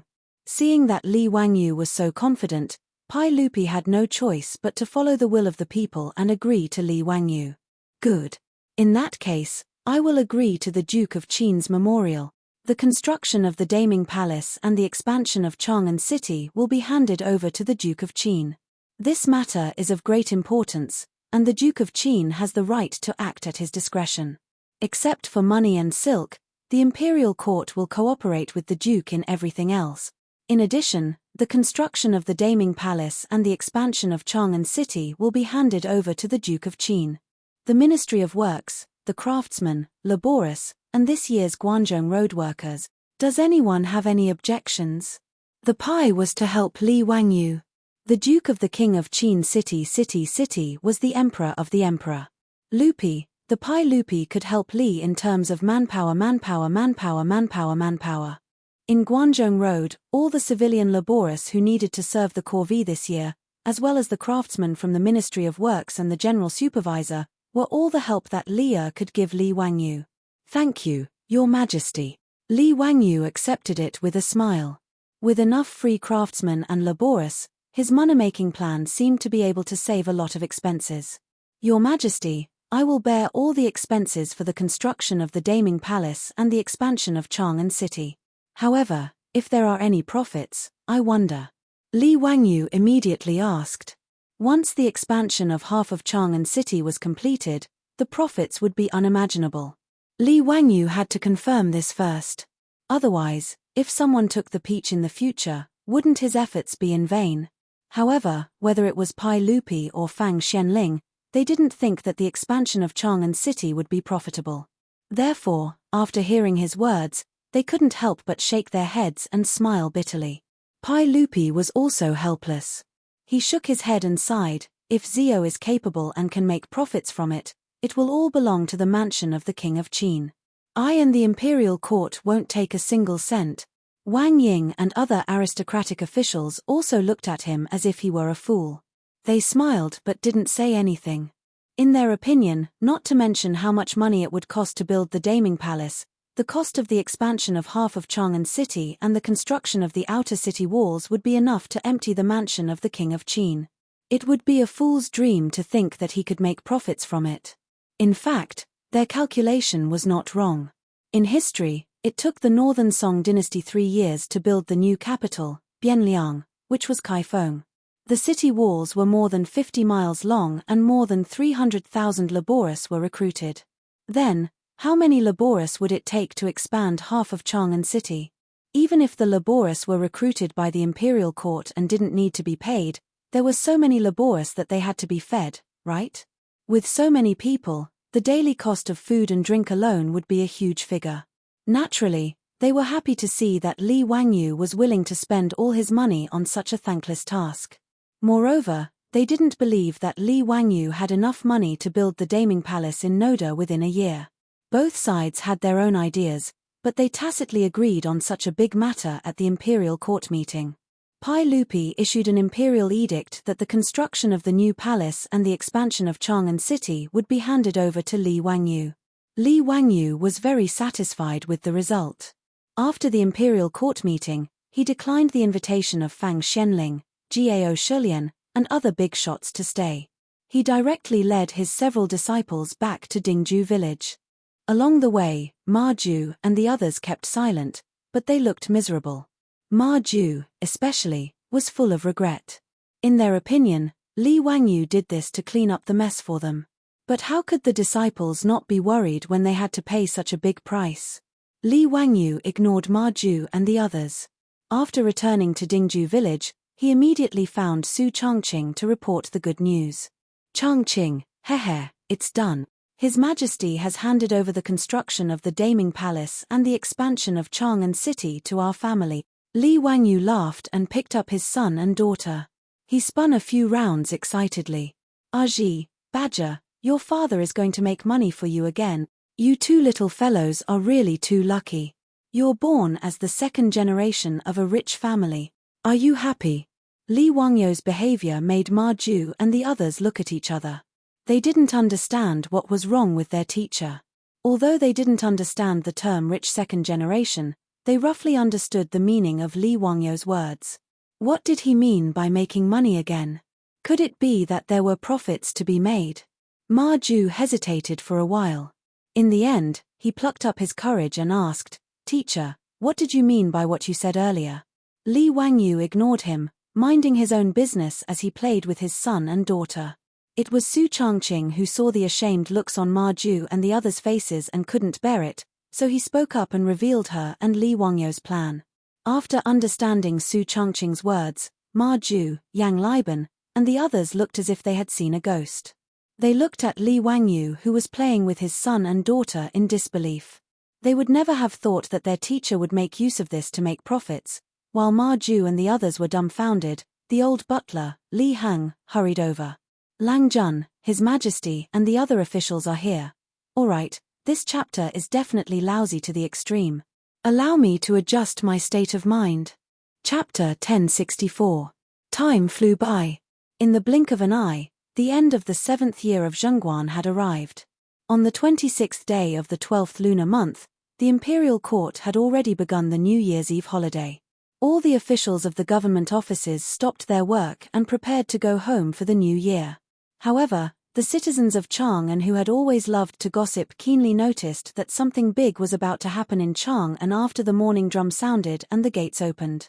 The citizens who lived in the squares near the eastern and western markets found that the wealthy merchants and barbarian merchants had all put on new clothes and were heading for the gates in the northern part of the city. The nobles and officials who lived in the northern part of the city did the same. They were escorted by their guards and headed for the 9 gates in the northern part of the city. The 9 gates in the northern part of Chang'an had been closed for half a year. Everyone knew that Prince Qin was building the Daming Palace and expanding the city outside the 9 gates in the northern part of Chang'an. Therefore, the citizens of Chang'an were gossiping again when these rich and powerful people swarmed to the northern part of the city. Unlike the officials in the imperial court, the citizens did not worry about whether Li Wangyu had enough money to complete these 2 projects. They were more interested in discussing how much money the Prince of Qin's mansion had, whether it was as rich as a country, and whether the imperial court's treasury or the Prince of Qin's mansion's treasury had more gold. The northern part of Chang'an had become a huge construction site. Hundreds of thousands of workers and craftsmen from Guanzhong Road were busy there every day. 4-wheeled carriages were like ants, transporting all kinds of wood, stone, bricks, and other building materials from all over the Tang dynasty to the northern part of Chang'an. After half a year of construction, the Daming Palace had begun to take shape. At this moment, the nobles and officials of Chang'an, as well as the wealthy merchants and Persian barbarian merchants, had gathered outside the thick vermilion walls of the Daming Palace. The officials in the imperial court had different statuses, so they naturally crowded together with the merchants and barbarian merchants and whispered to each other. "Everyone, why did His Majesty summon us here today? Yes, it would be fine if it was just the officials in the imperial court. But why are these merchants and barbarian merchants here? His Majesty is too lenient towards these merchants." At this moment, the merchants were also gathered together and whispering to each other. "Duke Cho, I wonder why the Duke of Qin has summoned us here today? Please enlighten us, Master Cho." The one who was clustered in the middle of the merchants was Cho Yuanliang, the head of the Cho family in Chang'an.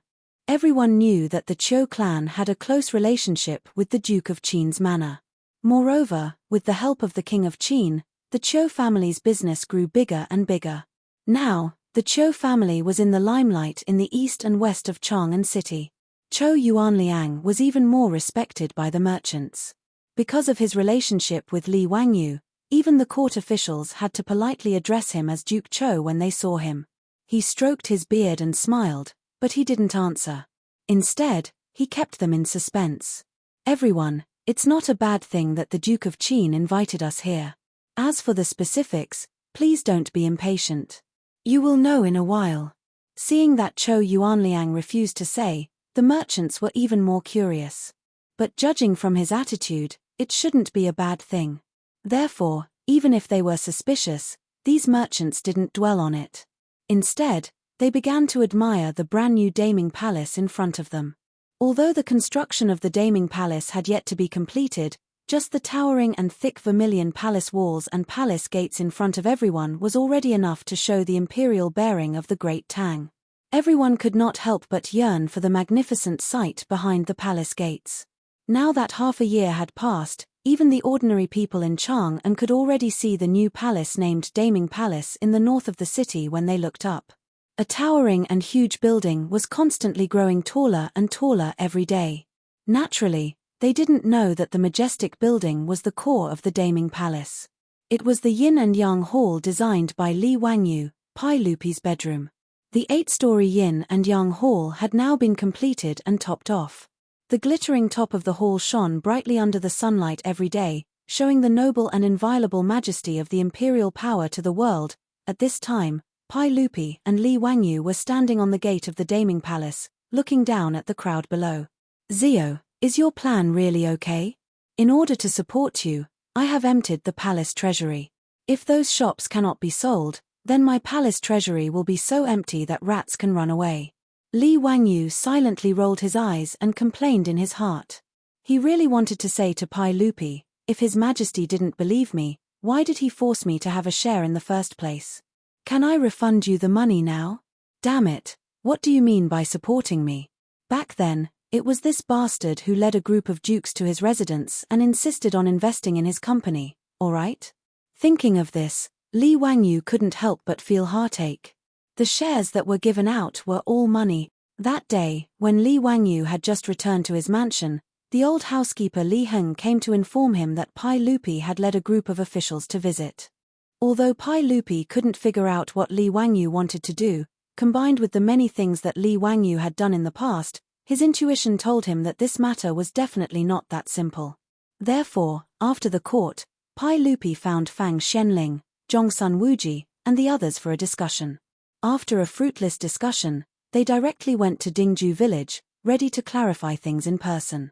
Of course, Li Wangyu was unwilling to explain his little abacus, but he couldn't resist the threats and promises of Pai Lupi and the other officials. In the end, he had no choice but to reveal his and Su Chongqing's real estate development plan. In fact, the plan was very simple. It was to build the Daming Palace in the north of the city. After Pai Lupi and Li Yuan moved into the new palace, the center of Chang'an City would naturally shift to the north.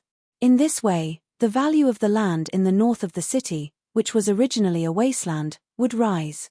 This method of speculating on land was not uncommon in the future. In order to develop new areas, there were similar cases of municipal offices being moved to new areas in many cities. After the municipal offices were moved, the originally desolate new areas would naturally be driven up, and the property prices would rise accordingly. In the future, in many cities, the property prices in new areas were much higher than in the old areas. In the history of Chang'an City, although the Daming Palace was built in the north of the city, the area of Chang'an City did not expand.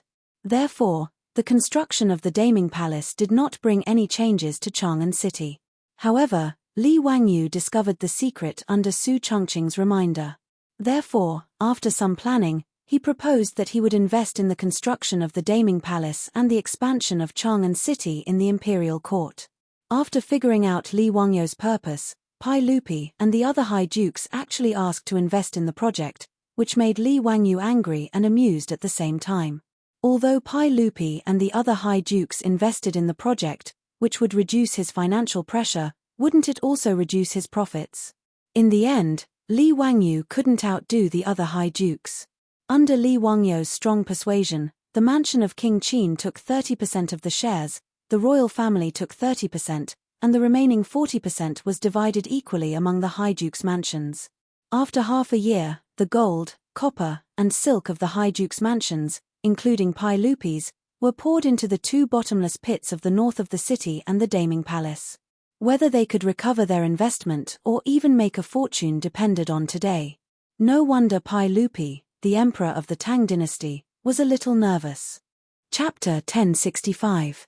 While the officials in the imperial court and the merchants were waiting in confusion, the new and heavy gate of the Daming Palace slowly opened. Pai Lupi and Li Wangyu walked out, surrounded by a group of eunuchs and palace guards. The crowd was in an uproar. Today, whether it was the officials in the imperial court or the merchants, they had all received an invitation from Li Wangyu, the king of Qin, to visit the new city in the north of Chang'an. They did not expect that Pai Lupi would show up. "Greetings, Your Majesty." The officials hurriedly bowed. As for the merchants and barbarians, although most of them had never seen the emperor with their own eyes, they immediately realized who the bearded man standing next to Li Wangyu was. He was dressed in a bright yellow robe embroidered with dragon patterns. Therefore, a group of merchants in luxurious robes bowed to Pai Lupi in confusion. Some bowed with their hands on their chests, some bowed, and some directly knelt down and kowtowed. In short, it was a mess. The officials in the imperial court could not help but twitch their lips and complain in their hearts. Pai Lupi did not feel offended at all. He waved his hand happily, indicating that the crowd could rise. Everyone, rise.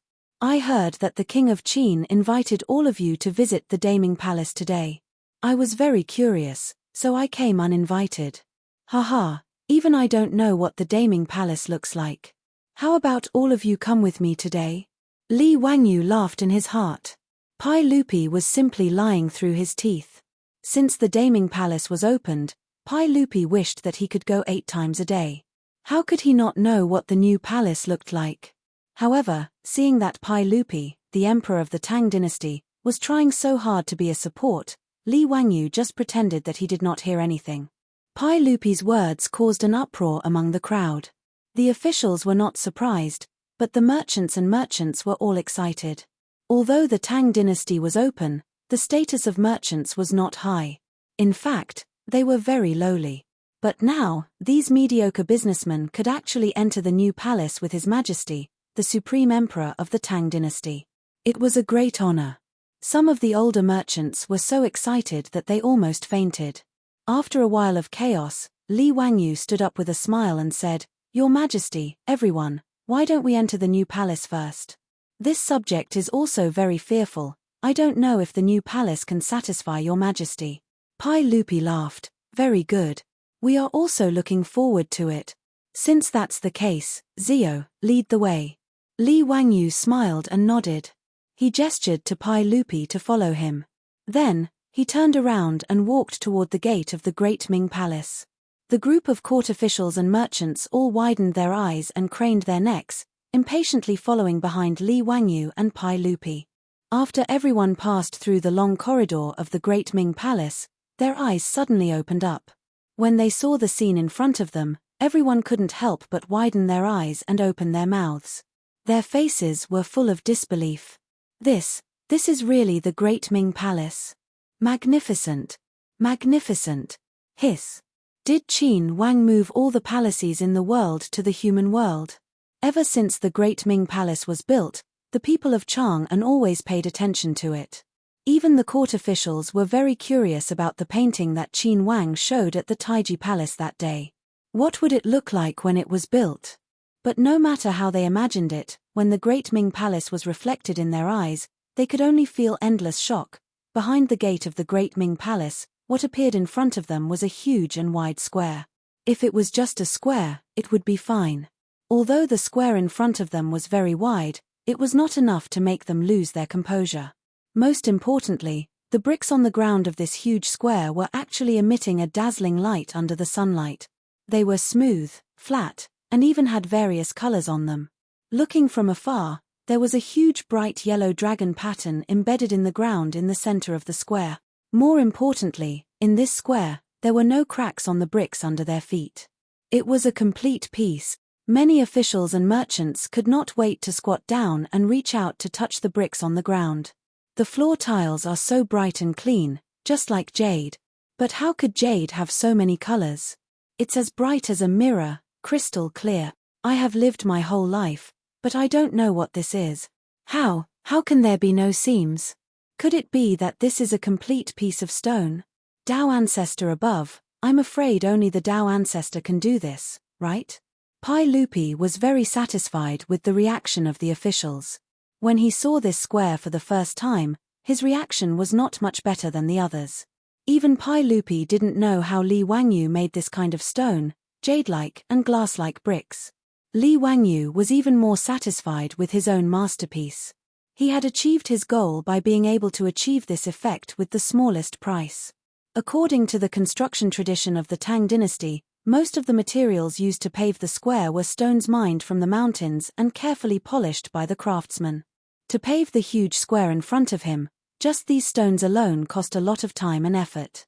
Li Wangyu naturally didn't want to do such a stupid thing, so he created the terrazzo building material thousands of years in advance. Using crushed stone, glass, quartz stone and other materials, mixing them into cement and bonding them into shape, then grinding and polishing the surface, it can be completed. Because of the low cost, the ease of construction, and other reasons, many Huaxia families in the 60s and 70s liked to pave terrazzo floors in their houses when they were renovating. The square in front of them was made by Li Wangyu's craftsman. They poured cement on the spot, mixed with various colored stones, glass, and other materials, and polished them. And the effect was surprisingly good. The Tangs had never seen such a building material before, so they were naturally shocked. It had to be said that after adding a lot of glass into the terrazzo, under the reflection of the sun, the reflected light was really awe-inspiring. As for the price, it was extremely cheap. Compared to traditional craftsmanship, which required a lot of craftsmen to collect stones from the mountains to carve and process, the terrazzo was extremely cheap. This was also the reason why Li Wangyu didn't think it would cost so much to build a daeming palace. Of course, there were also disadvantages to using terrazzo. As time passed, the terrazzo would become stained and dull.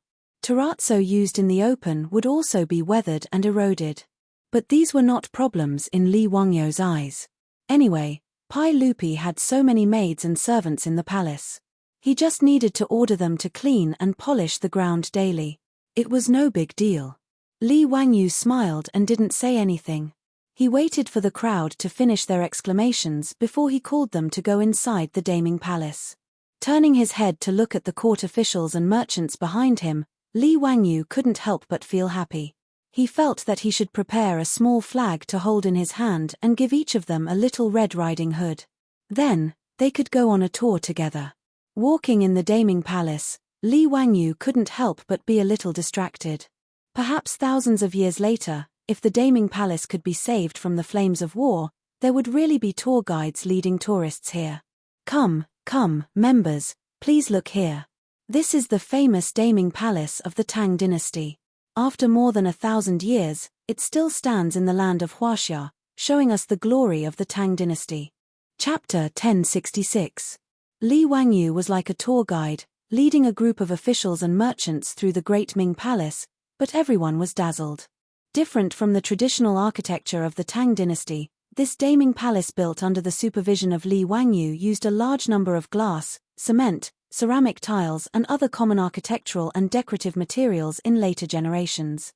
In half a year, the embryonic form of the Great Ming Palace had already appeared.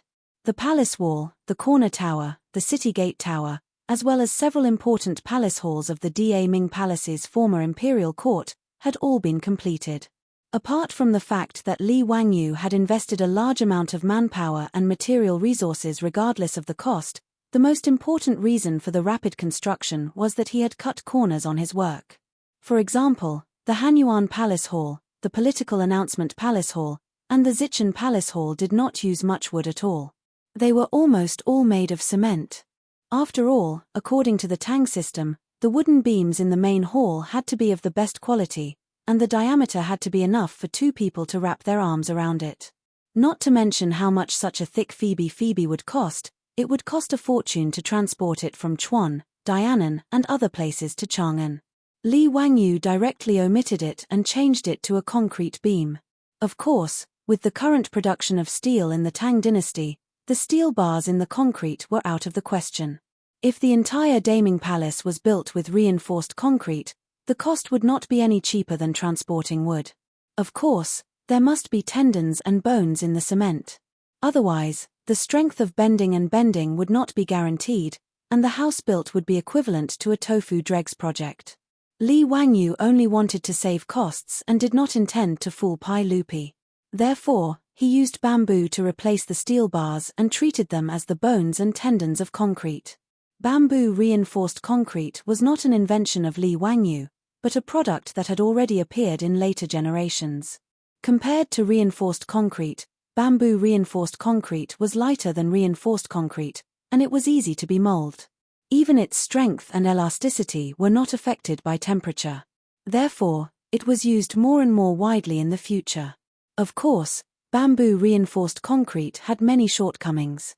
The integrity, moldability, and rigidity of bamboo reinforced concrete were not as good as steel reinforced concrete, and their durability was also not as good as steel reinforced concrete. However, these shortcomings were not too big of a problem for Li Wangyu. Although the country later stipulated that the lifespan of concrete buildings was 60 years, in reality, the theoretical lifespan of concrete buildings was very long, even up to hundreds of years. The French had designed and built the first concrete bridge in 1875, and it still existed when Li Wangyu transmigrated. It was the first reinforced concrete building in Paris, built in 1853. Despite the devastation of World War II, it was still in good condition. Therefore, Li Wangyu didn't think that there would be any problems with the Daming Palace in his lifetime, even though there were many shortcomings compared to steel bars. The construction speed of the palace was astonishingly fast. After all, compared to the complicated manufacturing process of a wooden palace, the addition of bricks and cement was too simple. Li Wangyu directly ordered people to replace wood with concrete, stone pillars, and stone beams. The exterior was then painted with vermilion paint and painted with all kinds of colors. It was just as beautiful and imposing. Of course, the most important thing was to save money. Pai Lupi and the officials of the imperial court didn't know the secret. Although they knew that the pillars weren't made of wood, they were very satisfied with the indestructible stone pillars. Large floor-to-ceiling glass doors and windows were installed everywhere in the main hall, and it was very transparent. Under the illumination of the sunlight, the entire palace was sparkling and abnormally bright. In addition, Li Wangyu ordered people to transplant all kinds of towering trees from the Qinling Mountains, which made the completed Daming Palace even more imposing. Glass was still considered a luxury item, and the large-scale use of glass made people speechless. In traditional Chinese palaces, the deeper the palace, the more problematic the lighting was. In an era without glass, the bigger the palace, the darker and more humid it would be. Even if the sun was scorching outside, the palace still needed to be lit up with many candles. In addition, the palace was made of wood. After a long time, it would inevitably emit a rotting smell. This was one of the reasons why the emperors were used to building palaces. However, the Daming Palace built by Li Wangyu didn't have any of these problems. Even Pai Lupi was very tempted after seeing the palace of the previous dynasty. He couldn't wait to move in immediately. Unfortunately, the Daming Palace project was only halfway through. Pai Lupi wanted to move in, but he still needed to wait for a while. After visiting the several palaces of the previous dynasty of the Daming Palace, the officials and merchants were so shocked that they didn't know what to say. Other than shock, there was still shock in their hearts. Of course, the officials who were born in aristocratic families were cursing Li Wangyu in their hearts. He was a pure idiot and a prodigal. Who knew how much money would be spent to build the Daming Palace of such a scale? Even if the world knew that the king of Qin was the richest in the world, if he spent his own money to build a palace for Li Yuan and Pai Lupi, he would be either crazy or stupid.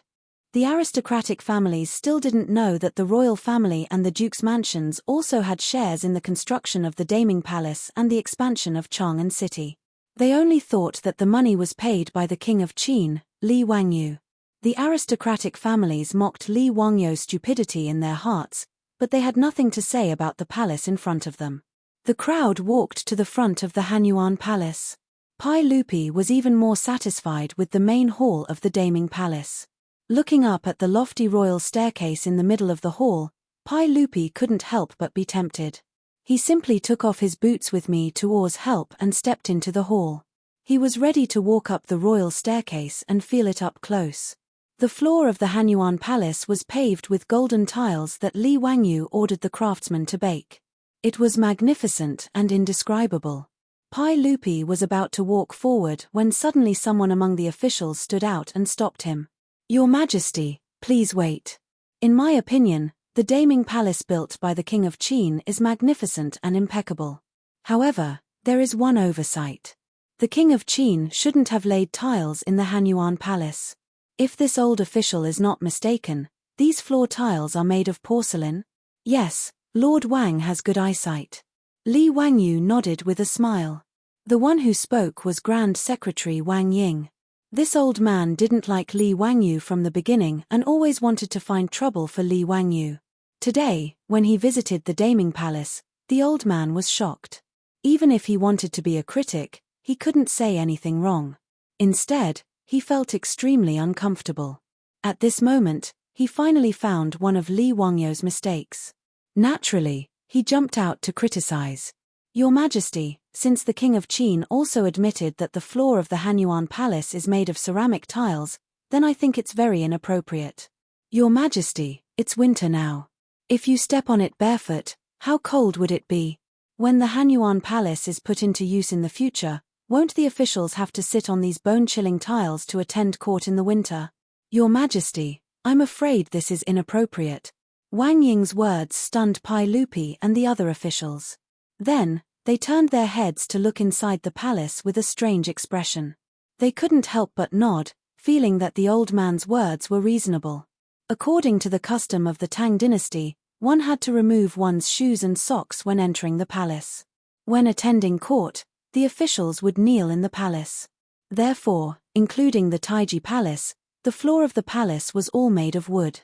Even in the winter, due to the insulation of the wood, one wouldn't feel too cold even if one stepped on it barefoot. However, if it was bricks, then it was different. Pai Lupi couldn't help but frown. He turned his head to look at Li Wangyu. Zio, have you considered this?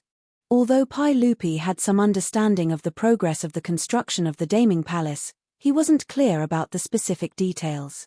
As the emperor, he naturally didn't care about small things like what kind of floor was laid in the Hanyuan Palace. When Li Wangyu heard this, he smiled. Your Majesty, everyone, how about we ask Your Majesty and everyone to find out? Chapter 1067. Li Wangyu gestured for everyone to enter, then took off his boots and stepped barefoot into Hanyuan Palace. In the minds of Pai Lupi and the others, stepping barefoot on the floor in the dead of winter was probably not a comfortable thing. However, Li Wangyu's expression showed no signs of discomfort. On the contrary, he appeared to be enjoying himself. Pretending to be mysterious, Tai Changqing Wang Ying muttered in a low voice. However, he still took off his boots, preparing to personally examine them so that he could refute Li Wangyu. Everyone, including Pai Lupi, stepped into Hanyuan Palace one after another.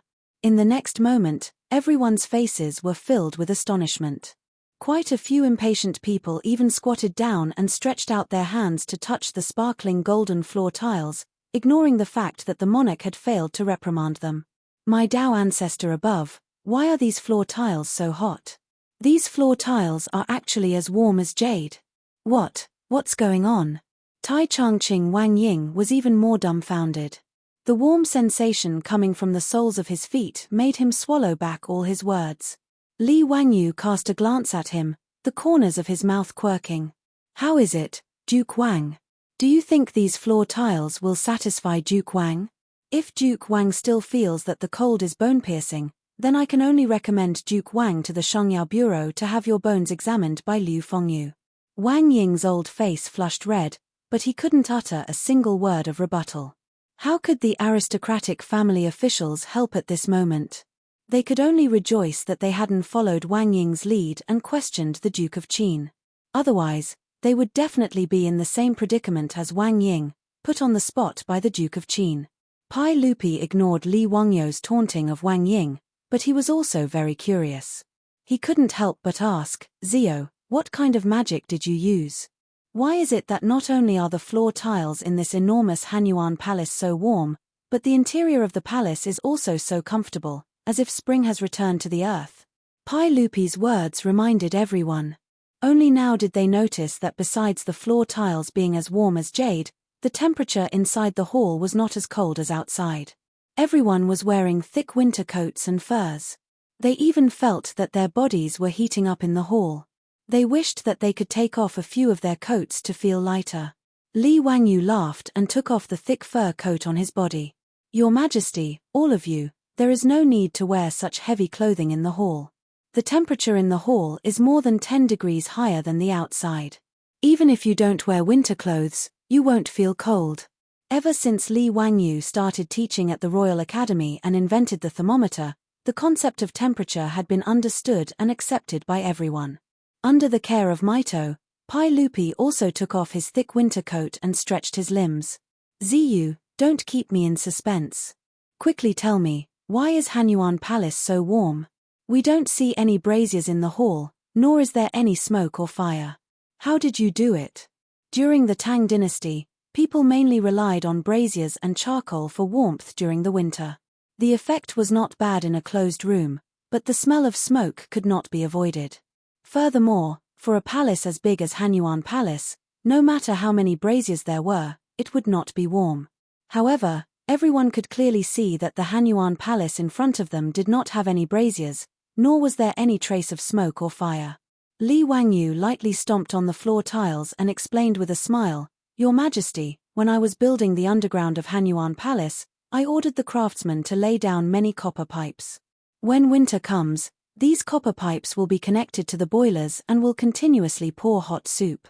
This way, even if the outside wind is bone-chilling, the inside of the hall will be as warm as spring and there will not be any smoke or fire. I call it floor heating." To put it bluntly, it was the floor heating system of the later generations. The principle was not complicated. It used the heat radiation of hot water to heat the floor and the air in the hall. It was not a rare thing. However, during the Tang dynasty, this was an incredible invention. After listening to Li Wangyu's explanation, everyone, including Pai Lupi, squatted down and used their hands to feel the temperature of the floor.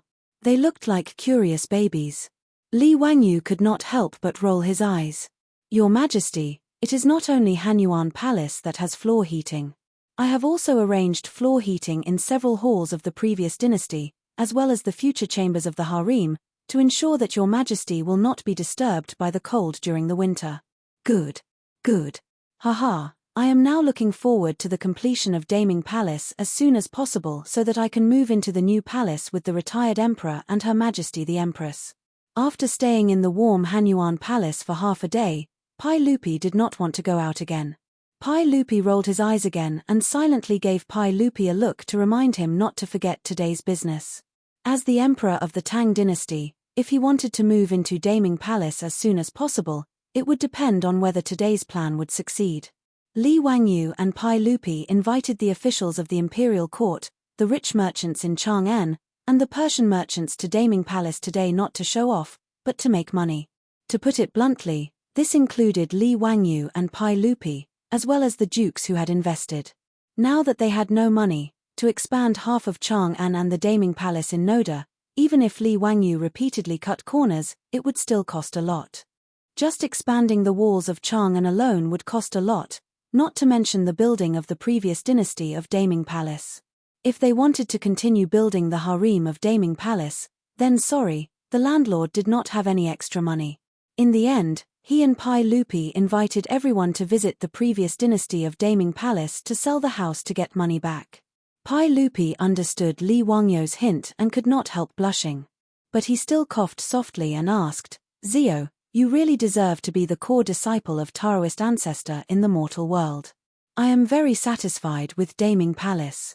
But that day in the imperial court, you promised me and the officials that you would not only build Daming Palace but also expand half of Chang'an. How is the new city in the north of the city now?"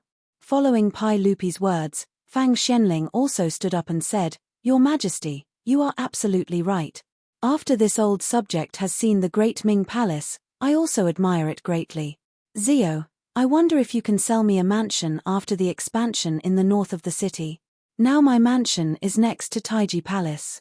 It is humid in summer and cold in winter. It is really not a good place to live. Since Your Majesty will move to Daming Palace in the future, I also want to move to the new city to accompany Your Majesty."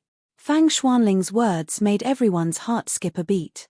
But as he said, even Pai Lupi felt that Taiji Palace was not a good place to live, let alone these officials and businessmen. But they had no choice, so they could only choose to live in the square near Taiji Palace in the north of the city. After all, it was not only a symbol of identity, but also a reflection of status.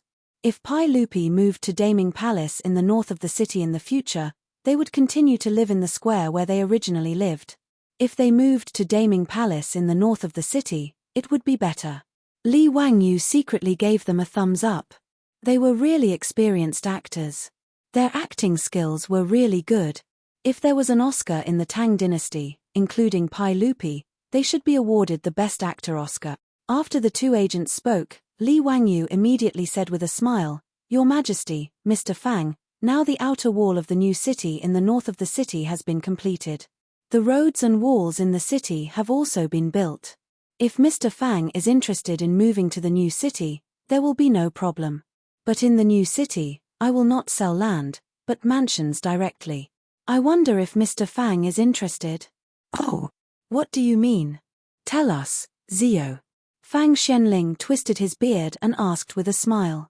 It was not that there was no real estate business in the Tang dynasty, but except for buying second-hand old mansions, under normal circumstances, after buying land, they would hire craftsmen to build their own mansions. Li Wangyu said that he would not sell land, but mansions directly, which aroused the curiosity of everyone. They could not help but stretch their ears, wanting to hear how he would explain. Chapter 1068. Li Wangyu cleared his throat and smiled at the crowd. It was a very professional smile. Gentlemen, the new city in the north of Chang'an is completely different. Li Wangyu snapped his fingers and several servants immediately carried a huge sand table. On the sand table, there was a model of the new city in the north of Chang'an, including the Daming Palace. Everyone, including Li Erzai, immediately gathered around the sand table and carefully looked at the sand table with shining eyes. Your Majesty, gentlemen, this is what the new city in the north of Chang'an will look like after it is completed.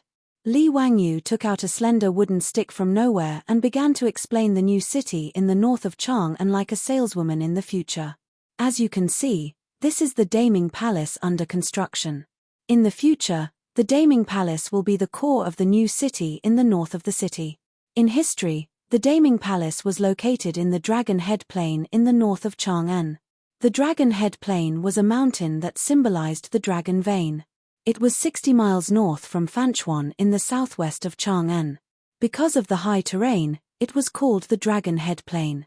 However, Li Wangyu made a slight adjustment. It was changed from the dragon head to the dragon belly and became the center of the north of the new city in the north of Chang'an. It was facing the Taiji Palace in the south. His purpose was very simple. Naturally, he wanted to increase the land price of the new city in the north of the city near the Daming Palace. If the Daming Palace was located in a corner, it would not be able to maximize its value. Of course, when Li Wangyu first proposed this plan, many people opposed it. Because from the perspective of feng shui, the Dragon Head Plain was the terrain of 6 lines in the Book of Changes. Building a new palace here followed the rules of etiquette. However, Li Wangyu was too lazy to care about this. With his relationship with Yuan Tiangang and his glib tongue, he easily settled this little trouble and made Pai Lupi agree to build the Daming Palace in the center of the new city in the north of Chang'an. Gentlemen, please take a look. Not only are there no dirty and smelly drainage canals on both sides of the road in Chang'an City, but the entire road is planted with towering trees and flowers. There are also pavilions on both sides of the road for pedestrians to rest. Sirs, take a look at the streets of the new city. Not only are all the streets paved with mirage mud, there are also street lamps on both sides of the streets to provide illumination at night.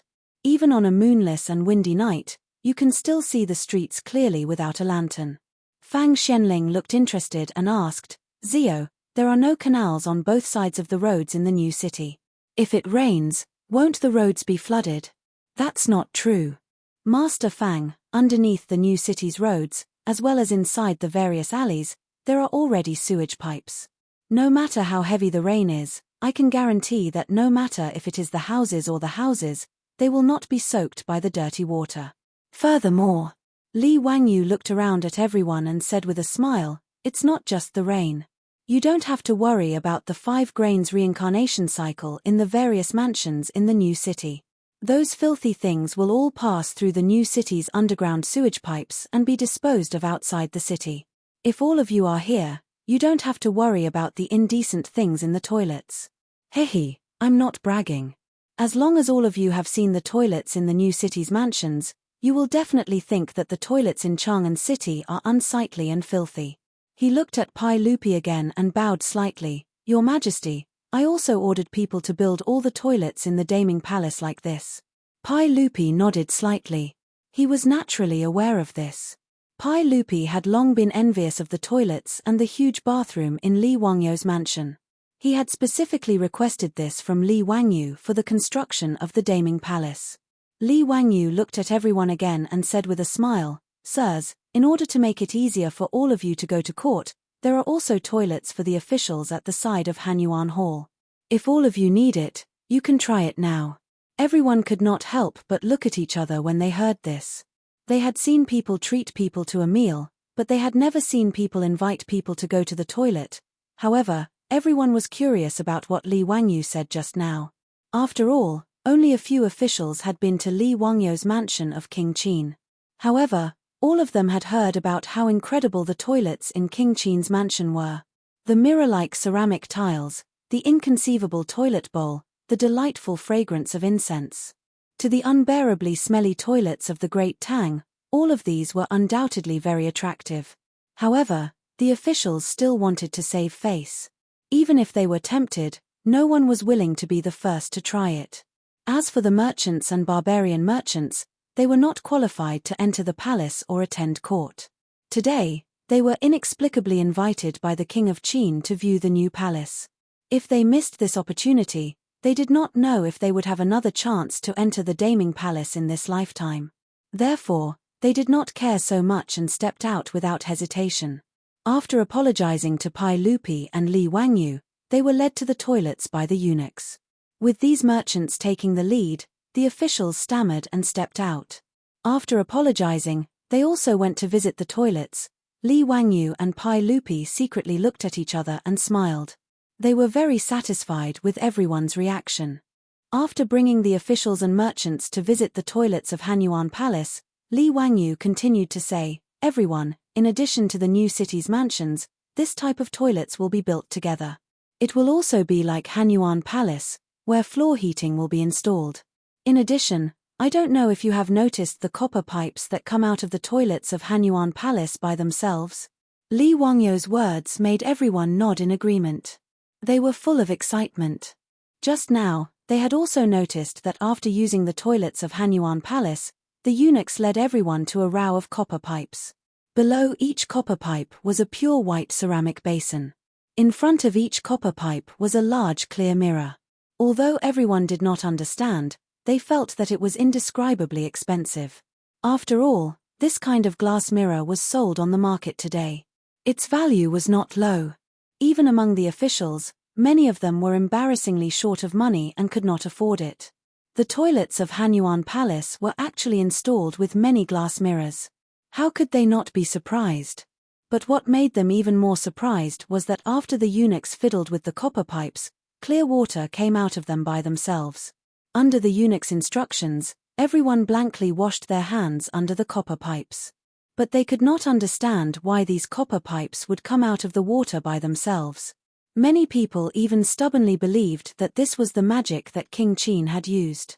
Hearing Li Wangyu mention this again, everyone stretched their ears to listen. "Everyone, I call these copper pipes tap water. This will also be the standard configuration for mansions in the new city. It is also because of this that the mansions in the new city cannot be built by the various families themselves. Therefore, all the mansions in the new city will be built together and sold." Modern toilets, heating systems, and tap water were all selling points that Li Wangyu used to entice his customers. Otherwise, how could he sell the mansions in the new city at such a high price and make such a huge profit? These were very common things in the future, but in the ears of the Tang people, they were incredible. Without waiting for the officials to speak, a Hu merchant stood out from the crowd and bowed. "Dare I ask King Qin if we can purchase the mansions in the new city?" The person who spoke was no stranger to Li Wangyu. It was the Hu merchant who had spent 20,000 taels of gold to purchase the eternal mirror of Qin at the auction.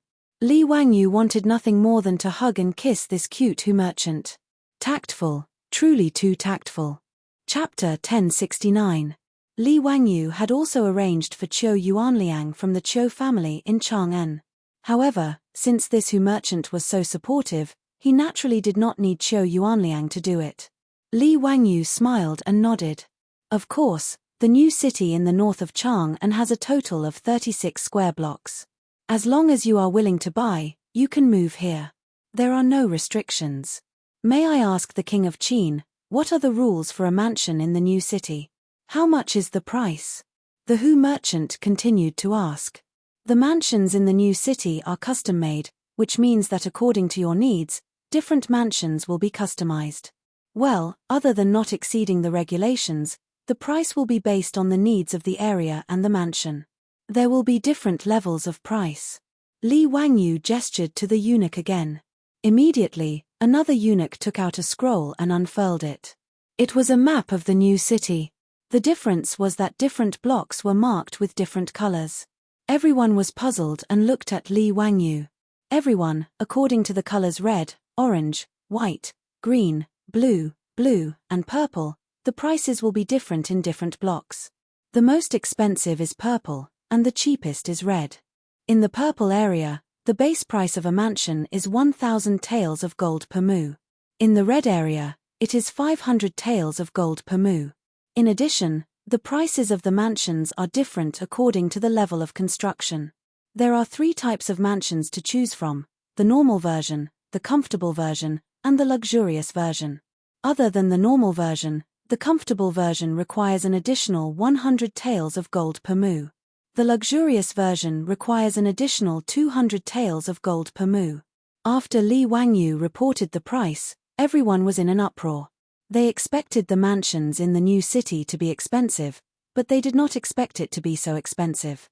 What ordinary, comfortable, and luxurious versions of the mansion? They didn't understand what exactly they meant. However, just by looking at the price, everyone understood that the decorations and materials in the mansions were probably different.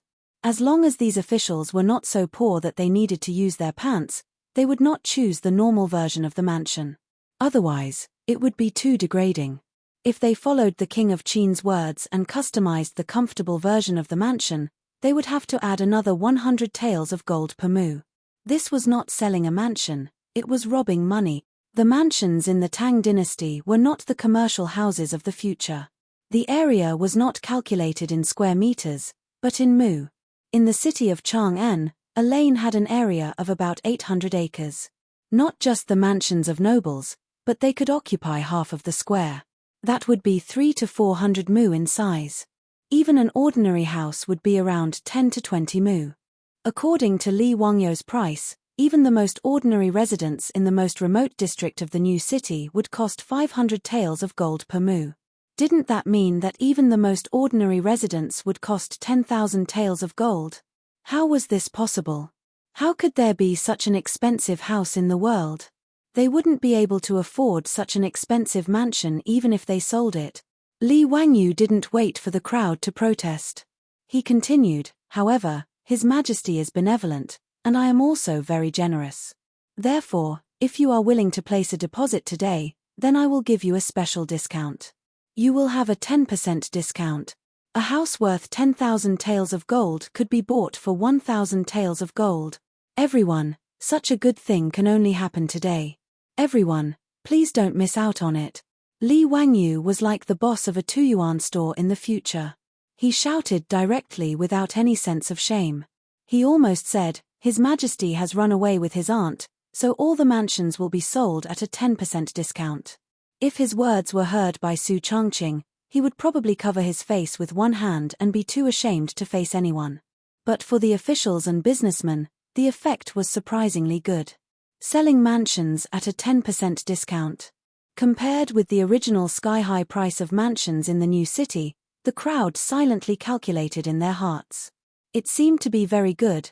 They forgot that even if it was only a 10% discount, the price was more than 10 times the price of a mansion in Chang'an.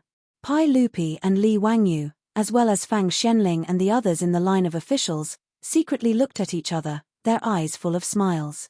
Li Wangyu had demanded an exorbitant price. Naturally, it was impossible for him to accept it. In the world, except for the Beijing, Shanghai, Guangzhou and Shenzhen of the future, there was no such expensive house. The so-called original price was just a gimmick that Li Wangyu came up with to make the officials and businessmen accept the house price that was 10 times higher than the market price. However, although the crowd was tempted, no one stood out to say anything. After all, the current price was still painful for the crowd. They were all wondering whether it was worth it to spend such a high price to buy a mansion in the new city. Honorable Qin King, if possible, I would like to buy a mansion next to the Daming Palace. While the crowd was hesitating, the Hu merchant who had inquired before stood out again. He pointed to the most expensive mansion next to the Daming Palace, which was marked purple. He said, "I would like to buy a mansion of 100 acres in size in this square. I would like to customize a luxurious mansion. Is that possible?" When the officials saw this, their noses were almost crooked from anger. Damn, these merchants were indeed rich. They actually wanted to buy the best location and the best mansion. Some people silently calculated in their hearts. According to Li Wangyu's price just now, the mansion that the merchant wanted would cost 12,000 taels of gold, which was 76,000 strings of coins. Immediately, someone felt as if a jar of vinegar had been knocked over and stepped out to stop him. "Your Majesty, I don't think this is appropriate. How can a merchant's mansion be placed outside the Daming Palace? This is against the rules of etiquette." Li Wangyu glared at him. "Nonsense, what's against the rules of etiquette? Which law of the Tang dynasty says that merchants can't live in the square outside the palace?" The official who spoke wanted to say that this was the rule, but for a long time, he didn't know how to argue. Originally, in Chang'an, the square in the north of the city on both sides of the Taiji Palace was where the officials lived. Most of the merchants lived near the east and west of the city. This was an unwritten rule. But if one really wanted to talk about it, the Tang dynasty really didn't have a law that said that merchants couldn't live in the square outside the palace. Pai Lupi also laughed.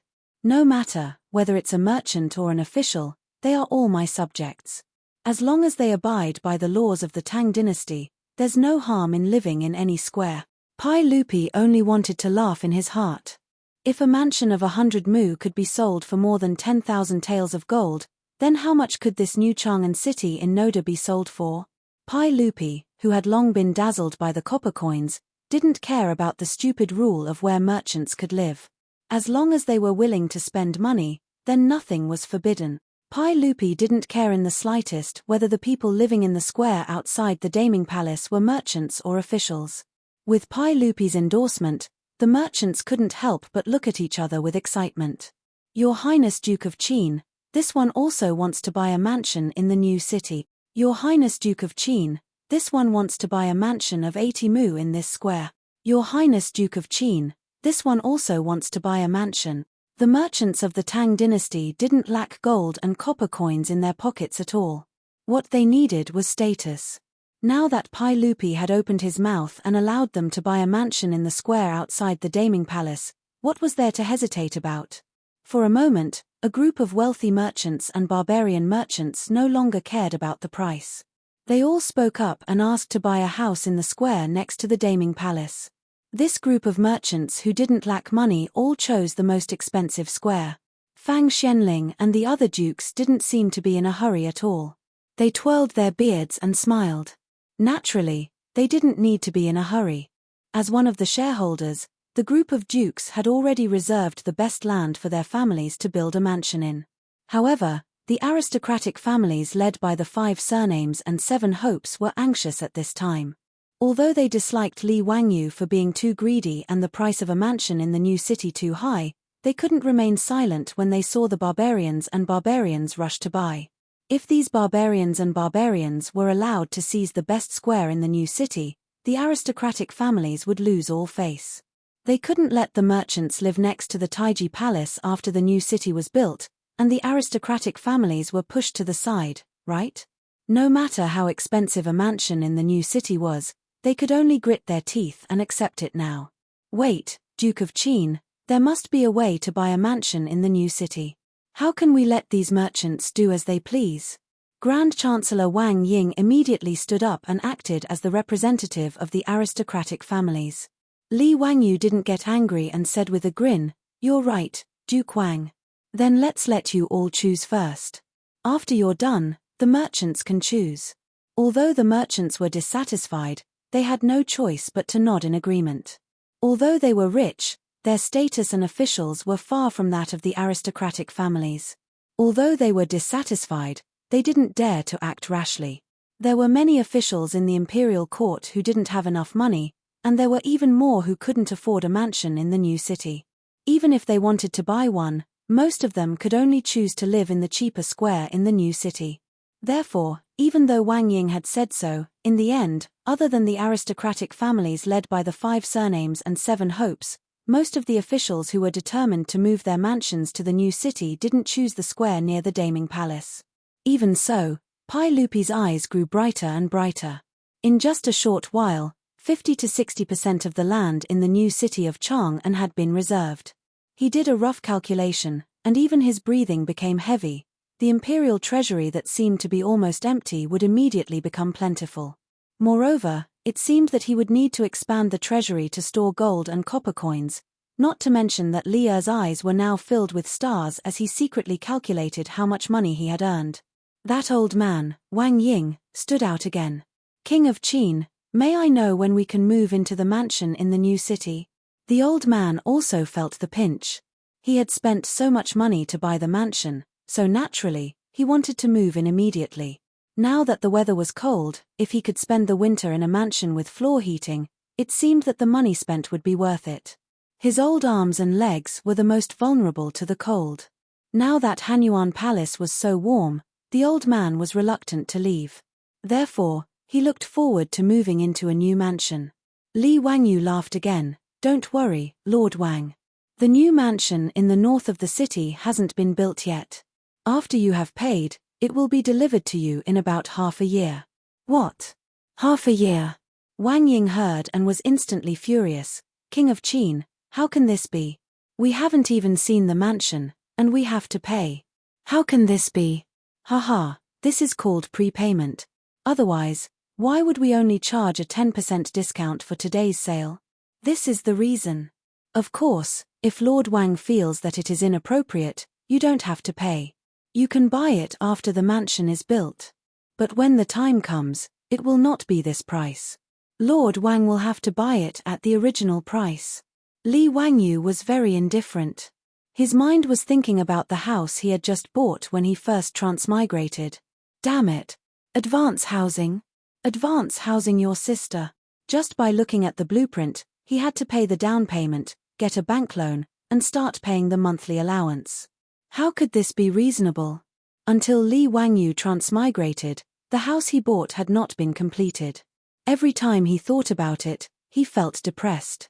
But now, he understood that if he wanted to make money, he had to do this.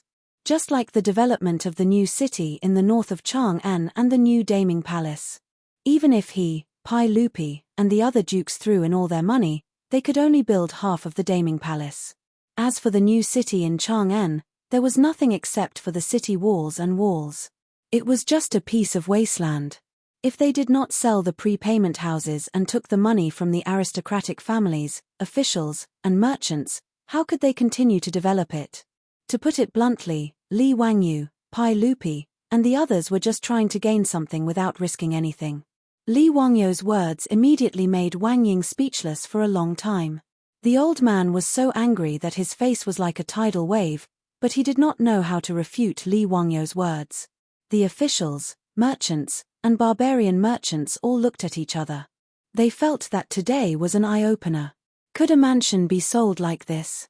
Everyone felt that Li Wangyu, the Prince of Qin, was really shameless. He actually took a piece of empty land and wanted to collect money. It was really too shameless. But when they thought about it again, the discount price was still the same as the original price. Everyone stopped talking. It seemed that there was some truth in it. Li Wangyu, on the other hand, felt at ease being the unscrupulous merchant that he hated the most. He continued to swindle them. "Everyone, today I am being generous because of His Majesty. The price of 10% is the cost price. Everyone, please don't think that it is expensive. Let's not talk about other things, just the floor heating alone uses copper pipes. What's the difference between using copper to lay the floor and using money to lay the floor? For such a mansion, do you think that the current price is still expensive?" In fact, he was just trying to change the concept. It was indeed expensive to lay the floor heating system with copper pipes. However, not all rooms in the mansion were equipped with a floor heating system. Most of the areas in the mansion of about 100 mu were gardens and ponds. It would not cost much at all.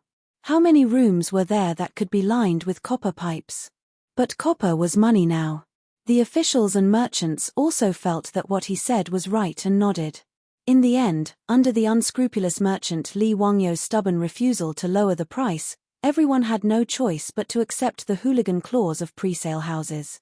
They all signed the purchase contract under the witness of Pai Lupi. The officials and merchants ended their one-day tour of Dreamy Palace with complicated feelings. Pai Lupi, Li Wangyu, and the others, on the other hand, were secretly delighted. As expected, it was most interesting to build one's happiness on the pain of others. Time flew by. It was the end of the 8th year of Zhengguan's reign. Hu County, Dingju Village, Duke of Qin's mansion. Today, the mansion was unusually lively with guests as many as the clouds. The reason was very simple. The Duke of Qin's concubine, that Hu concubine named Aphrodite, had given birth to a concubine's daughter a few days ago. Today, the Duke of Qin was holding a banquet to celebrate his daughter's 1-month-old birthday. In the banquet hall of the Duke of Qin's mansion in Noda, 3 rounds of wine had passed and the atmosphere was at its peak. Cheng Yarojin, who had already returned from the western regions, was drinking until his face and ears were red. He slapped Li Wangyu's shoulder and said, "Kid, tell me today why my Duke of Lu's mansion had no part in the construction of the new Chang'an city last year." Now that a year had passed, Dreamy Palace had long been completed. Pai Lupi and Li Yuan had already moved to the new palace. The northern part of Chang'an city had also been expanded. A large number of officials, nobles, and merchants had also moved there, forming the new Chang'an city center. Within the new city, Li Wangyu did not forget to build a residence for Cheng Yarojin.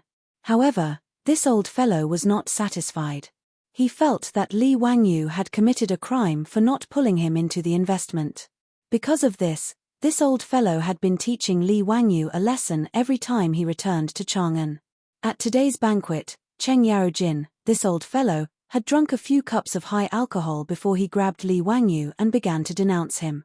Li Wangyu silently rolled his eyes. He was too lazy to pay attention to him.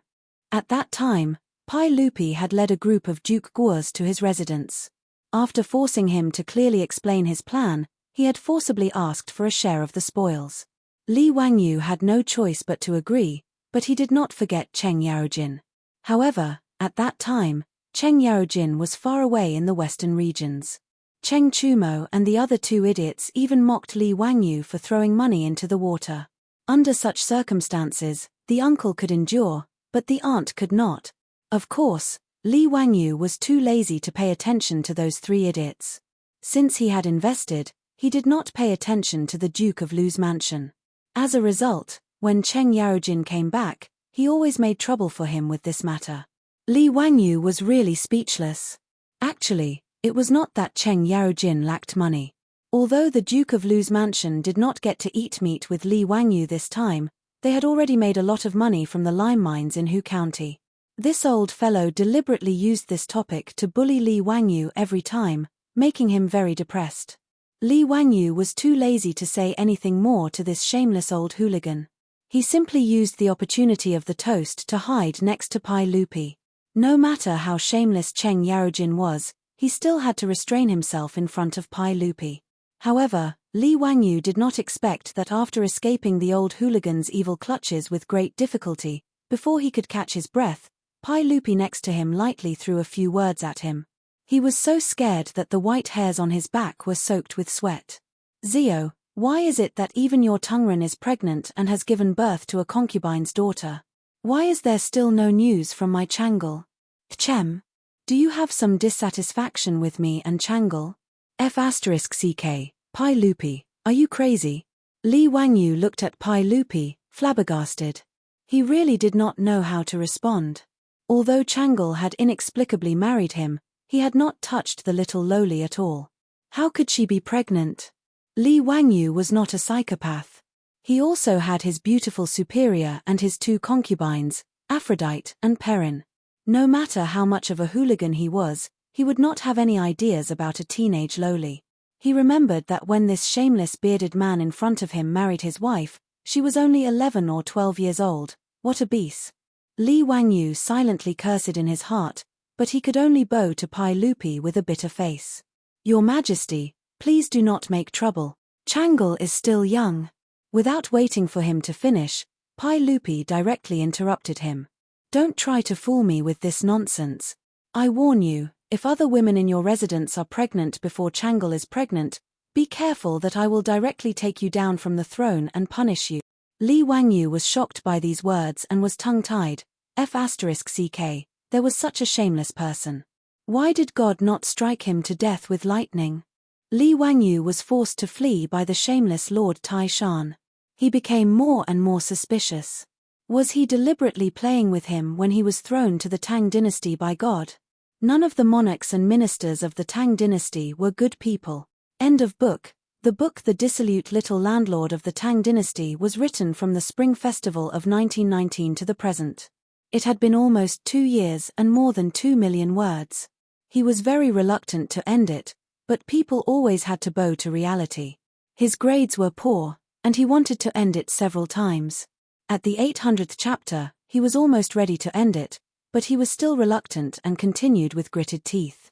But even if he was unwilling, there was still a time to say goodbye. He finished it very hastily. He wrote at most half of the plot in the outline plan, but he really could not persist. He did not update for 2 days before finishing the book. After hesitating again and again, he could only apologize to those who had always supported Laro Long, tidying up his mood and summing up his experience. He hoped that the next book would be a good result. The new book is a reborn urban novel. It will be signed and released soon. Those who like Laro Long's books can come and read it at that time. That's it. Everyone, goodbye.